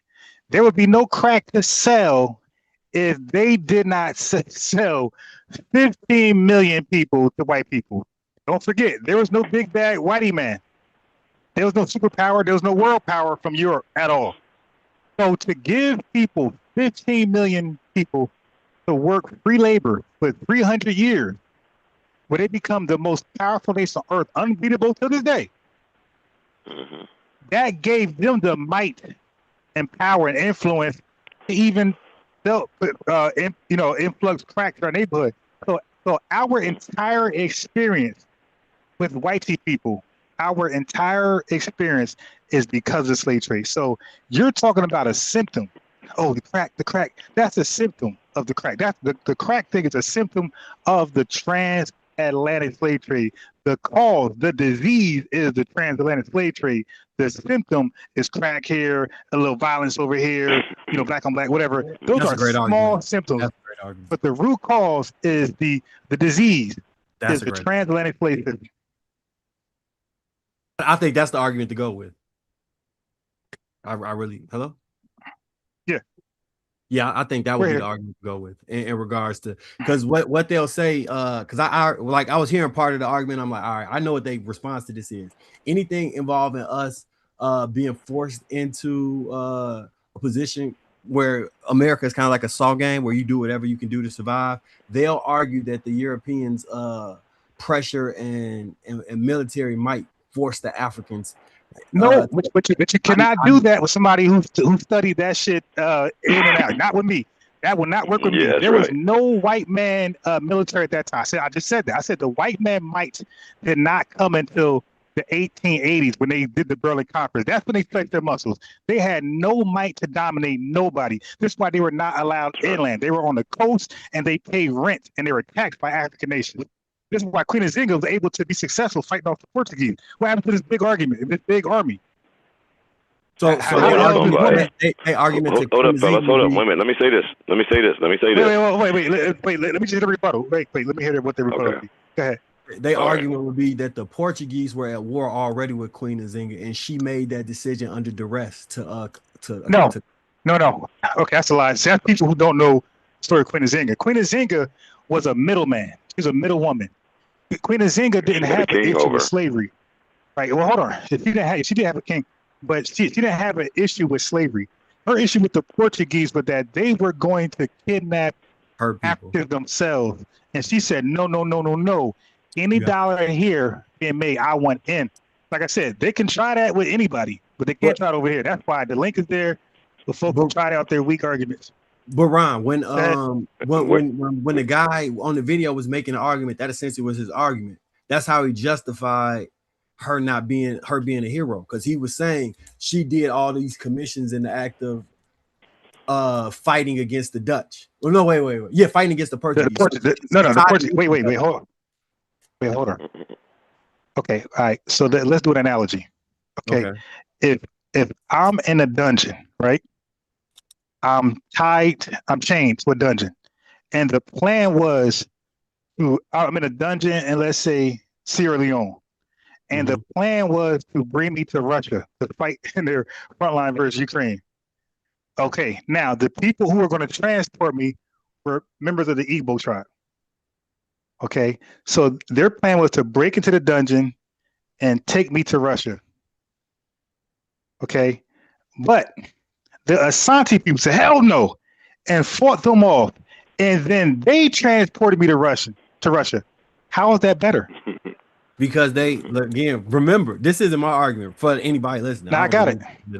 But remember, their argument was that she did all of this under duress in order to gain the military might to fight back against the I got you. Hold on. I get what you're saying. That she just wanted but you're missing what I'm saying. If the goal is okay, I got it. Just follow, because your response didn't align with what I said.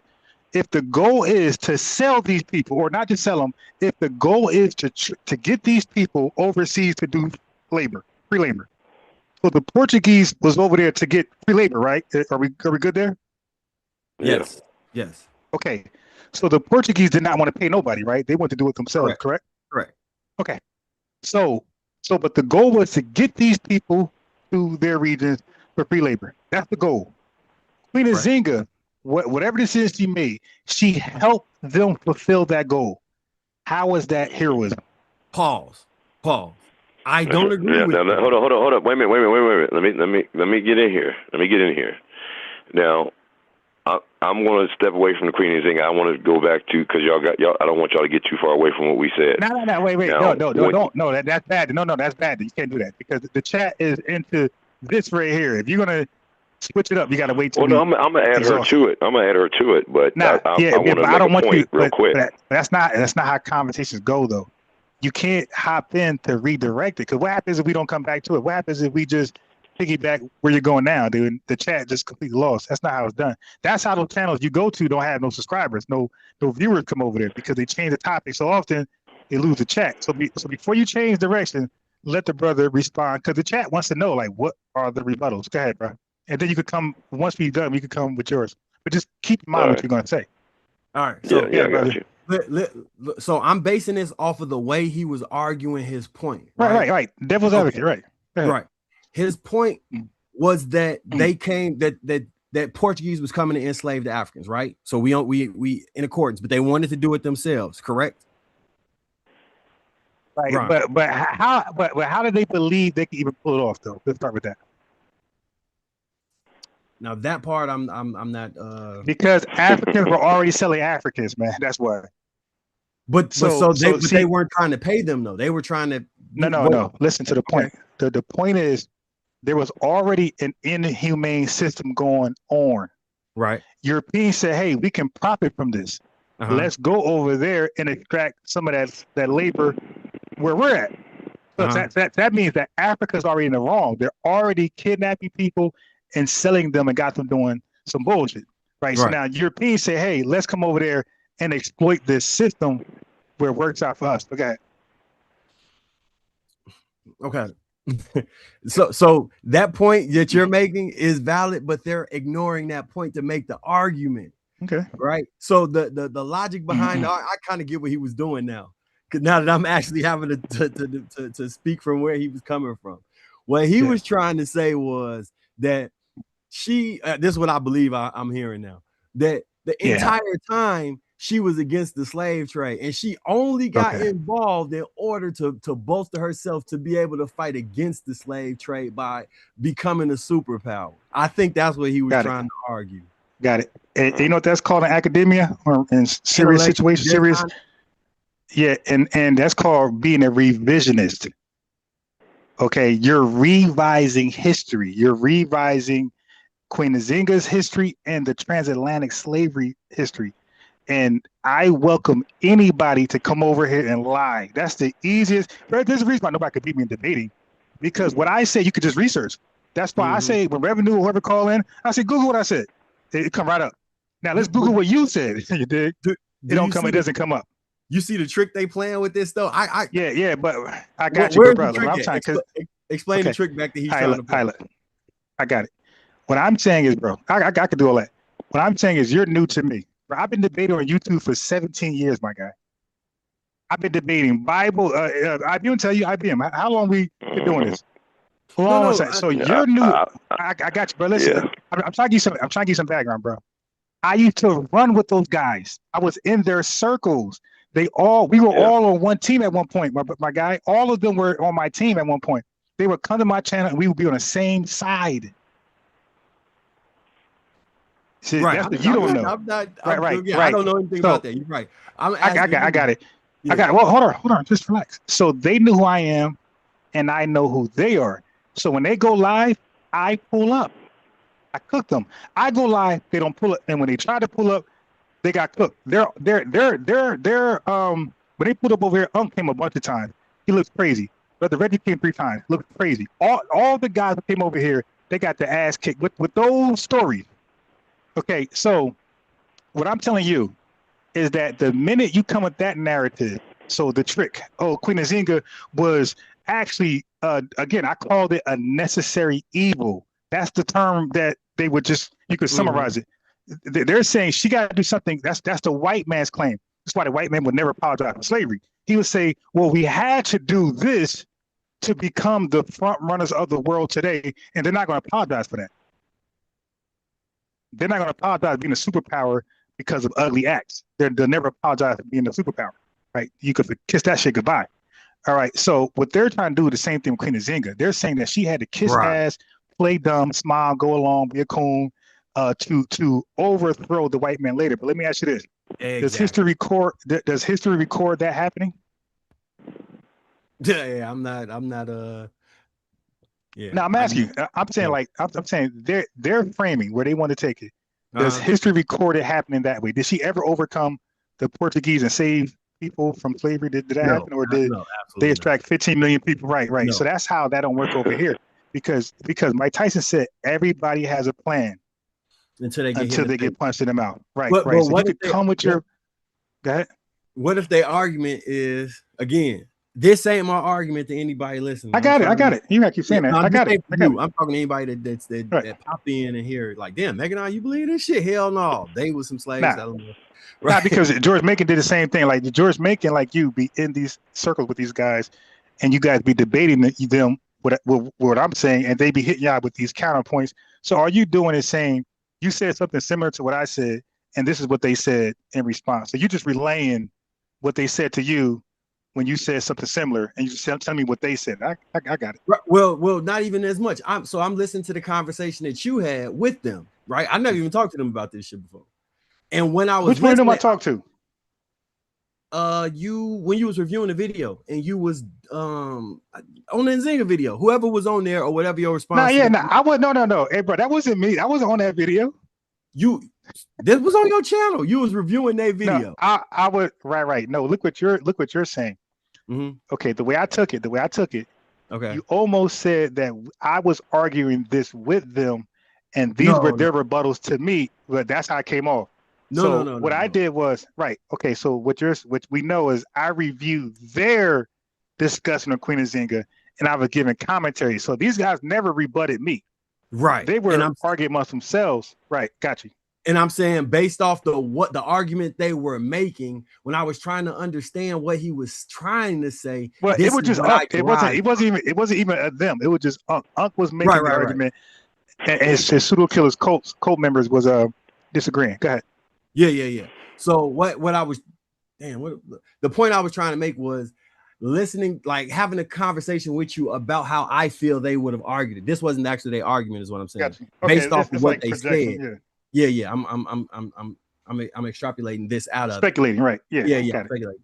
And what it seems like is like you say, they're doing revisionist history for sure. And it's in line with the ideology of Pan-Africanism, which is all forgiving, and it rewrites the narrative, which it infantilizes, like you said, Africa in a way where they can't hold any responsibility. So instead of Queen Nzinga being a warlord who is just this brutal slave selling merchant of death, they reframe her as a Harriet Tubman-esque figure who did what she needed to do in the time to survive. Right. Yeah. Right. That right. That's bro. What I'm saying is, I hear you, and I'm saying that I got it. I got it. As soon as you said it, I got it. Right. It wasn't deep. I got it immediately. And what I'm saying is, to respond to that is, bro, they wouldn't even do that. They know who I am. They know how I research it. The same guy who you're speculating the argument for, I was his research guy in his biggest debate in New York. Okay, he had me come to be his research guy in New York, the Auto Ballroom in Harlem. So what I'm telling you is that, bro, they know who I am. They won't try that with me. That's why they don't call in.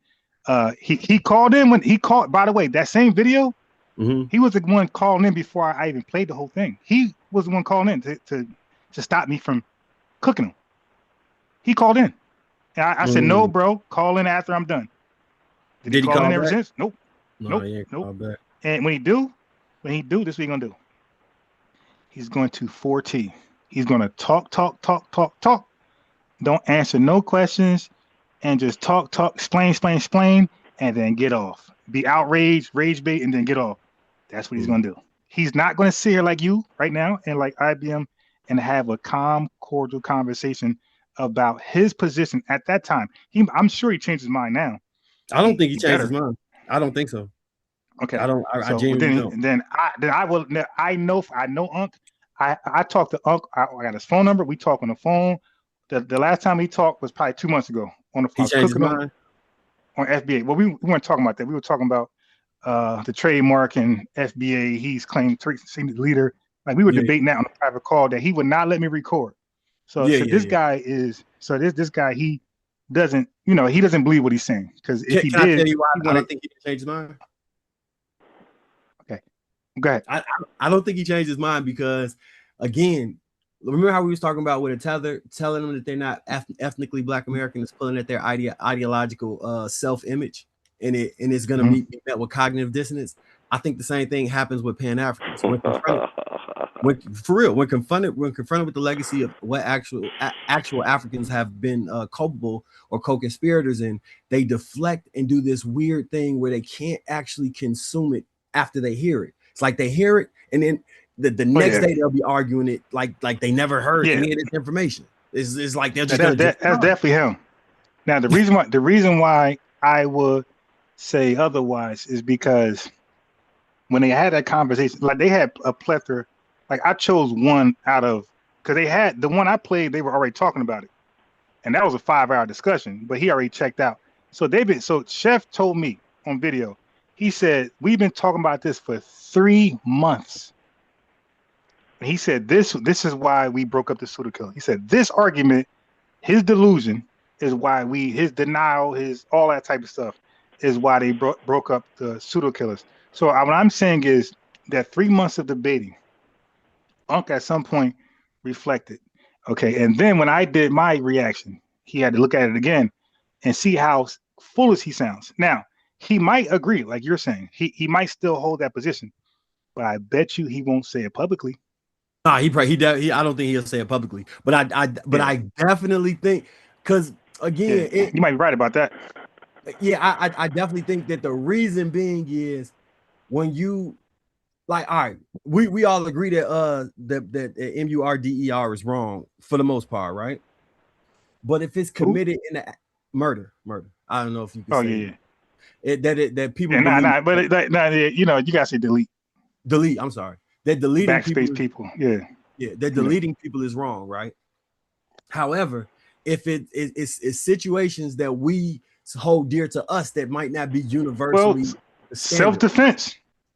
Right. Well, mine go further than that, honestly. I believe in preemptive striking. I believe in punishment. That might be self-defense too, though. That preemptive might be. Yeah, you don't gotta wait for them to. Yeah. You don't gotta always wait for them. Yeah, especially no cameras around. His ideology is that Africa is operating in self-defense in whatever it does. So it's always self-defense, no matter what. Yeah. Which is why he called us. He views the Black Americans as a foreign entity attacking Africa for pointing the finger out about what they did. And self-defense for him is to attack us, which is what like the no viral dude was kind of doing too. Their self-defense, because their ideology is rooted in their Africans, is that anything that comes foreign to that body needs to be attacked and subjugated into being either under an African's foot or is anti-African at its core and needs to be attacked, which is why they push him back if they're not tethers. I think you're tethered, but even if he wasn't, that you got to be where I'm going with this. Yeah.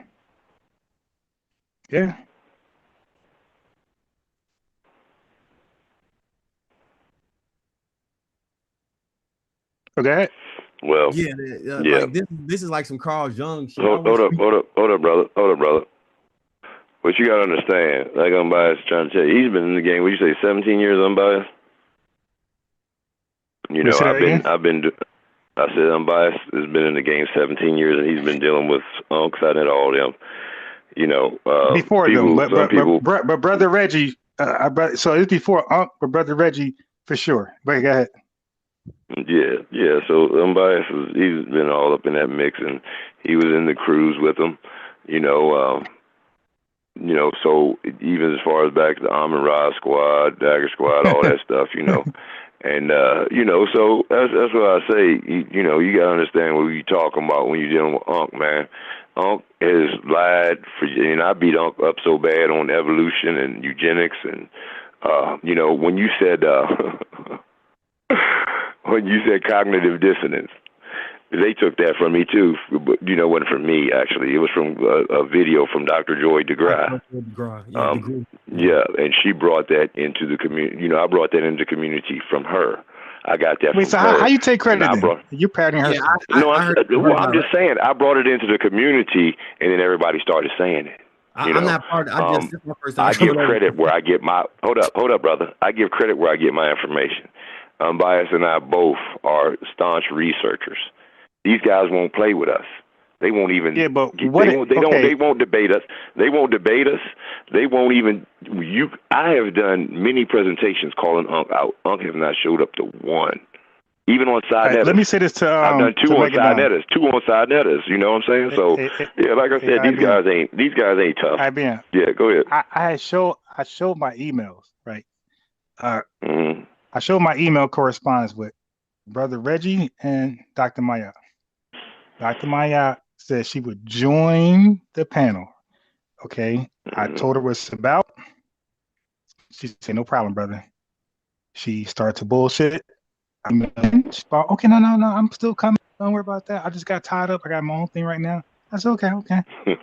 So then some more time passed. Hey, just give me a moment. And then I never heard from again. Okay. Brother Reggie came over 3 times, lied 3 times. So something said like review the audio. Yeah, I reviewed the video, and this is a quick little research because like Brother Reggie, what he'll do is we call this ambush scholarship.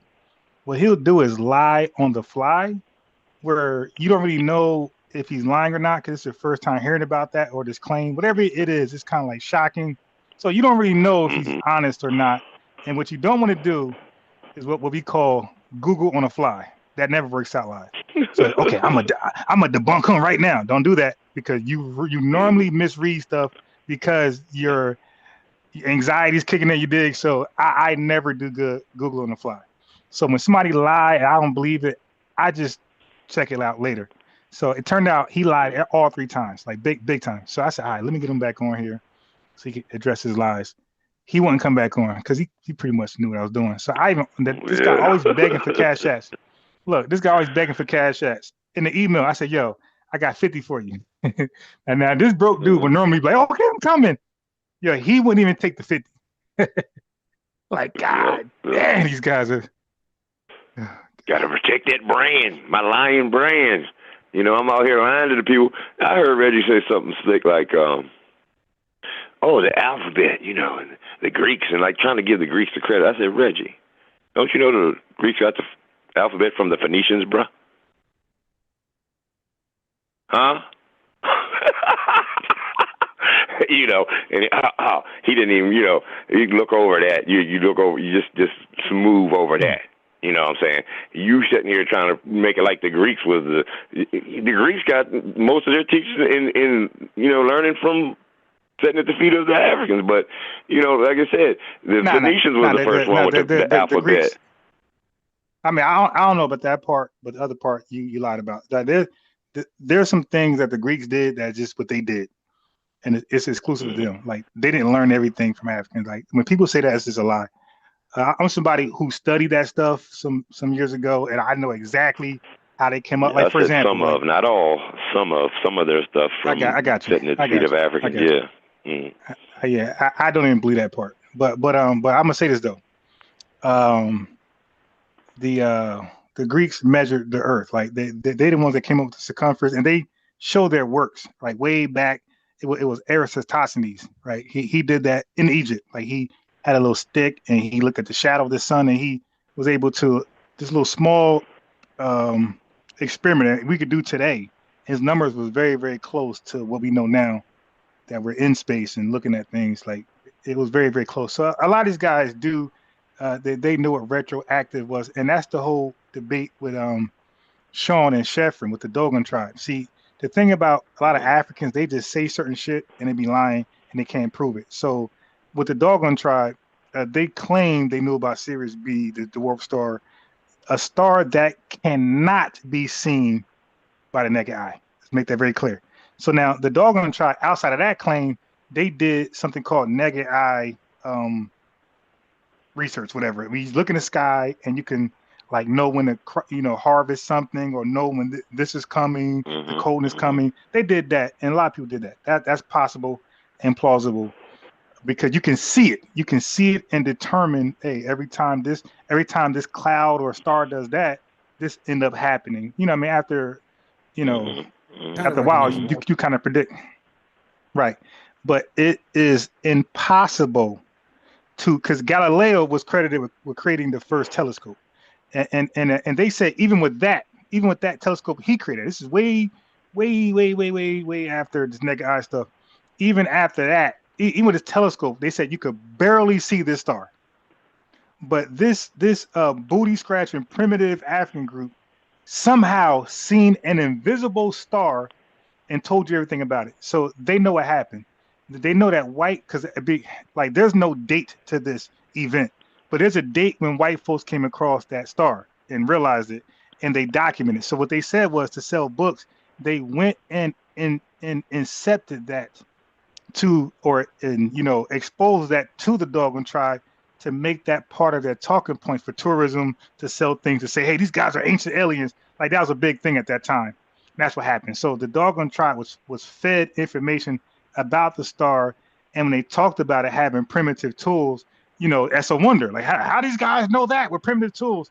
Wow, these guys are very detailed. So that's what happened. But these guys never knew nothing.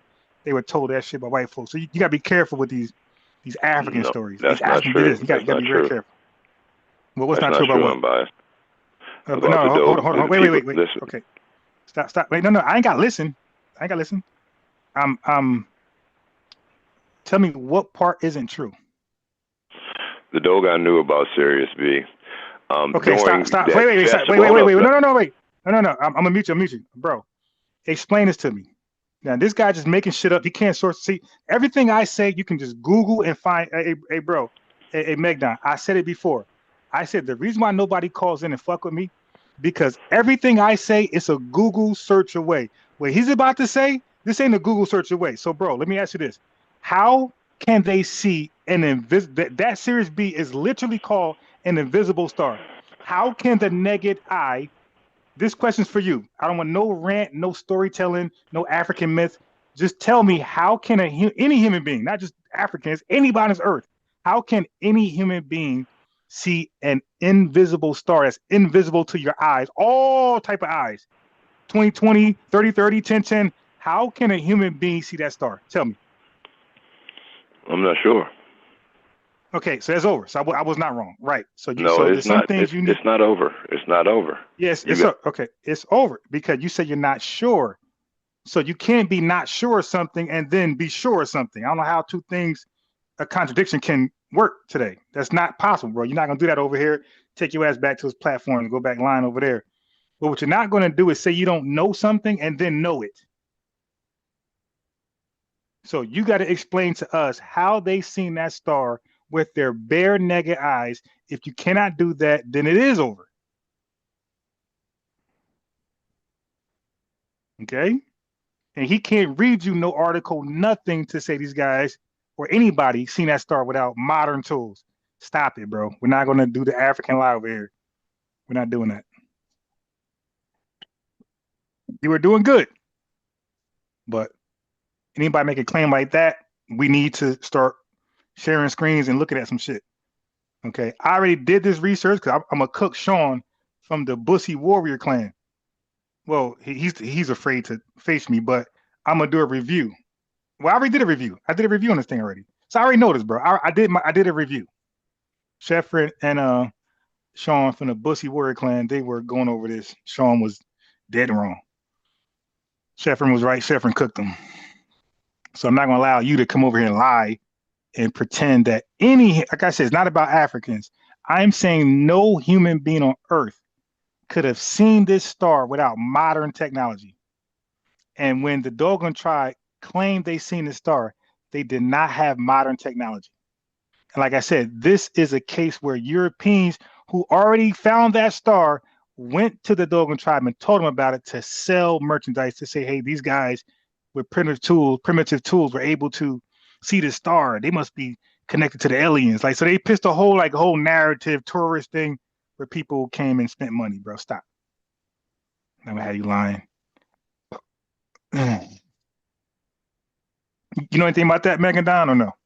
No, I'm not familiar with it. I'm not gonna pump fake. I stay in my lane, Joe. You feel me? Now, if you give me a theoretical concept in some time, I'll come back with something. But yeah, that's not something I'm familiar with. Yeah, all you're gonna do is come. Well, is it possible a human being can see, let's say an atom? Can you see an atom? Absolutely not. Or certain bacteria? Can you see with your naked eye? Bacteria? Yeah. Depending on like what is it? It's like microscopic, like depending on the type of bacteria. Yeah. Yeah. So right. There's like yeast and shit is considered bacteria, right? Like so. Yeah. Well, no. Yeast is not bacteria. Yeast is yeast. Well, you know what I'm saying. Like there are things that are bacteria you could kind of see. Yeah, I got you. But well, I think because of the build. Yeah, I'm not sure about that because I know bacteria is small and the virus is even smaller. Yeah, I'm not sure about that. Like you might be able to see the symptoms of a bacteria buildup, but I'm not sure if you can see bacteria. Okay, I'm looking it up now. Yeah, I'm not sure. Yeah, the world's largest bacteria are visible to the naked eye.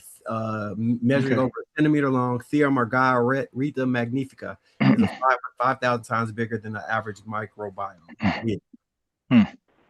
All right. Yeah. So some bacteria you can see and some you can't. Now the bacteria you can't see. Somebody can't say, "Hey, I seen that," when we know that you need microscopic. So, I give you time to think about that. But now you're free to say what you want. Now I'm not gonna mute you. Whatever you got, I'm gonna try. I try to spare you from making a big boo boo. But say what you want to say now. All right, thank you. I beat Unc and Garfield up on this in 2019, brother. Yeah, I've been talking about this for years. what would happen, like you said, and you're right, I don't know how they seen that star, okay?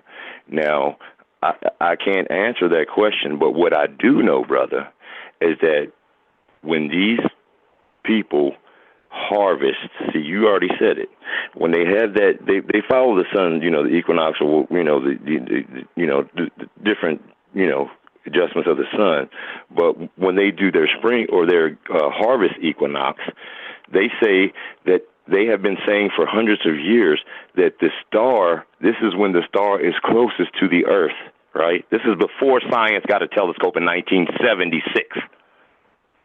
All right?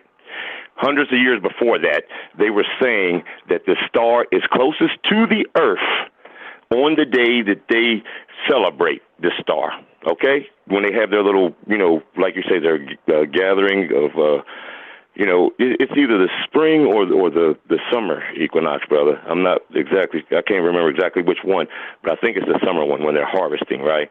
And then in 1976, they seen that the Dogon was telling them the truth for hundreds of years about the star being closest to Earth when they had that celebration day. That's all I wanted to say. You wrong and retarded. So I don't give a damn how close that star was you're claiming. Give me 1 second. I'm going to now. This is what happens when people be introduced to a new audience, and they have to, you know, I mean, people come on, both of you, you know, what I mean, because you got new to the audience, so y'all have a time. Y'all have even when I come to different audiences, right? That's your time to make a name of yourself, where people trust you or don't trust you. You dig, based upon what you stand on. Okay, I try to save this bull some time. I said, bro, stop it. You can't see an invisible star. He said, now, I don't give a damn how close the star was. There's no way a human being without modern technology can tell you it's there. That's science fiction. Okay, so that's a belief. That's you wanting to believe this African bullshit. I try to save this guy some credibility, right? I even muted him to think about it. If I go a little further, but we said the same. See, he got the unk problem, like you said, other yeah. When Unk's committed to an idea, and you prove to him, and he even admit, hey, I don't know how they seen this star. I don't know how. Not just them, any human being can see the star. It's impossible. We know they couldn't see it. It's just impossible. There's something like, for example, dogs can sniff, like they say bears, right? They say when you go in the woods, bears could smell you so many miles away. Can a human being do that, Megadon? No.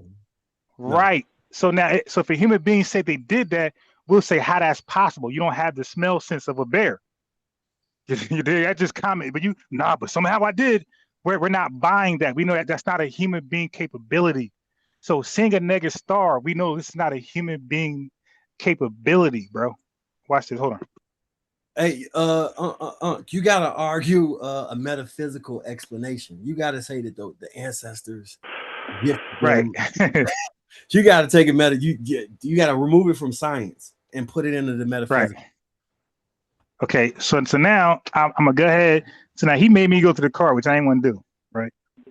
All right. I went to the car and grabbed my laptop, because one thing I'm not gonna do is freestyle when I got it already documented. Okay.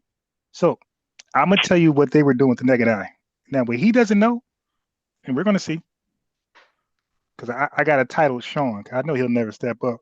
So I'll take you in this place for now. Okay. I even called a PDF Bussy Warrior Clan. Okay. Hold on. Let me go here. No, go back that way. Okay, hold on. All right. Here we are. This is for you, IB. I got to my computer. Okay. Dogon tribe. The claim that the Dogon tribe of Mali possess advanced knowledge of the star Sirius B, a white dwarf invisible to the naked eye. IBM, what does that mean? Invisible to the naked eye? Is that so? When something's invisible, they can't see it. To the naked eye, Right. Okay. So if the white dwarf star is invisible to human beings' eyes, how did the Dogon tribe know it was there? And I already told you, I can't explain that for the Dogon tribe. But I do know that every year they have wait, bro. Hey, bro, hold on. Stop. Because you're saying the same thing twice. You already said that. I just asked you a straight up question. I said, how can a human being see something that's invisible? You said you don't know how, but then you go ahead and explain how they got a festival. So now I said earlier, McDonald, their festival is based on white people, white man coming across that star and then telling them about it. So now they're right. So now their later festivities is adding that there now that was not there before. Okay. So watch this. That's not true. Okay, I got it. Yeah, but you're not saying nothing. You just true talking. though when you say that. You can't. What's your opposing theory? He doesn't have one. Okay, so watch this. They used the new idea. My opposing theory was. Okay, it's not theory. You just said they were doing a festivity. Okay, so the idea started with two French anthropologists. Are you familiar with those two French anthropologists, IBM? No. Hubble. Okay, cool. No. Wrong. Okay, so you got Marcel Griol and you got Germain Dieterlin, who live with and studied the Dogon tribe in the 1930s and 40s. He lived with them and they studied them. Okay, so they claim they reported the Dogon tribe priests describe a tiny heavy star called Potolo orbiting the bright star Sirius. These are two anthropologists claiming this. They ain't the Dogon tribe. This is two anthropologists, the first to make this claim for the Dogon tribe. What's next? Sirius B, listen, but again, hey, McDonald, what you said about Unc, you're seeing it with him. I'm talking, I'm giving information, and this doesn't don't want to smoke, y'all. I've inducted unbiased numerous times. Hey, IBM, you were talking. I was quiet. You were done.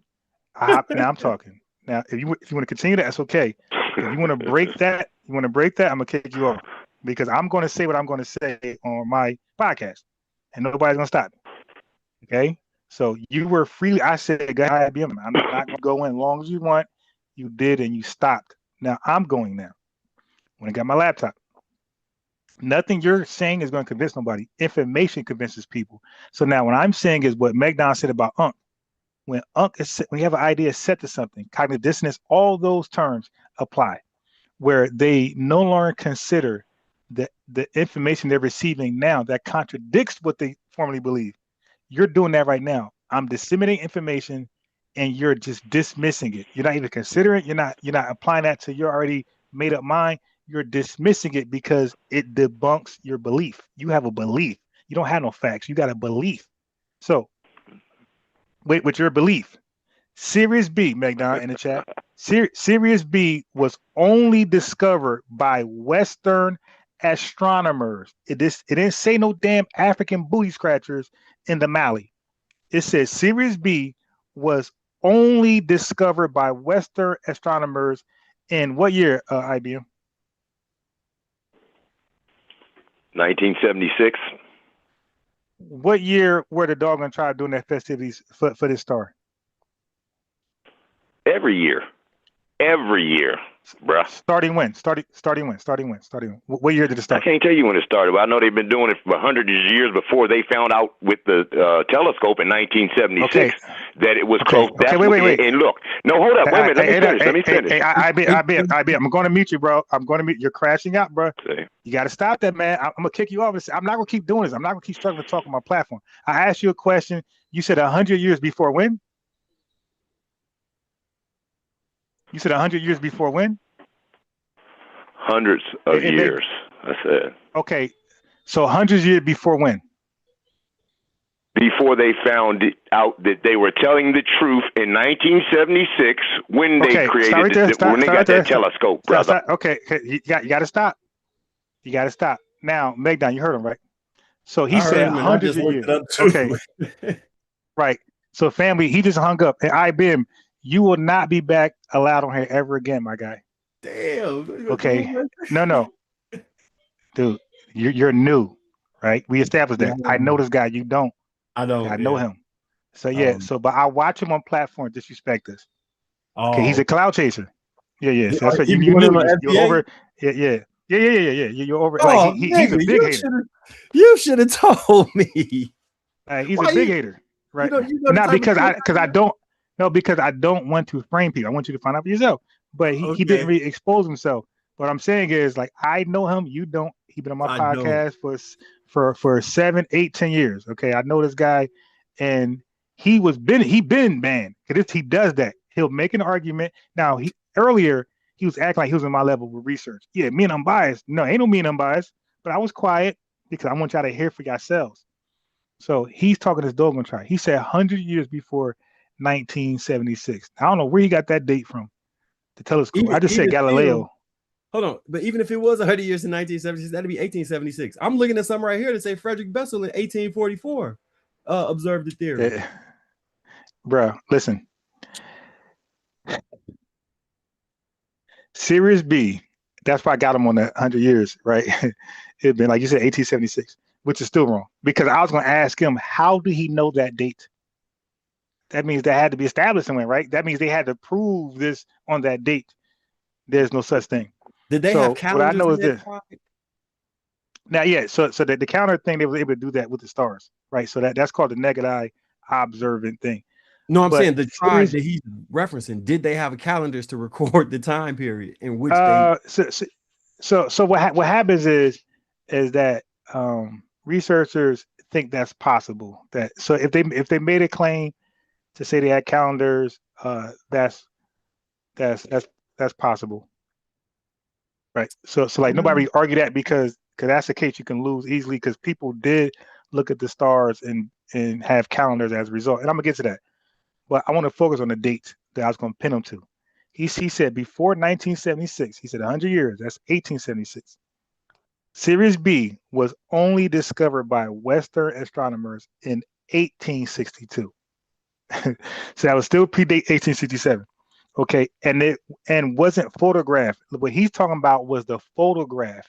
The photograph wasn't taken until 1970.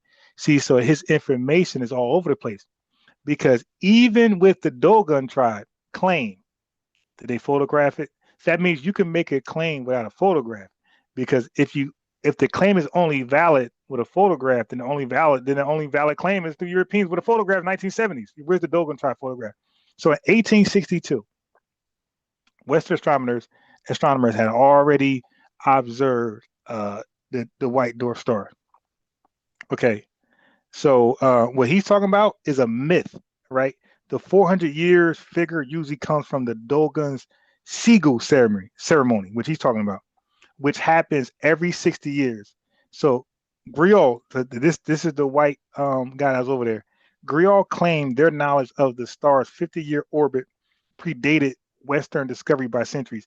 Now, here's the issue with these guys. Here's the irony. These guys claim to be pro-black, black nationalist, Pan-African. He is too, by the way. But then, and the white team has a liar. But then they would take the white team. Hold on. Why he ain't saying nothing when I said what Pan-Africanist theory was and how they hate black Americans? Hey, bro, do you know Unc right now says he's not Pan-African? Oh, okay.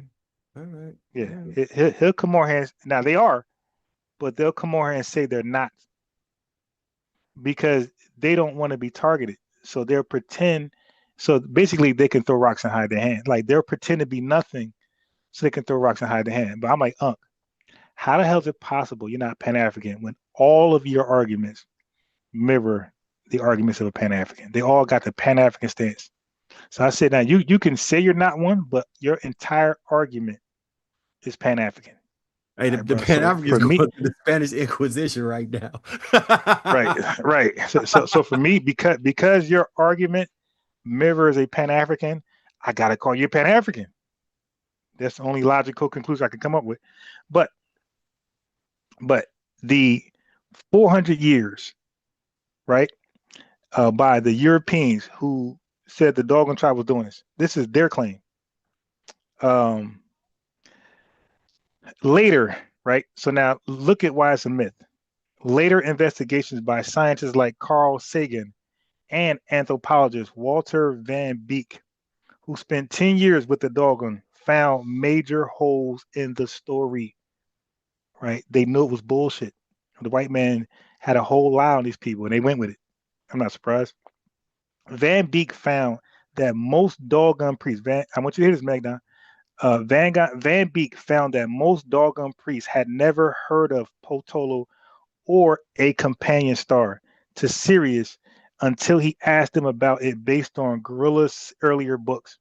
So what he's saying is that these Dogon people, they only was aware of the Sirius B star through this guy's books. I told you that the white man went over there and pretended and created a whole story. Like he went there with at that time modern science, modern technology, and said, okay, we're going to pretend like these guys knew something they couldn't know with these primitive tools, and we're going to write books about how they're from Mars or some shit, right? And they became a tourist attraction to this day. So it was a whole finesse, and it was debunked right away when people went there themselves and asked them about the Sirius B star.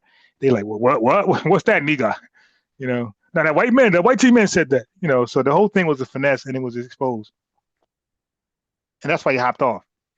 Yeah, I mean, it makes sense because there's a lot of stuff that runs that parallel with the Afrocentrism line of research that probably is some hoaxes in it, but they're gonna fight tooth and nail to hold on to, and that is rooted in Pan-Africanism. Again, back to the cognitive dissonance point.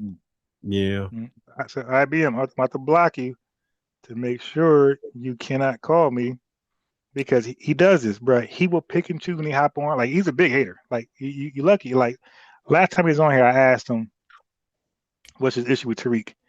He talking about man glazing. That was his friend. See, what I would do sometimes is I do a revenue. Revenue say some crazy stuff, and I debunked it, and he looks crazy. And when he come back on, I don't even bring it up. I let revenue start brand new.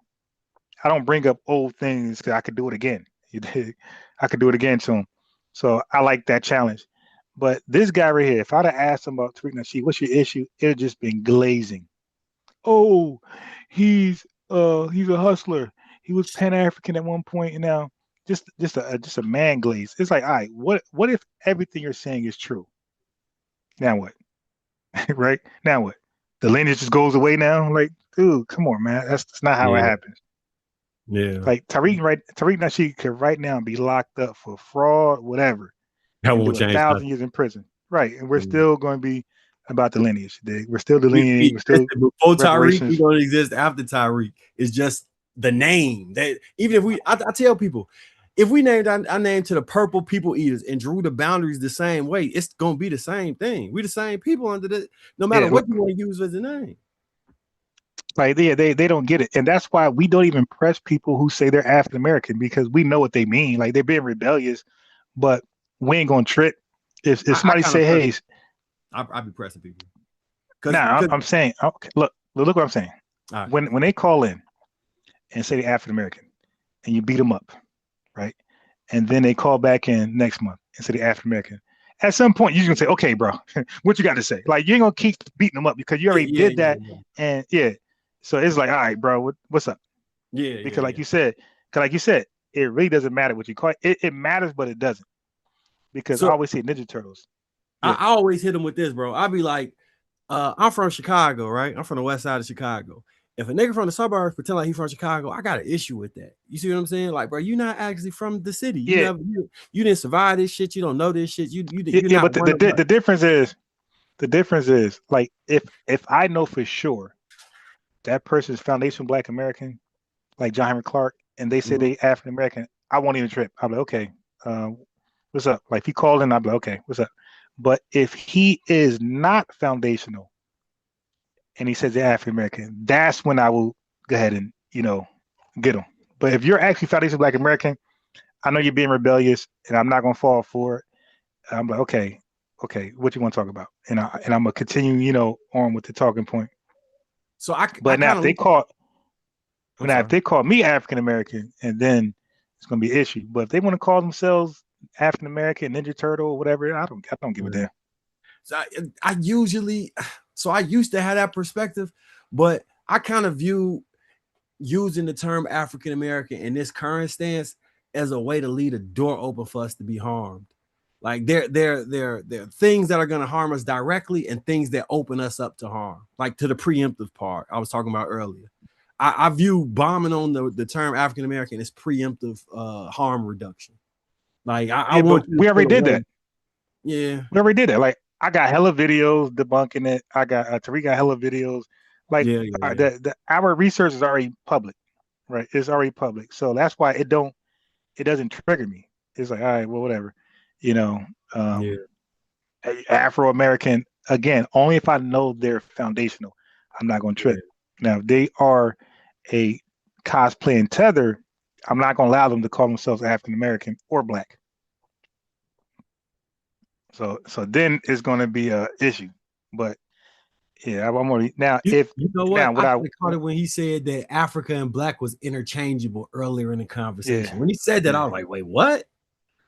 I was like, maybe he just misspoke. He kind of older. He don't know the difference. He might have just misspoke. I kind of gave him a pass. I figured you would have been on this bumper if he would have been on the bullshit. Now, yeah, but I was trying to like get away from. Okay, so what I was doing was using him as an agent for us,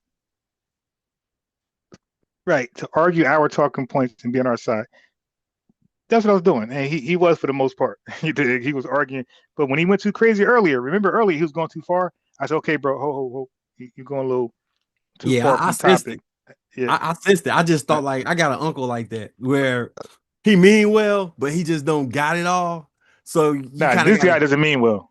Oh, okay. I was assigning. So I didn't know you'd be doing that. I was assigning positive intent based off his relationship with you and me knowing your stance. But now that I know that you be doing it, I'm gonna be listening harder when people come up. So I understand specifically, like, nah, this might be one of them ops that's just here. It ain't like you petted them and they cool and they just on the panel type shit. Yeah, he does. So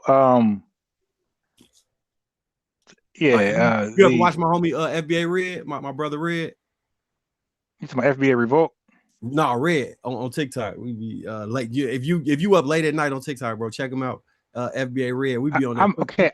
I thought FBA Red was FBA Revolt. No, hell no. FBA Red, my brother from Chicago, he be cooking motherfucking tethers all night. And if you catch anybody on the panel that's just chilling, they already been super vetted, and they not, if they're Pan-African, we on their ass the whole time. Like, you gonna explain this ideology, you gonna stand on this shit. We go, yeah, we attacking your ass. If you say you're African and you have any issue with the lineage, any issue, you gonna get attacked for the entire time. So if anybody that's the thing, like and that's why I gotta stop being lazy and get over to TikTok, because like people, okay, what I'm trying to tell you is that my background in this is deep. So people who know me, who disagree, they still won't call in. So like I gotta take an inferior position or pretend like I'm wrong about something, misspoke for them to call in. And one time I did that and they called in, and one time I did that, they called in and corrected me and they hung up. So they're waiting for me to make a mistake so they can call in. But listen, I got a challenge for you right now. Right now, I got one. Before you say that, Revenue was here first before Tariq Nasheed, before anybody. I don't know if you know that now, but he came here first. He got cooked, he got dried out, and he went to Tariq and everybody else's platform afterwards. But he was here first trying his luck, and he gave up. You see when he come over here, he don't really have no real material because it's already done. But what's the challenge?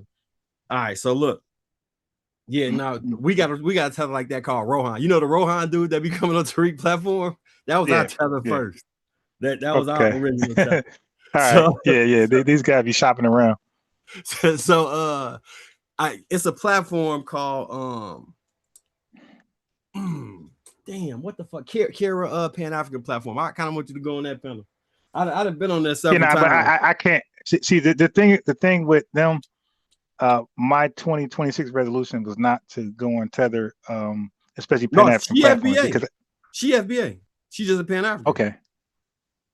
Yeah. See, but even that, because it never goes good, right? I joined last year.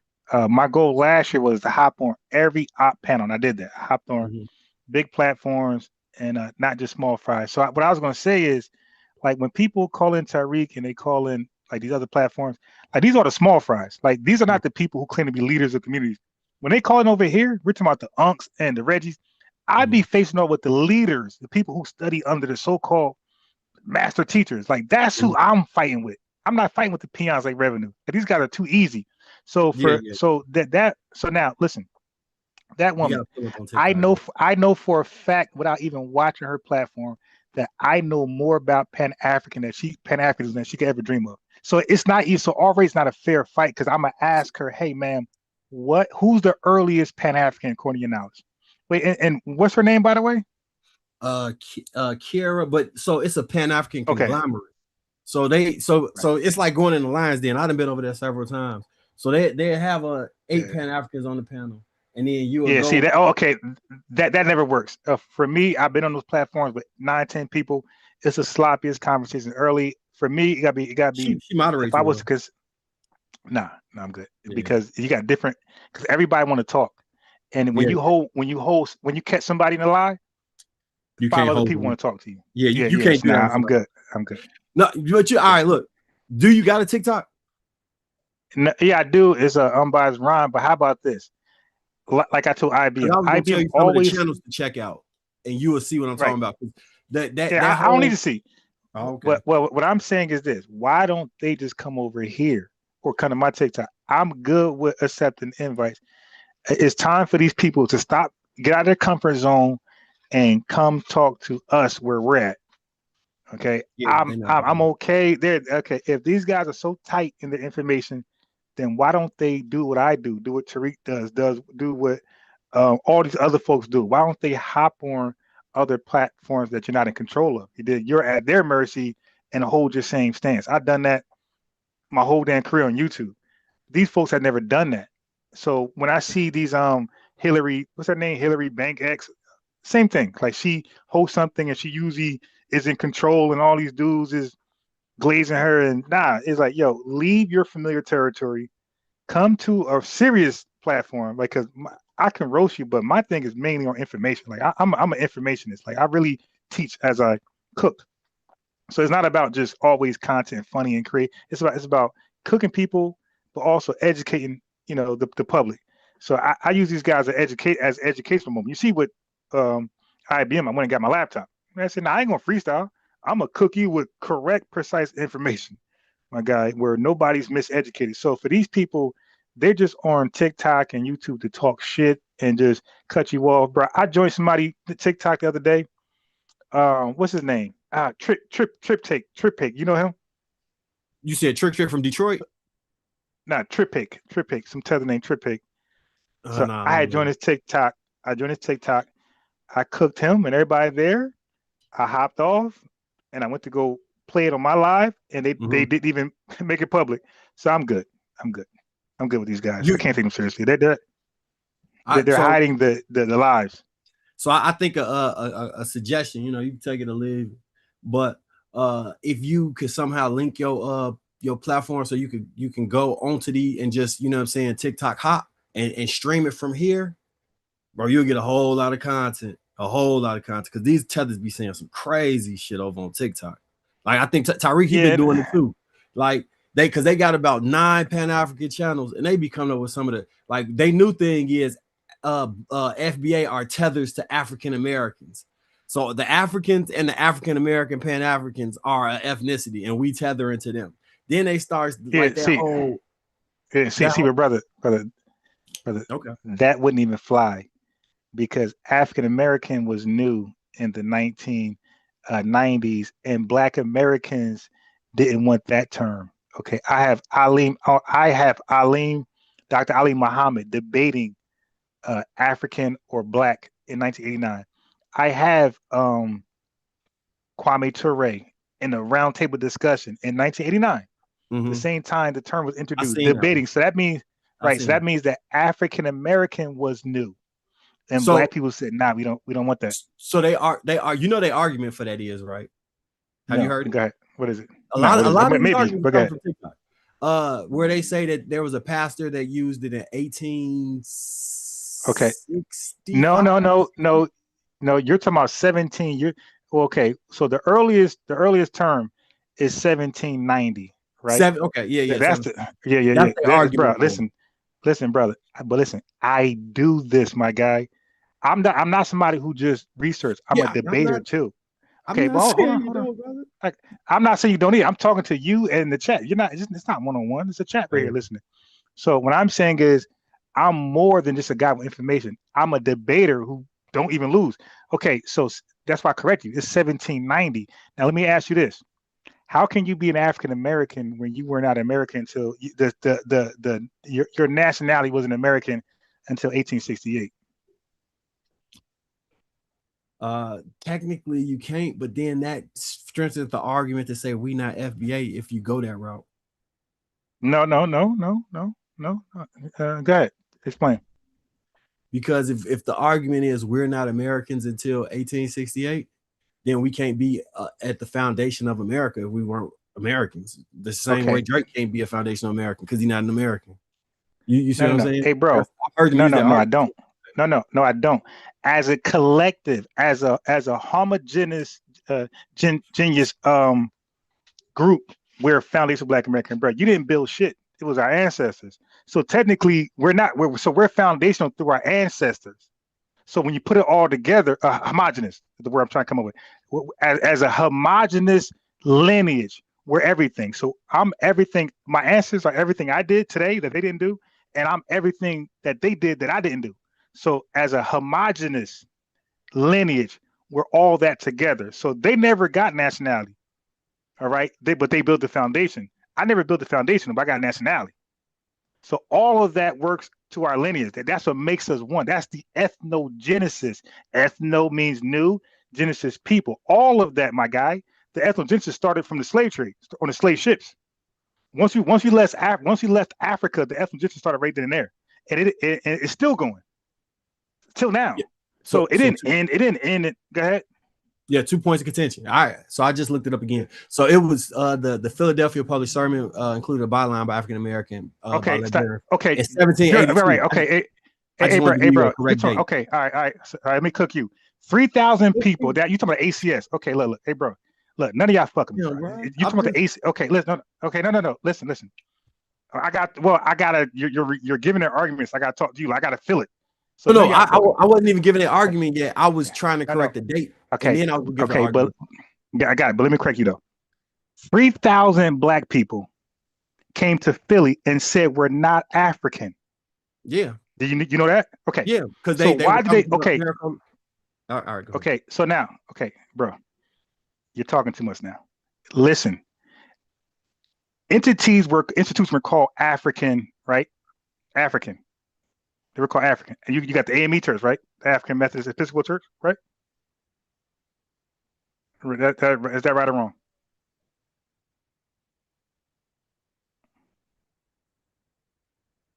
Okay. Bro, I'm listening. I'm trying to hear what you talking about. So I'm waiting till my turn to speak. Well, we ain't doing that. We gonna dialogue or you gotta go. It ain't no you be quiet then you go. We're dialoguing. You gonna get emotional now. You can just go now. Emotional, nigga. Yeah, because I'm asking you a question and you're I'm with I speak. No, we're both talking together. You're saying random things. We was having a conversation and everything was cool. Then you told me I need to shut up and listen. Yeah. So I'm like, all right, yeah, because I go to talk. You're talking. I'm having a conversation with my FBA brother. I wouldn't disrespect you. Like I don't know, man. You sounding like I'm gonna be real, man. What? Sound like what? You sound like how you sounding. Okay. About what? So now, okay. Right. So let's go here. So African American was documented when? I'm saying that the 1782 is the Philadelphia published sermon included a byline by African American discovered by librarian Fred Shapiro. Because I looked at data to make sure I was because I wasn't sure about the date. So 1782 was the earliest use that they're showing on here. Okay. I know you said 1790. I was just clarifying the date. Right. Okay, cool. So around there, well, I know 1790 is there as well. I know for a fact because I talked with Brother Reggie about that. So I know what I say now. And you might have researched something different. Cool. But what's your point about that? The point was just to clarify the date. Because I said I didn't know. I went and looked it up. No. Bro, you're not. What's your point about African American in 1782? What's your point about African American?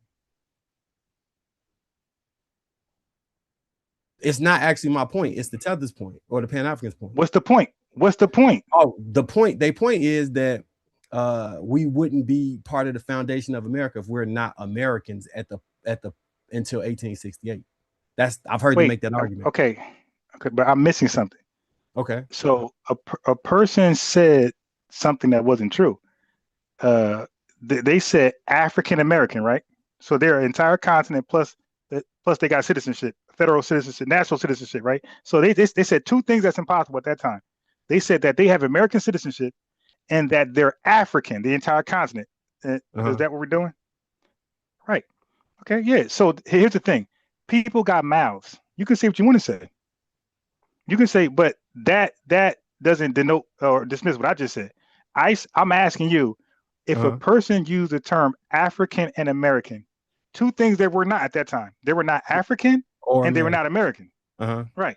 So that's not a strong point for nothing. So this is exactly how I talk to them. It's like, because I heard Brother Reggie say that, and he hung up really quickly. What do I got to do with anything? So because go ahead. Yeah. So the argument that they make is we're foundational to the building of this country, right? Is what we're saying, which is true. It's undeniable. The argument that they make is that we weren't actually citizens, even though some of us were allowed to vote prior to that, and there were Okay, so why were we allowed to vote at that time? Because the people that were voting were citizens, correct? Citizens of who? America. Probably your state citizens. That's what I'm trying to say. Like, I'm talking to you to see what you know, because I know what I know. And we were state citizens. We were not federal recognized. Okay, yeah. My fault. Right. So, but you see what I'm saying to you? I'm saying what I'm saying to you is, I've done so much research in our history in America, is that I'm just trying to see what you know and don't know. So I ask you a question. I know how to fill in the blanks. Because let me ask you this. So Dred Scott. Dred Scott didn't win his case of freedom. Why? Because the law determined that they weren't they didn't have to respect the sovereignty or of a black man, the rights of a black man or of a Negro. So why did Biddy Mason win her case 1 year earlier?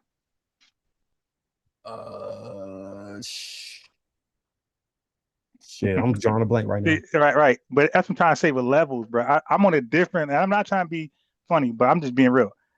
So all these spaces you're telling me that I should go to, I'm saying I'm gonna wipe them clean. I know my history, man. I know my foundation of Black American history. I can explain why Biddy Mason won hers a year earlier than Dred Scott. I could tell you the difference. That's easy for me. I've been researched that because that was on my mind. Like, hey, why she? If that was true about Dred Scott, then why did they respect her? She won her freedom a year earlier. You go Google it. Okay, so that's what I know. Yeah, see, but I know that in advance. So these type of questions, rebuttals I would have for people on the fly that they can't answer.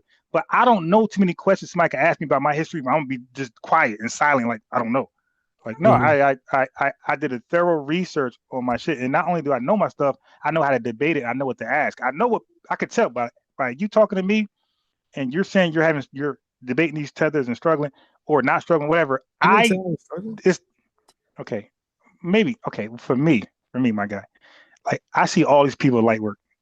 Okay, they come over here. They're the people who they reverence, the Reggies and these guys. They come over and get smited. Okay, not the minions. The minions don't even call it.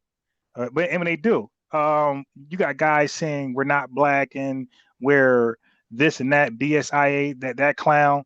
I face many arguments coming from different which ways, and I'm kind of seasoned in this right here. So I have no problem anybody calling in. I hopped on more panels you can think of. In 1 year I had 300 debates. 300, by the way, all recorded, because I don't talk for my health. I record all my discussions.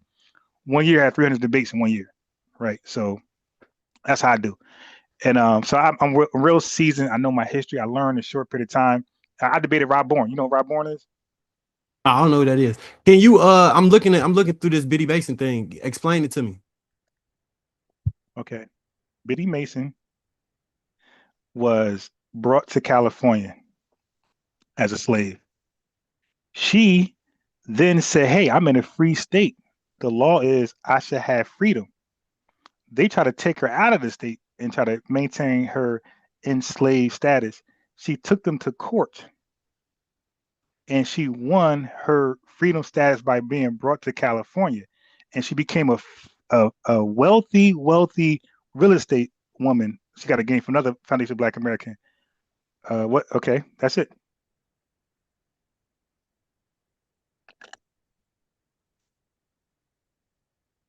That's it. So it was based on state rights, you saying?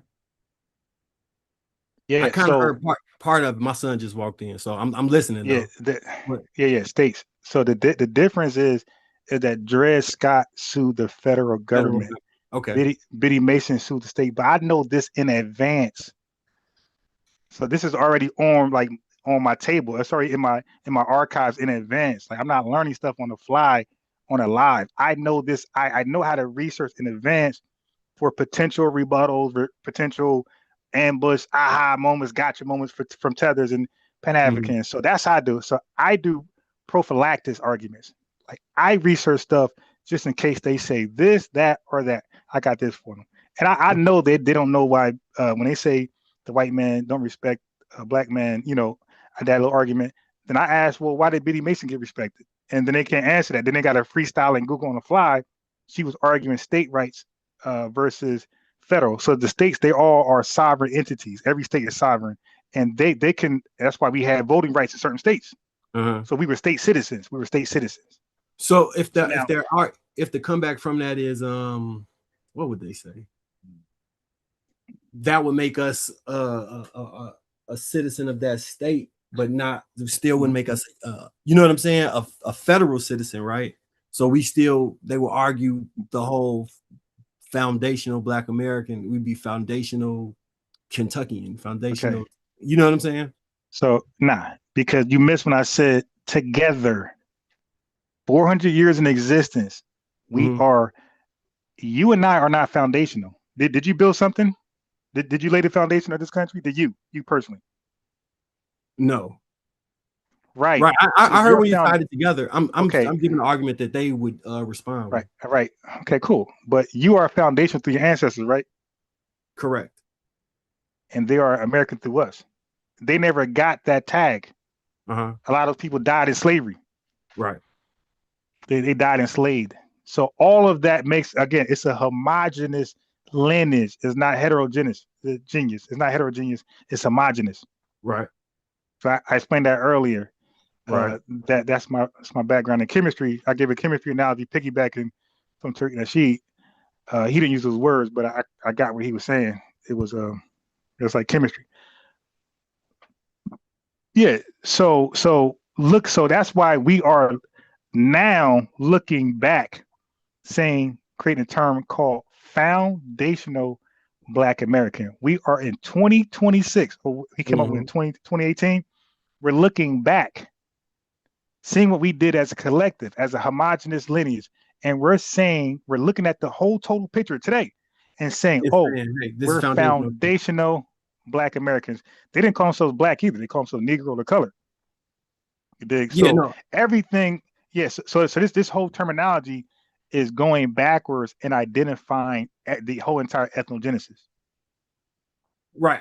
I agree. What I'm saying is this is the arguments that they're making. That's part of the argument, and they're not conceding that point. Yeah. They're not. They don't have to. I mean, like when do a tether concede? Like they think we're divisive and xenophobic. Well, I would know better than anybody. I'm the one who does the most debates. I would know when they concede or not. And some points they just don't concede. They just okay. I mean, Tariq debates the same people. Barrister, Bushmeat Barrister. Does he ever concede? He sticks to what he sticks to. Right. So there's some people. Do you have any recorded debates, by the way? Do you? No. Okay. Yeah, so let me hear your work, because you keep saying what they would say, and what they would say, you kind of holding stock in it, and like they don't. I don't care what they, bro. Yeah. All right, man. Because I don't care what they say. When we talked earlier about Queen Nzinga, you kept saying I'm listening to you. Yeah, you kept saying, okay, when they say okay, when you say that, they'll just reframe it as she did this for that reason, and aha. And I'm like, okay, if they do that, they are revisionists. So when you become a revisionist, all right. But what I'm saying to you is that when you become a revisionist, you conceded, especially from people like Unc, who prides himself on sources, references, and citations. It's like, okay, bro, what conclusion from any historian concluded that from Nzinga? And he'll be the only person. So I don't need you or nobody to change your argument. I know what was historically documented, and I know it's ahistorical. So if somebody's conclusion is Queen Nzinga was a hero because she did it, she took one for the team, that's not the historian census on Queen Nzinga, and her story doesn't communicate that or articulate that or express that. So people can stay where they're at. I don't lose sleep over that. To me, that person's just dumb. Like, okay, you got a comprehension issue because I don't know how you read this story for Queen Nzinga and conclude that. And matter of fact, you're the only person who concluded that. Just like Dr. Umar is the only person who concludes that ADHD is something because of no daddy at home. He's the only clinical school psychologist that came to that conclusion. Nobody else ever came close to that. So it doesn't. I'm so confident in my research and what I know is that somebody's belief system I don't lose sleep. Like, okay, I don't care. My job is to articulate and express my thoughts, my research to my family and to the non-family members and say, hey, which one makes sense? Which one lines up with history? Which one is more correct, historically correct? That bullshit that he's talking about or she's talking about or what I just said. And I could rest my hat on that right there, which I normally do. So I don't care about a guy or a woman coming behind me lying. Like, for example, if I'm debating John Henrik Clarke and I prove based on all the evidence that Africans were involved in the slave trade, and he comes back with that right there and say, no, Africans were not involved because they didn't have ships. So they invited the white man over, the Portuguese over to solve an African family dispute. That's what really happened. And then they took advantage of these vulnerable Africans. What can I do with that besides laugh? I'm not going to make him change his mind. I'm going to just present an argument more superior and say, yeah, that's not what happened. He just lied, which I did already. He just lied. Yeah, so when I faced them with that argument, I presented them with the letters from King Gizo, or Gizo, however you say his name, that was full proof of their complicity and that they fought to maintain or that they were anti-abolishing slavery because they said it was a vital pillar and nothing made them more I forget the exact word he used. Nothing made him more excited or more happy than to know he reduced his enemies to slaves, and that it was a building block for their economy. And it's nothing they can say after that. Like, it's right there. So Tariq Nasheed, a couple of videos ago, he talked about you could say Africans were first in vaccine inoculation. Have you seen that one? No, I ain't seen it. Okay. What was the title of it? Yeah. Not sure because I watch all of them and I play them. But the name of the guy that Tariq Nasheed went to mention, he mispronounced the name. He called him Onesimus, but his name is Onesimus. Now the reason I know about that because I was talking about Onesimus way back in 2019 about African and how white people stole vaccine inoculations from Africans.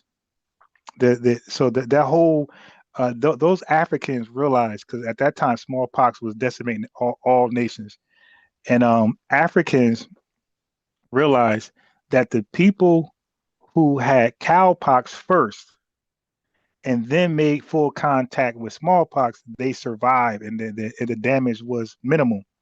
So what they started to do was whoever had cowpox, they would open a womb of their own, create an open womb, and go into like a smallpox womb and put it in their womb. That's called inoculation. That is the science behind vaccines. How do I know? I know everything about vaccines. I know everything about them. So my range is so wide and long. So anyway, that's Onesimus, right? Who Tariq said Onesimus, but I know he's talking about, and his name is spelled like that, but it's Onesimus. Yeah, but that's true. White, and then the white folks took that and then added the needle that came later because they wanted a more safer way. They felt like exposing yourself to the raw wound was too risky, which it was. People died, right? But that was the first inoculation. It was to open your womb with somebody who had cowpox and get cowpox. So when you come across smallpox, it wouldn't be as deadly. This is I got videos on that back in 2019. That's damn near 10 years ago. Yeah, so those Equiano, and then the guy yesterday who called in and said the Jews. He's talking about Ouida. He's talking about the Ouida. We talking about Ouida. I didn't say anything. I was going to just go in, but he was talking about Ouida, the place in West Africa. I'm familiar with that Hebrew Israelite argument. Yeah, so I've been around the block. I know a lot, and I'm not going to be shameful for knowing a lot. I'm going to keep saying I know a lot and keep demonstrating I know a lot. I know a lot. I'm 48, not a dummy. I know a lot. I've been around the people. I did a lot of research. I can touch almost any topic on the fly, freestyling. What I do, and I'm a real debater.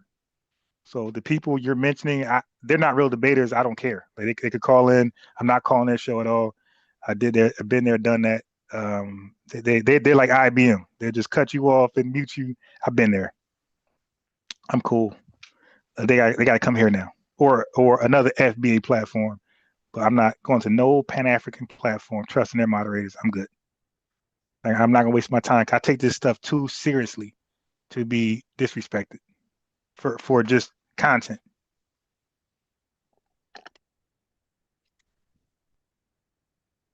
Yeah, I'm a little different. Yeah, but I was well aware of the African-American thing. I had Brother Reggie, again, a so-called scholar. That's who I be talking to. I be talking to so-called scholars. I don't talk to a lot of minions. I talk to so-called scholars and teachers and people who's supposed to be scientific literate. I talk to these guys, not their minions. They come over here. And Brother Reggie mentioned that 1790 thing.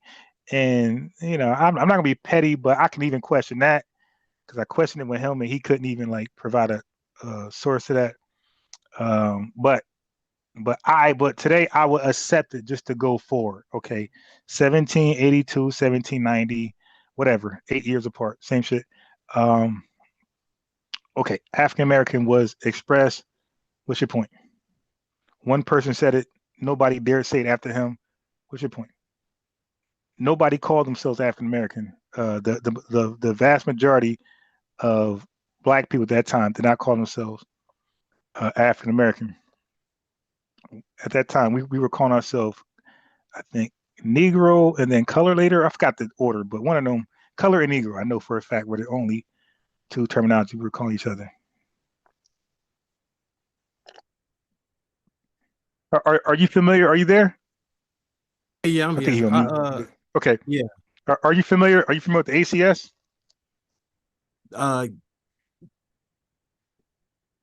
Give me what the acronym stand for. American Colonization Society. Yeah, I am. Okay. Are you familiar with Martin Robinson Delaney? Yeah, I'm familiar with. I'm trying to. I don't know if you can hear my son, but I'm kind of. Yeah, I am back there. Yeah. Because really, without knowing all of that, I said I am history. Familiar. I say yeah, I'm familiar. With it. Yeah. Now, when you say familiar, like you could go in, or you just know a little bit about it. Oh, ask me a question. Okay, who's Paul Cuff?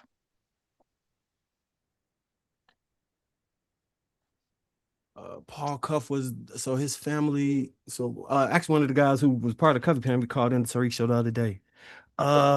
Shit, I just was looking at this. I'm kind of drawing a blank right now. Maybe because I'm not fully focused.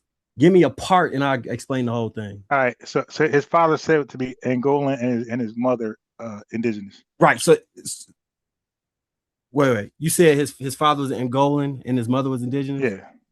Yeah. Hold on 1 second, son. Let me give me a second. I'm gonna come right back. Yeah. Okay. I just was Yeah. looking So at for that. me, family. Let me feed my son. I'll be right back. Give me about 5 minutes. Yeah, guys. Now take your time. And so what I'm trying to explain to a buddy, 'cause I know he don't know me, I don't know him, but I'm trying to let him know, like, dude, you're filling me out, but I'm battle tested and I'm well researched. Okay. I know just about more than anybody. Oh, I know just about as much as anybody, if not more. Okay. I'm not these guys, these other guys, you dig, that's learning the ropes. That's not me. Like I'm the guy. Okay. I proved that over and over and over. My chat is 100% confident in me, in my ability to defend the lineage and argue anything that's involving us. You dig? This is why I gave the expose of John Henrik Clarke. This is why I was the first to expose Lord Jamar. I was the first to expose Anton Daniels almost a year ago. I was the first to expose Professor J. Small. These are my videos. Everybody came a year later and started talking about these things. I've been exposed. And every time these guys get hot and they become exposed, I show you that I did a video of that person a year ago. Where everybody, when I'm calling that person out, everybody's quiet. So I'm calling out John Henrik Clarke. I'm the first to do that. I'm the first to call out Marcus Garvey, even though Tariq Nasheed and Yvette Carnell did some good things, and even Laura Abba did some good things on Marcus Garvey. But I was the first to call him out in full detail. Full detail. From his court case representing himself all the way to everything with A. Philip Randolph, W. Du Bois, all those boys. I was the first to like call them out. I was the first to really get on the slave trade, showing how tethers and Pan-Africans were minimizing and omitting Africa's role. Because that was my question when there was a cosplayer who would call in. That was my litmus test to see if they are really with the lineage or not. I would ask them, hey, was Marcus Garvey a scammer? Or I would ask them, who did the kidnapping in with the slave raids? I asked Unc that. I asked Revenue that. I asked Proper Perspective, who's glazing Dr. Ruxpin. Got a couple guys with that one, and I showed y'all Professor Griff. I'm the first to expose Professor Griff. So on my channel, I've been the first to expose a lot of these guys who were seen as down for the lineage. And that's been my claim to fame. But you only do that when you are a real researcher, when you know how to research. When you research, you expose. When you're not a good researcher, you don't expose. So that white young journalist that exposed the Somali scams, right? That's a good researcher. That's a good journalist because he did something nobody else could do. So good journalists, good researchers, they're usually the first to do a lot of things. Groundbreaking things, not just any old thing, groundbreaking things.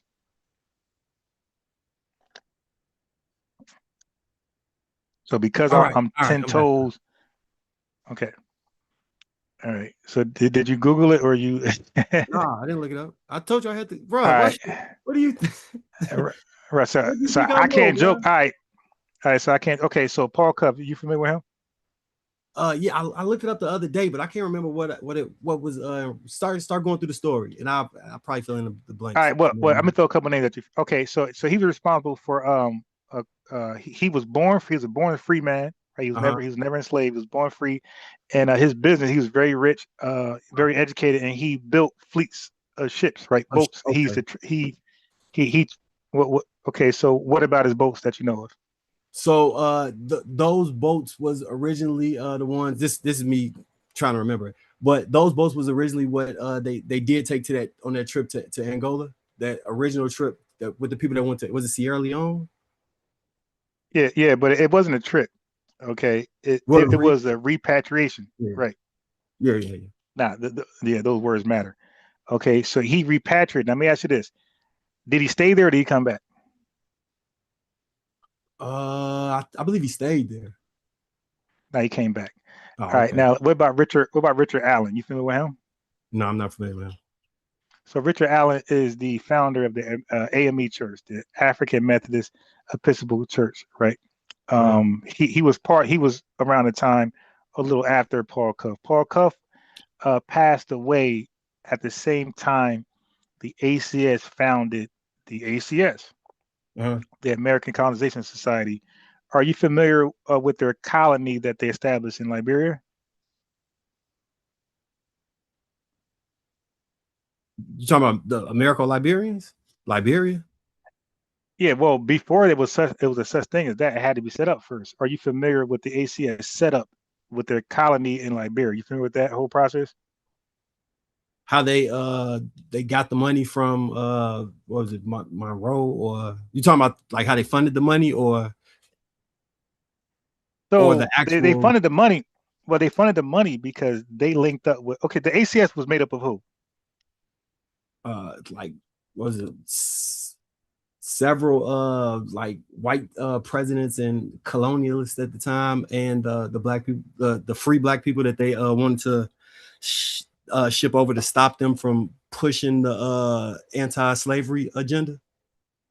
So the ACS was made up of Quakers, abolitionists, and slave owners. That's who that was, and they raised money. Now, who were they repatriating to Liberia? The free blacks at the time. Okay, and how did they become free? I'm not familiar with that. Maybe some of them were born free. And okay, so were the ACS responsible of their freedom status?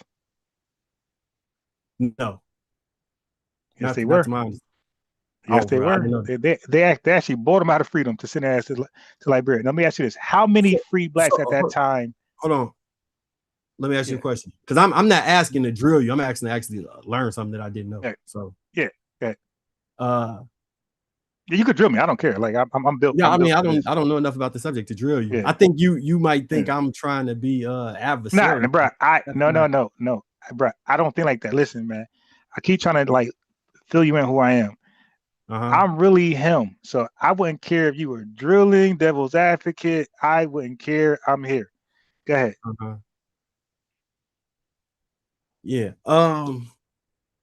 So I believe I was told that I learned the story that they were causing a lot of trouble at the time, pushing for like the immorality of slavery, and that it was wrong, and that they were free blacks doing that, and that they wanted them gone because they were troublemakers. Did you know any? Have you ever heard that before? Wait, back up. How if slave owners are involved? If slave owners are involved, why would they want to send people to Liberia if they are involved? Why not their plantation? So the way I understood the story was, and I could be wrong, that they were like causing a problem for the slaves, like creating unrest and talking about how the slaves should be free, and they were trying to remove the boisterous, loud slaves or free men that were partitioning for the slaves to be free or to be respected as men, and they wanted to get them out of there.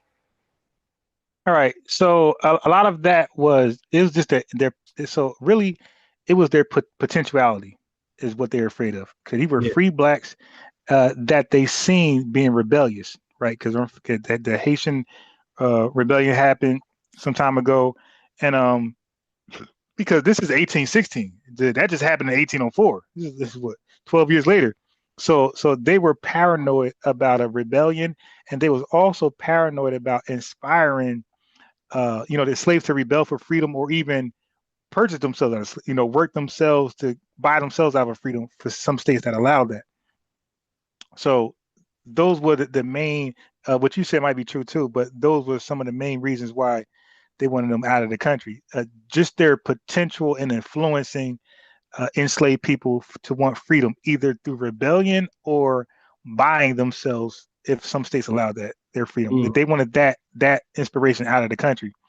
So they were trying to, repatriate it. Now, to your best knowledge, how many free blacks were around at that time? Like, what number comes to your mind? Shit. The 3,000 number, that was the people that came protesting, right? To the church. That was post.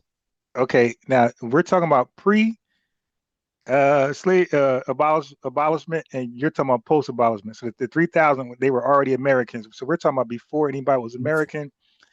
So how many free blacks were around at that time? Shit, offhand I don't know. What was the number? How many went actually to Liberia? Was it like 66 or something? 68? 68 what? People that went to Liberia. Nah, it's about 12,000. About 12,000. In the original trip, it was, but okay.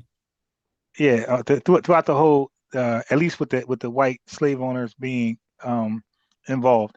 Where am I getting? But there was 500. Do you know anything that sure. has 68, 66, something like that? Well, I know Paul Cuff only brought 39 over to Sierra Leone, so it wasn't him. The 66 number, I'm not sure you're getting that from. But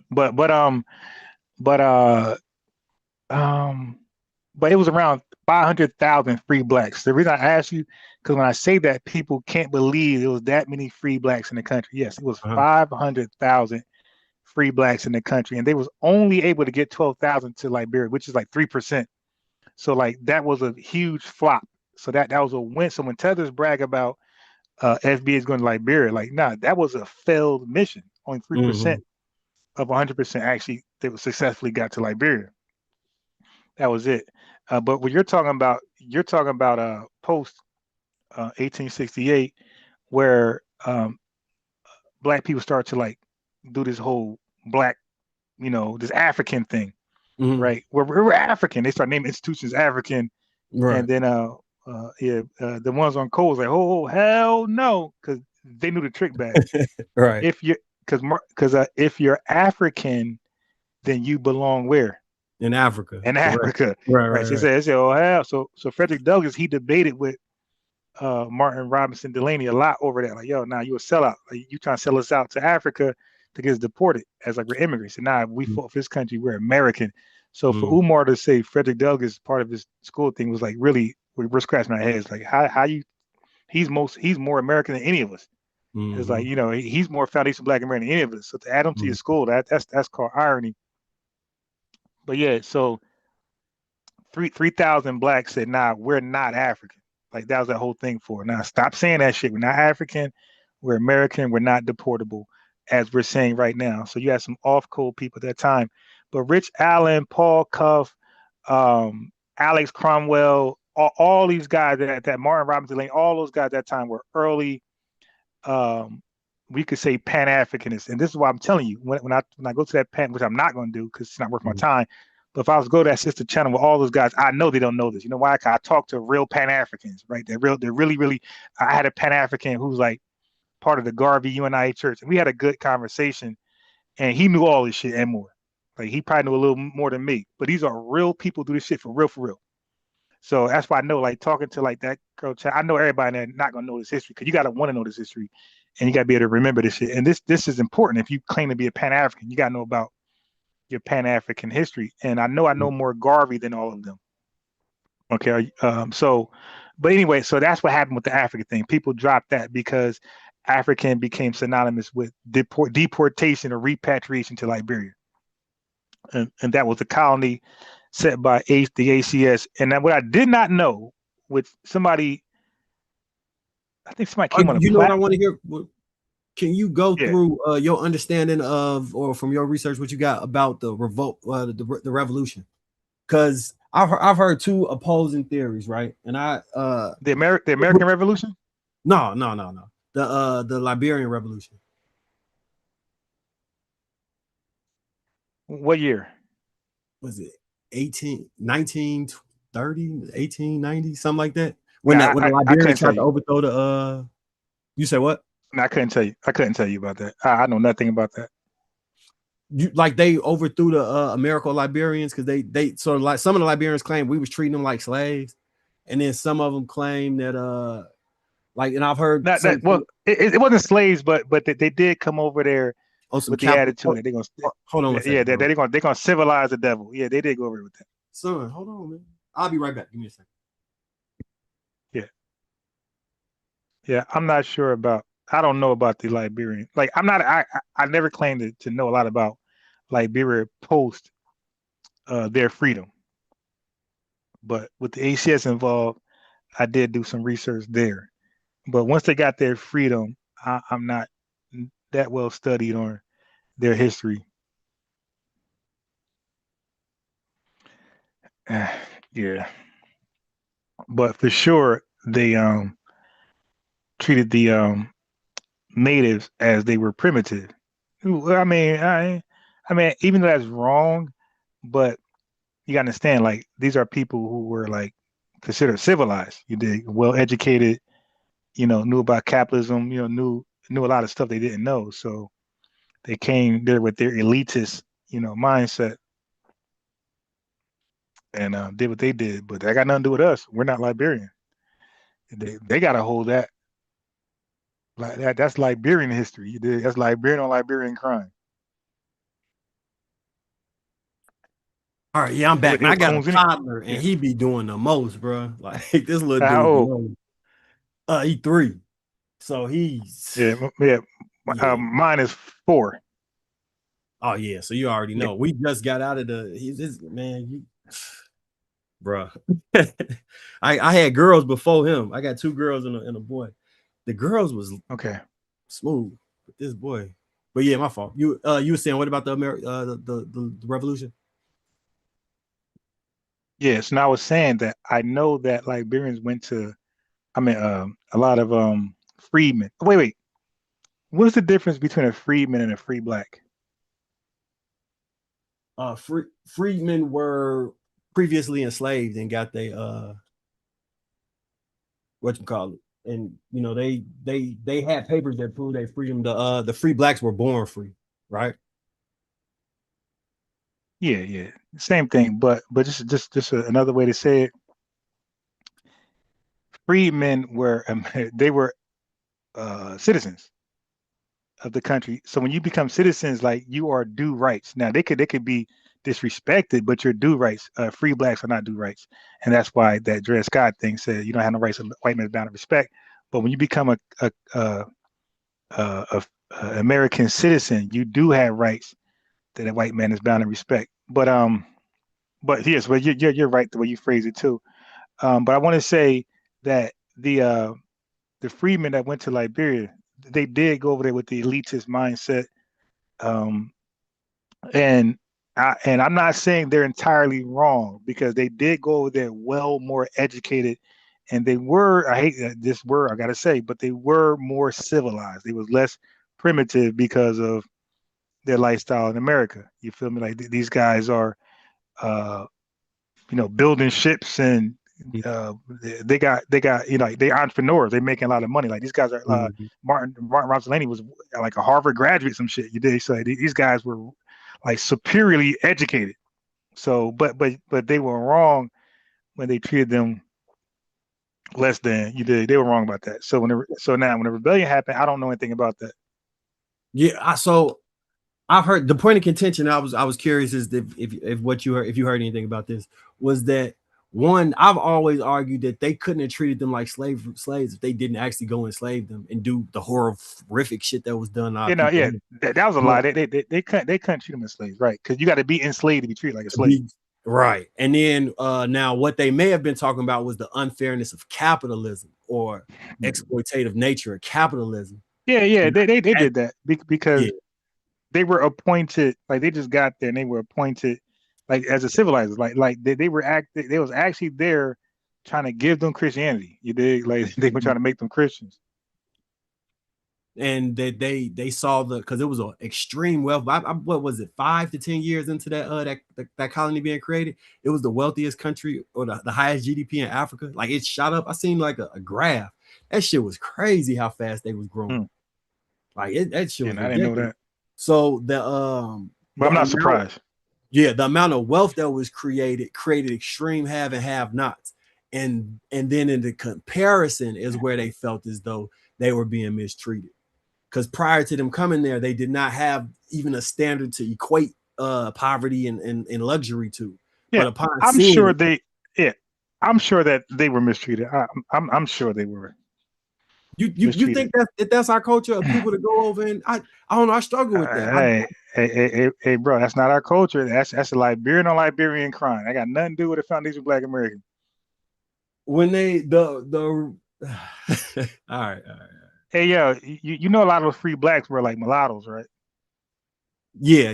Well, yeah, I guess I just told you. Yeah, they a lot of free blacks. Yeah, so that's something I got nothing to do with that. Like that's not my history, so that's why I don't know about it like that. You don't count mulattoes as in America as, or the only when they leave? You saying? No, so I don't count Liberians. I don't count Liberians on that. Yeah, I get as foundation Black. Drake ain't foundation Black American. Drake is a foreigner. He's a Canadian. Right. So the first people that went over there, you don't count them as FBA? Not the generation that was born after that, but the people that left and moved. So now, okay, got it. So this is the confusion with FBA. So Tariq Nasheed, like this is why I literally got to sit down with him, because he sometimes use black the right way, to sometimes he go off, and sometimes he does the same thing with who's FBA. Okay, so just because you have a parent who has who's foundational, it doesn't mean you're FBA. Okay, so Tariq will agree with this, but he's like back and forth. But I think he don't really sit down and realize what he's saying. So because if that was the case, then Liberians would be foundational, right? So we know is beyond a one parent. So what makes you FBA is a couple things, but the conversation starts off with the parents.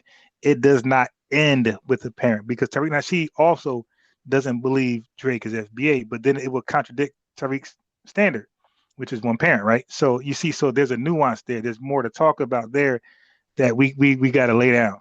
So it's more than just a parent. You have to stay here for one. You have to went through the whole ethnogenesis. You have to have went through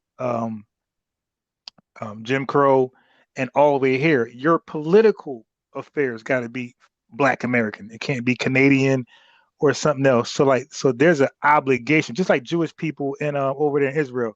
Like they live all across. What do you mean by political affairs? You have to be American. I mean, political. Like you got to be pro-American. You're saying like you're nationality. Yeah, right. You got to be in a pro-Israel, pro Canada. They got to be all about American. So yeah, so this what makes you lose your ability to be foundational. Like I said, because if that was the case, then Liberians will be foundational, which we know they're not, and then Drake would be foundational, which you know they're not. So when you look at the nuances into this, the one parent does not make you foundational, but for the sake of argument, we say that. But and that's open doors. But in closed door settings, we say, "Hey, you ain't FBA." You dig? Look, let me tell you why. Yeah. Let me tell you why. Okay. Yeah. So yeah, it's more to that. It ain't just the one parent thing, because then you will have to say all Liberians are that left here to go there are foundational, and they're not. So the way that I understand it is that the first generation of Liberians that went over there would have been foundational Black Americans. No. Let me just give you my but it's wrong though, because the ethnogenesis is continuous. How are you foundational but didn't go through Jim Crow? Like that doesn't make any sense. Okay, so let me give you how I understand it. Then you know, it's crazy. I hear it, but it's crazy though. I'm letting you know right now. Go ahead. Okay, so the first generation, because being on this soil at that point in time, they were part of the ethnic, political, everything that would have been. They were there. Upon leaving, they essentially denounced their citizenship, right? So upon founding a new colony, they became that colony. They were foundational to that colony. They no longer were a part of this group upon the denaturalization or the removal of that.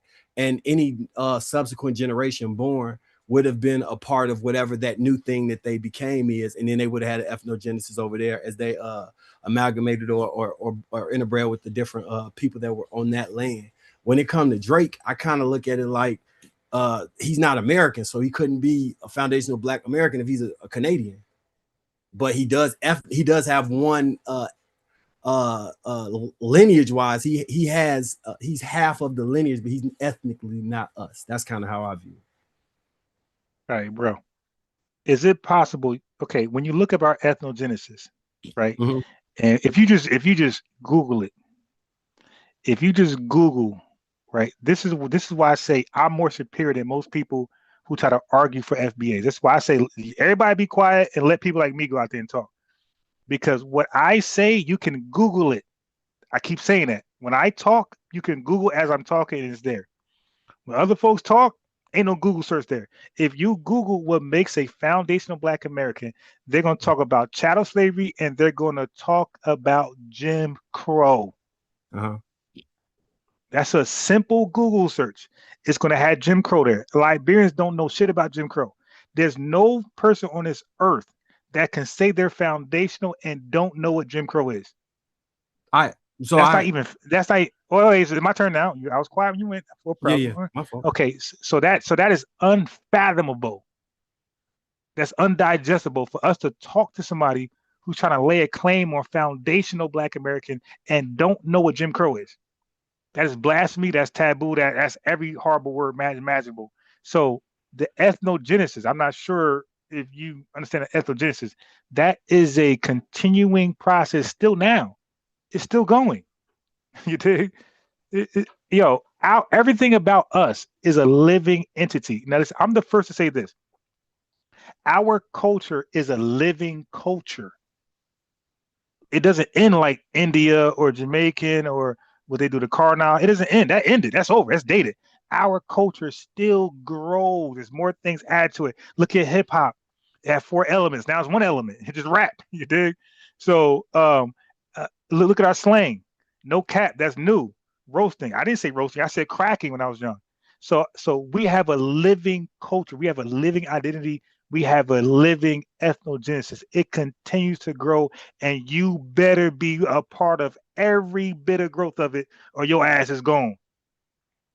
Okay, so you have to continuously be FBA. Ain't no cutoff.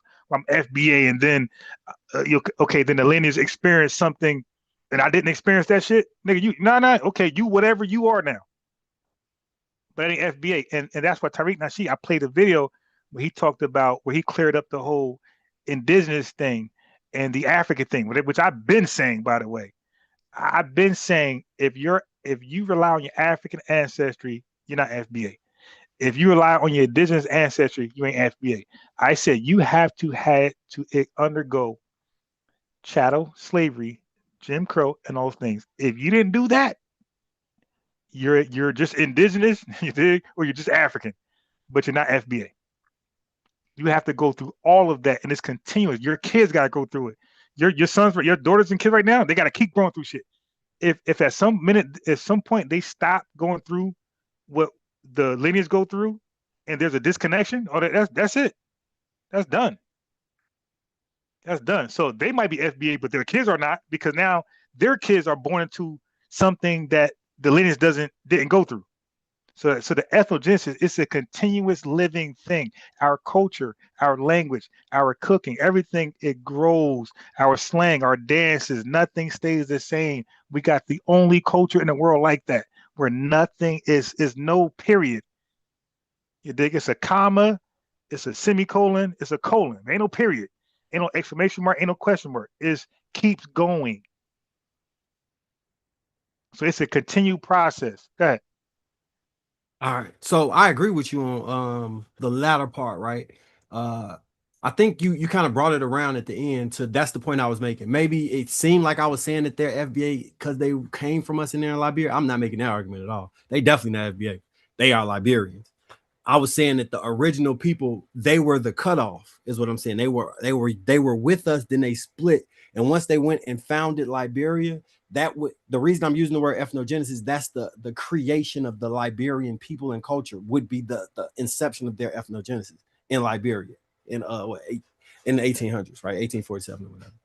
And the people that were here remained and would be FBA. But prior, like say we went back in time to the early 1800s, prior to them leaving, they would be of our lineage, is the point I meant. And then as soon as they left, and they found I agree. Okay, yeah, that was my point in that. And, I agree. When it comes to the half and half thing, like I consider, me personally, I consider somebody who black and white FBA, but they are FBA if they are FBA if they continue, stay in America. You're right. So yeah. Now look, wait, let me add this. I don't trust them. You dig? But they're FBA. But go ahead. Right. So with that said, they should not be allowed to be the advocate for our ethnicity if they're by or the representation they get in the back of the goddamn bus. Right. Yeah.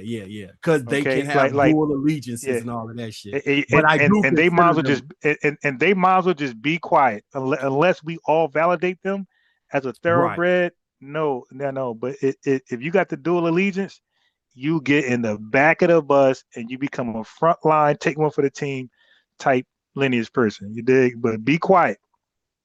Now, all right, let me ask you this. How do you feel? So if a half FBA marries a full FBA, do you consider their child full FBA at that point? Yeah. Yeah, I do. I mean, the half FBA is full FBA. Well, you know what I'm saying. Like, could they speak for the lineage in a way? Well, it depends. It depends. Like, it depends. If they met more mulattoes, hell no. No. We want somebody clearly looking like a foundation Black American family. Make that no mistake. You represent us, you better be clearly, visibly Black. We got to be squint our eyes and be like some old, I ain't gonna say no names, you dig? But if we got to squint our eyes to like Professor Griff looking like an Ethiopian, like, nah, dude. Like, what? Wait, so hold on. I'm gonna try and get it out real quick before he get loud because my son got this little hammer. What do you consider a FBA look? Okay. When I don't gotta ask, but I can look at you and I can assume you're one of us. If I can do that, you're cool. If I gotta ask you what you are because you look like you're Spanish or white or Chinese or Indian, if I gotta do that, nah. What about if they look kind of African? Hold on a second, son. What if they look African? I'm okay with that. I'm okay with that. I'm talking about when you look non-African ancestry, some exotic shit, I'm good. Nah, you got to sit down. Interesting. That's it. Because again, I know my history and I know that we love those. Do you know who Master Farad Muhammad is? Yeah. Huh? I don't know if you can hear this shit in the background. I'm steady muting because he going. I can't hear nothing. I can't hear nothing in your background. But do you know who Master Farad Muhammad is? Yeah, that's who. Who is he? Who was Elijah Muhammad's teacher? Right. Now, all that blackity black shit, right? But look who their God is. Okay, so I know that we're dealing with post-traumatic slave disorder. So no. We will justify loving some mixed looking dude. Now I'm good. No, you look like that, get in the back. Like all you're gonna be is a distraction because you're not clearly visibly foundation Black American. We gotta ask, what the hell are you? You look Hispanic, you look Indian, you look Chinese, you look like you're a non-African ancestral person. So no, you cannot represent the lineage as a face. You gotta get in the back and help out the research team or front line, things like that. Let me give you some names and let me just so I can kind of get understanding. Chris Brown, when you look at him, what you think? He's clearly looking like a foundation Black American. Clearly. Okay. Lloyd, you know the singer Lloyd. You can't hear none of him banging in the background. No, I can't hear nothing. But look, not at all. But Lloyd, no. That's a good mic. Lloyd, no. Okay. Lloyd, no. Bone Thugs and Harmony. Which one? Which ones don't you? Don't say Busy. Okay, Busy. That's the only one. Let me go look his face up so I can remember. You know my memory not there. Yeah. Nah, I was a big Bone Thugs and Harmony fan. And I'm gonna miss everybody. Yeah, no. Busy cannot represent. And I don't think he's foundational anyway. I think he's like Puerto Rican. Oh, but he's the only one. And maybe Wishbone either. But matter of fact, Fleshbone, I heard he's not even foundational. I think he's Spanish. So Crazy Bone and Lazy Bones are the only ones in that group that can represent the lineage. oh, so They are I'm the looking at the only picture. clear. I'm looking at a recent picture, right? So damn, they names ain't bomb. I can't believe I can't remember. I know every damn song. Here it is. So Okay. Busy, he kind of looked like so Crazy, Spanish, right? Lazy, Got it. Wish, and Flesh all look like foundational Black Americans. No, Busy look no. like Flesh is no. Wait, hold on. No. Busy is Spanish. Flesh is Spanish. These are clearly non-Spanish Black Americans. Wish I believe is mixed. Okay, so no. Crazy Bone and Lazy Bone are the only clear looking foundation when they ain't mixed at all. They're foundational. Could you pull up the picture real quick and look at them? I don't need to. That was my favorite group in high school, so I don't need to. I know all their songs. I know all that shit, bro. So I don't need to look. Like my memory of them is great. Busy Bone, I know his solo projects, my guy. I know his name before it was Busy Bone. I had bought that album, so now I was a huge Bone fan. I'm 48, my guy. So when they came out, I was a teenager. Lazy don't just look like a light-skinned Black man to you? I'm not saying that I they're said Black. that. I don't know their ethnicity. Hey, bro, you're not listening. I said Lazy and Crazy Bone are the only clear foundational Black American looking okay. group. I hear you. Again, my son in the background. I know you can't hear him, but this little dude loud as hell. Yeah, man. I said Lazy and Crazy. Nah, don't hop down. No. Don't hop down. I want you to hear it. Matter of fact, all these tough tethers that you called it, you ask about, why don't you invite them over here? You say all of the what rebuttals, all these tethers with the rebuttals, and they will say this and say that, or Pan-Africans. When you talk to them, why not invite them over here and let's see how well they do? They don't be leaving a platform. I literally got to go into the line. Okay. When you don't leave your platform, my guy, this is experience. That's a huge red flag that you full of shit. Thank you. Because even do you know Unk is? You know Unk is? The one that just left off the panel? No, Unk, the guy killer. No, I don't know who that is. That's the guy you was talking about early in the video, right?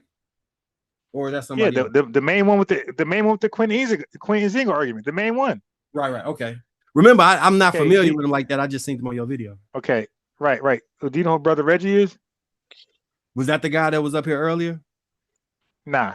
Do you know who Dr. Mayat is? She's in Hidden Color 6. Nah. Damn. Hold on. Let me look up. Let's see. Hold on.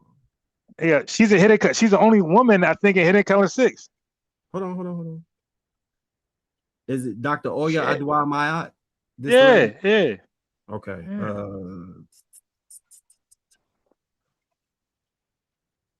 I have seen her before. But that's what I mean, bro. It's like no disrespect. It's like, yo, the people who you guys are debating are small fries, bro. I'm debating the PhD. She's a PhD. You dig? The people who I debate are gonna weigh but the people I'm debating, bro, they dedicate their life into this. Right. She got DVD series. Right. Do you know who George Macon is? Street Media TV? Yeah, I'm familiar with the name George Macon. He comes over here, but he comes over here. We build. But I'm like, listen, bro. What you guys are doing is great. Keep going, but you guys are kind of behind. But keep going, because I never hold on. Let me put a disclaimer out here, because maybe you got the wrong impression of what I'm. Well, I'm not no historian. I don't be claiming to be the that's not my claim to fame at all. All right. I'm just saying, because you know why it comes off like that. Why? Because you're giving me their rebuttals, and those rebuttals sound like 1 + 1 to me. It's like, yo, that is not deep. That's simple and like off the wait. You're chiming in too fast. What I'm telling you, my guy, is that I'm a well-experienced, battle-tested debater. Okay, I'm very witty. So when you came with their rebuttals, I'm on the fly giving you stuff I'll say back. I'm not Googling. I'm not ChatGPT. I'm giving you the fly what I will say back. Mm-hmm. But now, if you put me in front of ChatGPT, Grok, Gemini, ain't nobody beating me. Okay. FBA Judah, you there? Wait, stay on. I'm I here. don't want you to leave. Stay on. I'm Peace. here. You been following the conversation? Yes, sir. Okay. How would you like to add to the conversation?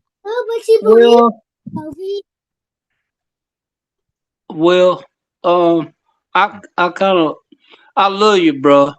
I love you, bro. I swear to God, I do. And I fuck with you. You know what I'm saying? I fuck with you the long way, bro. But when you talking about Griff, that's a family to me, and I kind of feel some type of way about how he's an old school nigga, bro. He don't get down like we get down. You know, he came up in that era. They don't do the same. He's old. You know what I'm saying? And so when you bang on him like that, it make me, you know what I'm saying? But I'm like, bro, we trying to bring him up to speed. You know what I'm saying? It's a wrap. Oh, It's a wrap for that. Okay, well, listen, this is my family. What all I'm saying is, I got you. And guess what? I got relatives too, who's not on code. Okay, and I ain't rocking with them. So for me, brother, I'm not a right. So check this out. I'm not a respecter of persons, and this is why I'm so respected in these spaces. Okay, because I don't do confirmation bias. I don't cherry pick. I don't play favorites. I don't say this is my cousin, so he's automatically right, and this person not my cousin, so he's automatically wrong. I don't do that. I'm not doing that either, brother. Right. Yes, you I'm are. I'm just saying he's an old nigga, bro. And he was more of a fucking old nigga. You know, like they love and they don't get it. They don't get it. Like my mama don't even get it. I'll be getting into it with my mama about this shit. He's not your mama. My guy got way more influence than your mama, my guy. So if your mama's wrong, I'm okay with that. I'm not trying to have an argument with you, bro. No. It's not an argument, FB. I want you to listen to what I'm saying.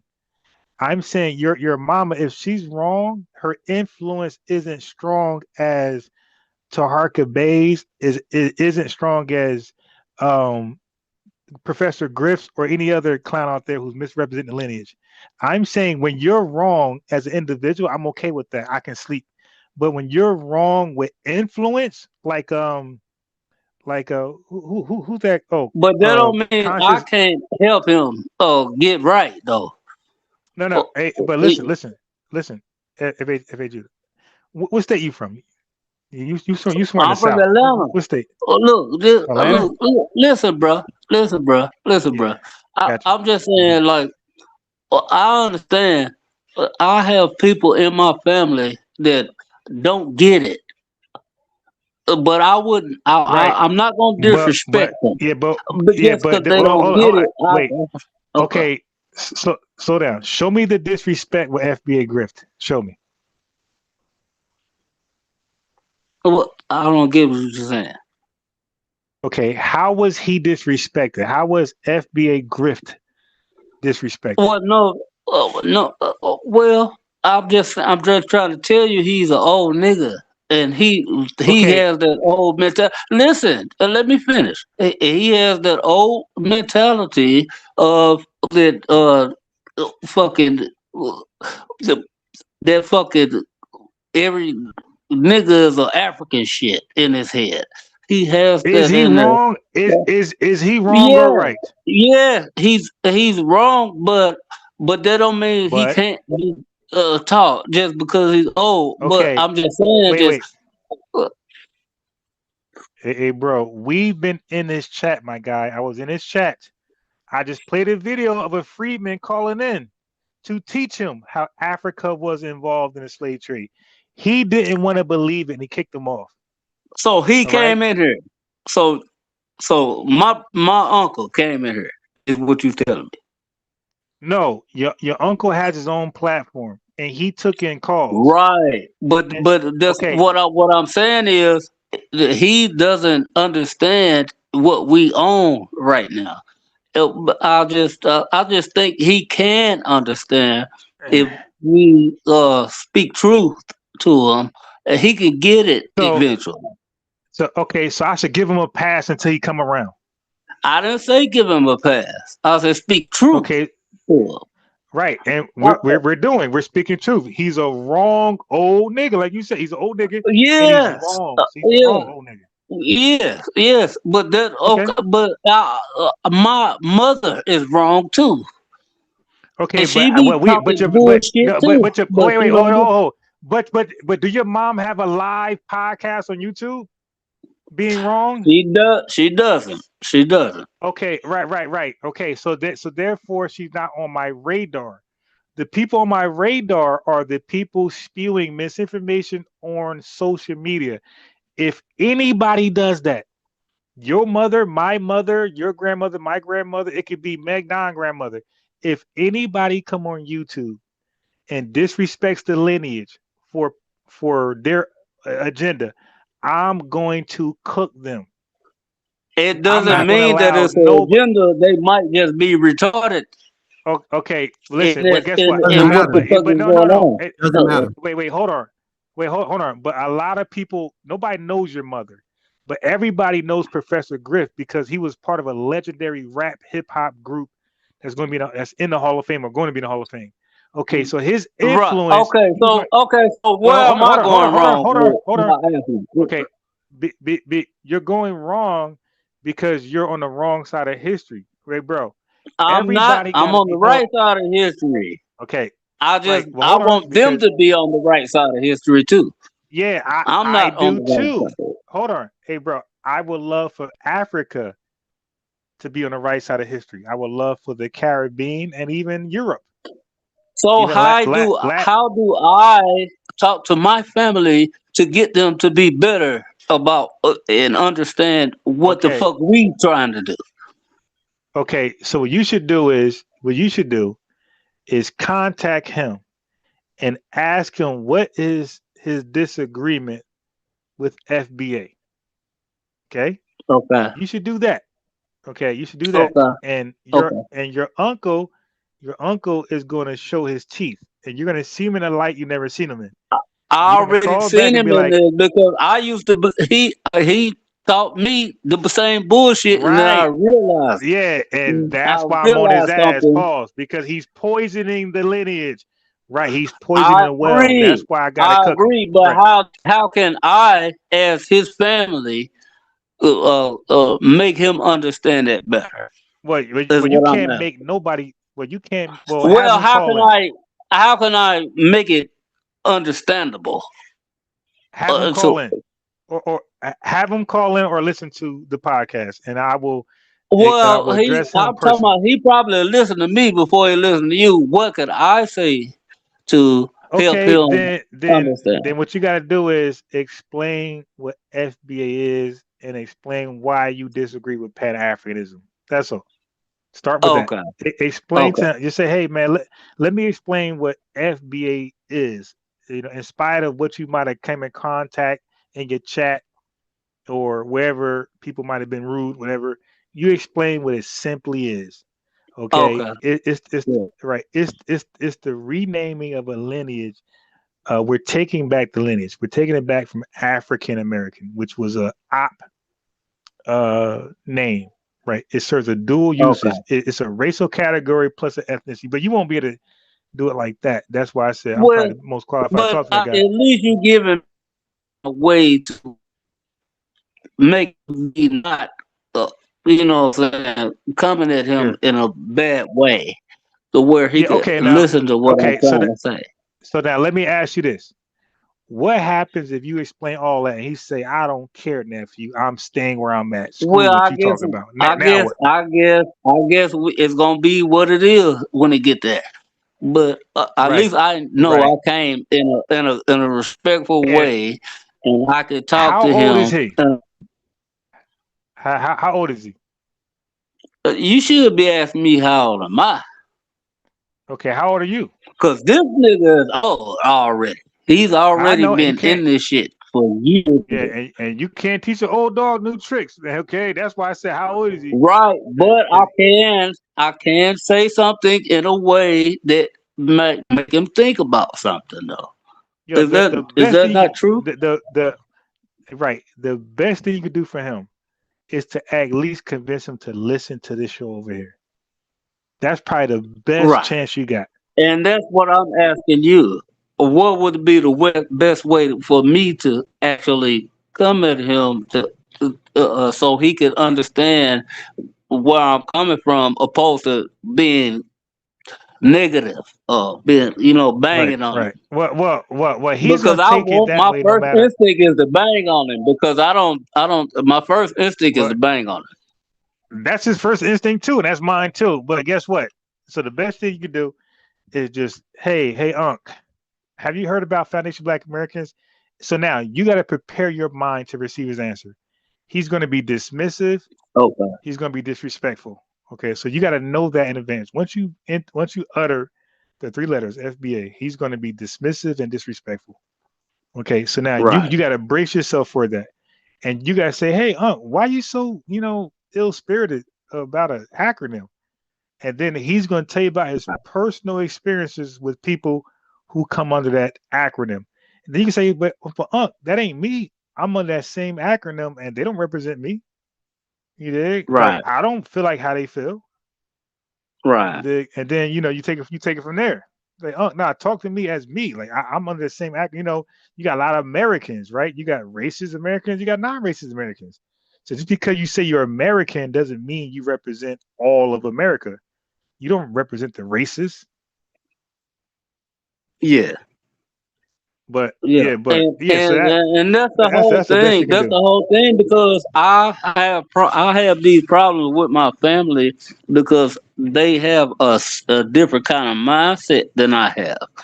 I have a FBA mindset. They don't have that kind of mindset, and it's a problem. Yeah, and look, But I yeah, want them to understand where I'm coming from without being disrespectful and without being, you know what I'm saying?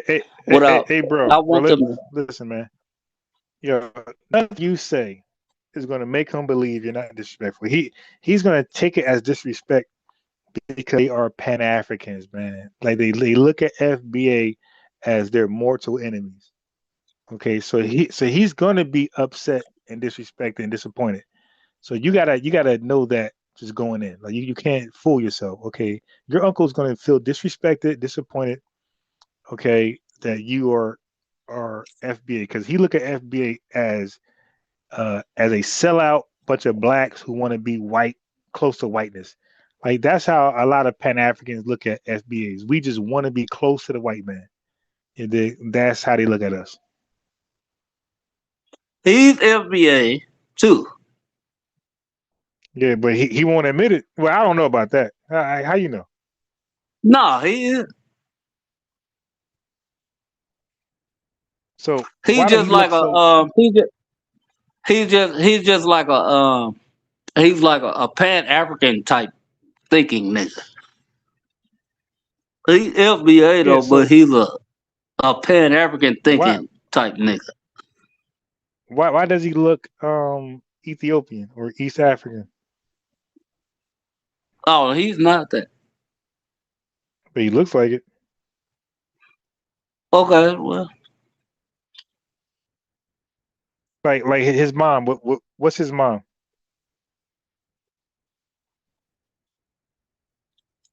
bro, what you trying to do?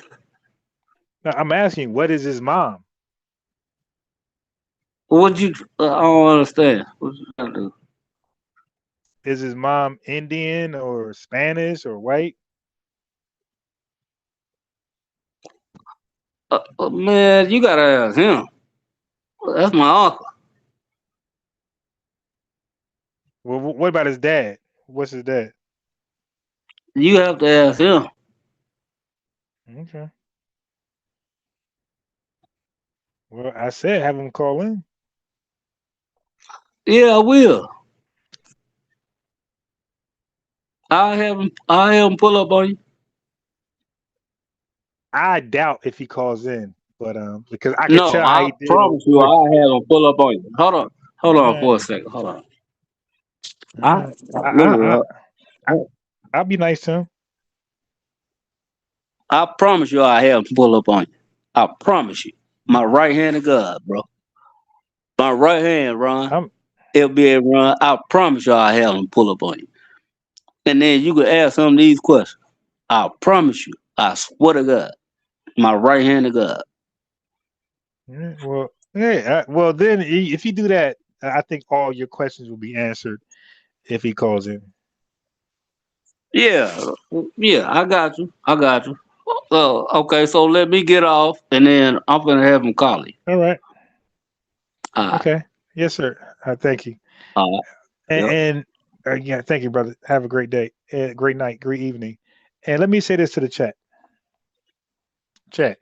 There's nobody on this earth that could call in to make me feel like I'm inferior. I know I'm 10 toes on the lineage. I studied enough of our history and enough of white supremacy history and enough of tether history. Nobody's gonna get a W over here. Nobody has ever called over here and got a W. All of my lives are public, they're archived, they're there to watch and rewatch. Nobody has ever called in here and got a W. I'm like 17 years and zero. No L's over here. 17 years and zero. 17 years. I'm like Mayweather. You dig? TBE over here. Okay. Nobody's ever called in over here and got me. And they definitely not gonna win on this topic. Delineation. No, nobody will beat me on delineation. I don't care who you go get.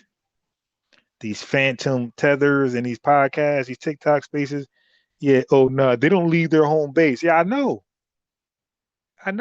They don't leave their home base because they're not confident. So the reason why I was telling the other brother, Meg Don, I said, my point for saying that is that at least Unc and them leave their home base and they call in, they debate on other people's platforms. At least they do that. I give them that credit. They're not afraid to leave, and the pseudo killers like Unc got them where they're confident. Like they don't mind going to different platforms and debating by themselves. I give them that. Like the dude does not create the cowards. Reggie also, he's a little timid, he's a little zesty, but Reggie also goes out there and join different platforms. So like a lot of those guys from Sunday TV, period, join different platforms and they don't have an issue with that. So I gotta respect, them for that. But those other people who he said you gotta come to them, like the conscious flea, like the 19Zs, like these people, I'm good. I'm good. I'll pass. I'm not that desperate. I got dignity. I'm not that desperate to chase them where I got to be subjected to their platform where they break all the rules. And they ain't got no rules. They got no rules for themselves.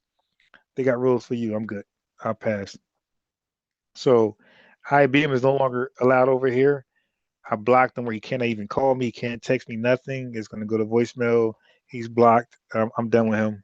I don't respect nobody who presents an argument and don't want to defend it. He claims some bullshit about the Dogon tribe. I'm now going to entertain him. He runs. Okay, he hops off the panel. Well, guess what, bro? You're not allowed back over, and you can't even contact me if you wanted to. You dig? And if you contact me on Facebook, I'm gonna block you there too. So just leave me alone. Go do you. Go join. Go hop on those fellas. He be hopping on platforms where they be like 3 live viewers. Like, dude, stay over there. Stay on those platforms. You're not ready. He's not a researcher. He didn't all the shit. The dude tried to say he brought cognitive dissonance to the community. How disrespectful is that? That's just showing like we're just stupid. He did. Like, dude, you didn't bring cognitive dissonance to the community, you fool. That was new to you. That wasn't new to nobody else, man. Like, he really believed that. Like, we never heard of, all of us in the community never heard of conscious community. I mean, all the people in the conscious community never heard of cognitive dissonance until he brought it. This stupid nigga, until he brought it. Okay. Yeah, but he's one of the weirdos that believe he was the first to do a lot of things. And he said he got it from Joyce DeGruy, but then say it's his. Like, yeah, you one of those weird niggas. Like, yeah, I gotta block you. Oh boy. So man, the chat, Miss D, I see you.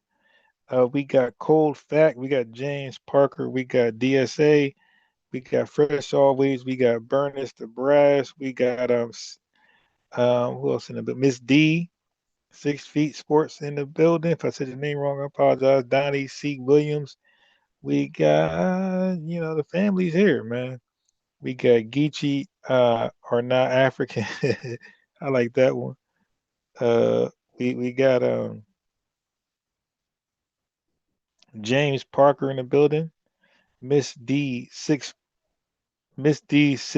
Women's Sports in the building. Khalid Chambliss in the building. You dig? We're Liddy and Jay Reeks bro said Tariq broke that damn rhyme. He said that the difference is that Nipsey grew up in America and Drake. Yeah, exactly. We all know Nipsey is foundational. There's no question there. Yeah. So, like nobody debates Nipsey except for the Viral Way podcast. Those weirdos try to act like we pick and choose who's foundational. Now, Nipsey is clearly foundational and Drake ain't. Bottom line. And Viral Way came on my platform. He could have brought that up. He did. The dude's a time wasting tether. And that's the bottom line.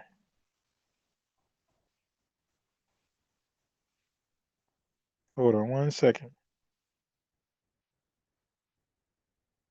Yeah, so we ain't gonna play that game with that. Let me make you a mod. Hold on. God damn. Oh, here we go.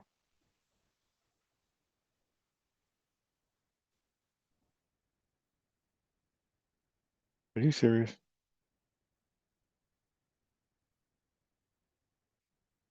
Oh, you might have to say something else. I can't see your name now to make you a mod. DSA in the building. Ty B Enlightenment Dummies in the building. Bro, making the look crazy. He got to be a distant relative. Right. Yeah. See, family, what was not going to deter me is because the person who's off code is your relative. I don't care. Like I said, like my relatives get it. So if I hold my relatives to the same standard, why do you think I'm gonna give you a pass or your relative a pass? Like, my name is you're looking at my name. My name is unbiased. That name symbolizes nobody gets passes, including me. When I'm wrong, y'all want to cook me, you go ahead. Okay, and I will make sure I'm not all within my emotions. But I'm not giving nobody a pass. You're wrong, and I'm gonna correct you. Like I said, Tariq Nasheed, my brother, he kind of make black, like he kind of make everybody black sometimes, and I don't like that. You dig? That's why I came here to talk to the brother to let him know, man. Don't be ashamed, man. The only black people are us, the people of our lineage. There's no other black people outside of this. I heard Tariq Nasheed extend that to other people who are non-foundational, like Africans and Caribbeans. I don't like that. And I came here to converse with him to make sure he understands that we're the only black people on earth. There's nobody black but us. Okay. And I think I'm the best and most qualified to express that to him because I know the argument because he's going to bring up the Haitian Constitution, and I know how to combat that, debunk that. Okay, and he's going to bring up Egypt. I could debunk that. He's going to bring up Sudan. I'm going to debunk that. I know where he can go. Okay, and then once I debunk that, he's a smart brother. He's going to get it. He's going to come to, and he'll be shortly saying the only black people are foundation Black Americans. Okay, so I'm confident with that. So with that being said, family, I'm gonna check out. I appreciate y'all staying here as long as you did. I might come back a little later. Okay, I might come back a little later, like late. like around, not super late, but around 10 o'clock, 10, 11 o'clock, I might come back around, family. I love y'all. Make sure y'all like the video on your way out. If you super chat it, thank you. The Cash App is $unbiased Ron. You can support the channel by Cash Apping. And we out here, family. Appreciate y'all. Love all y'all. The lineage is all that matters, and I'm not compromising it for no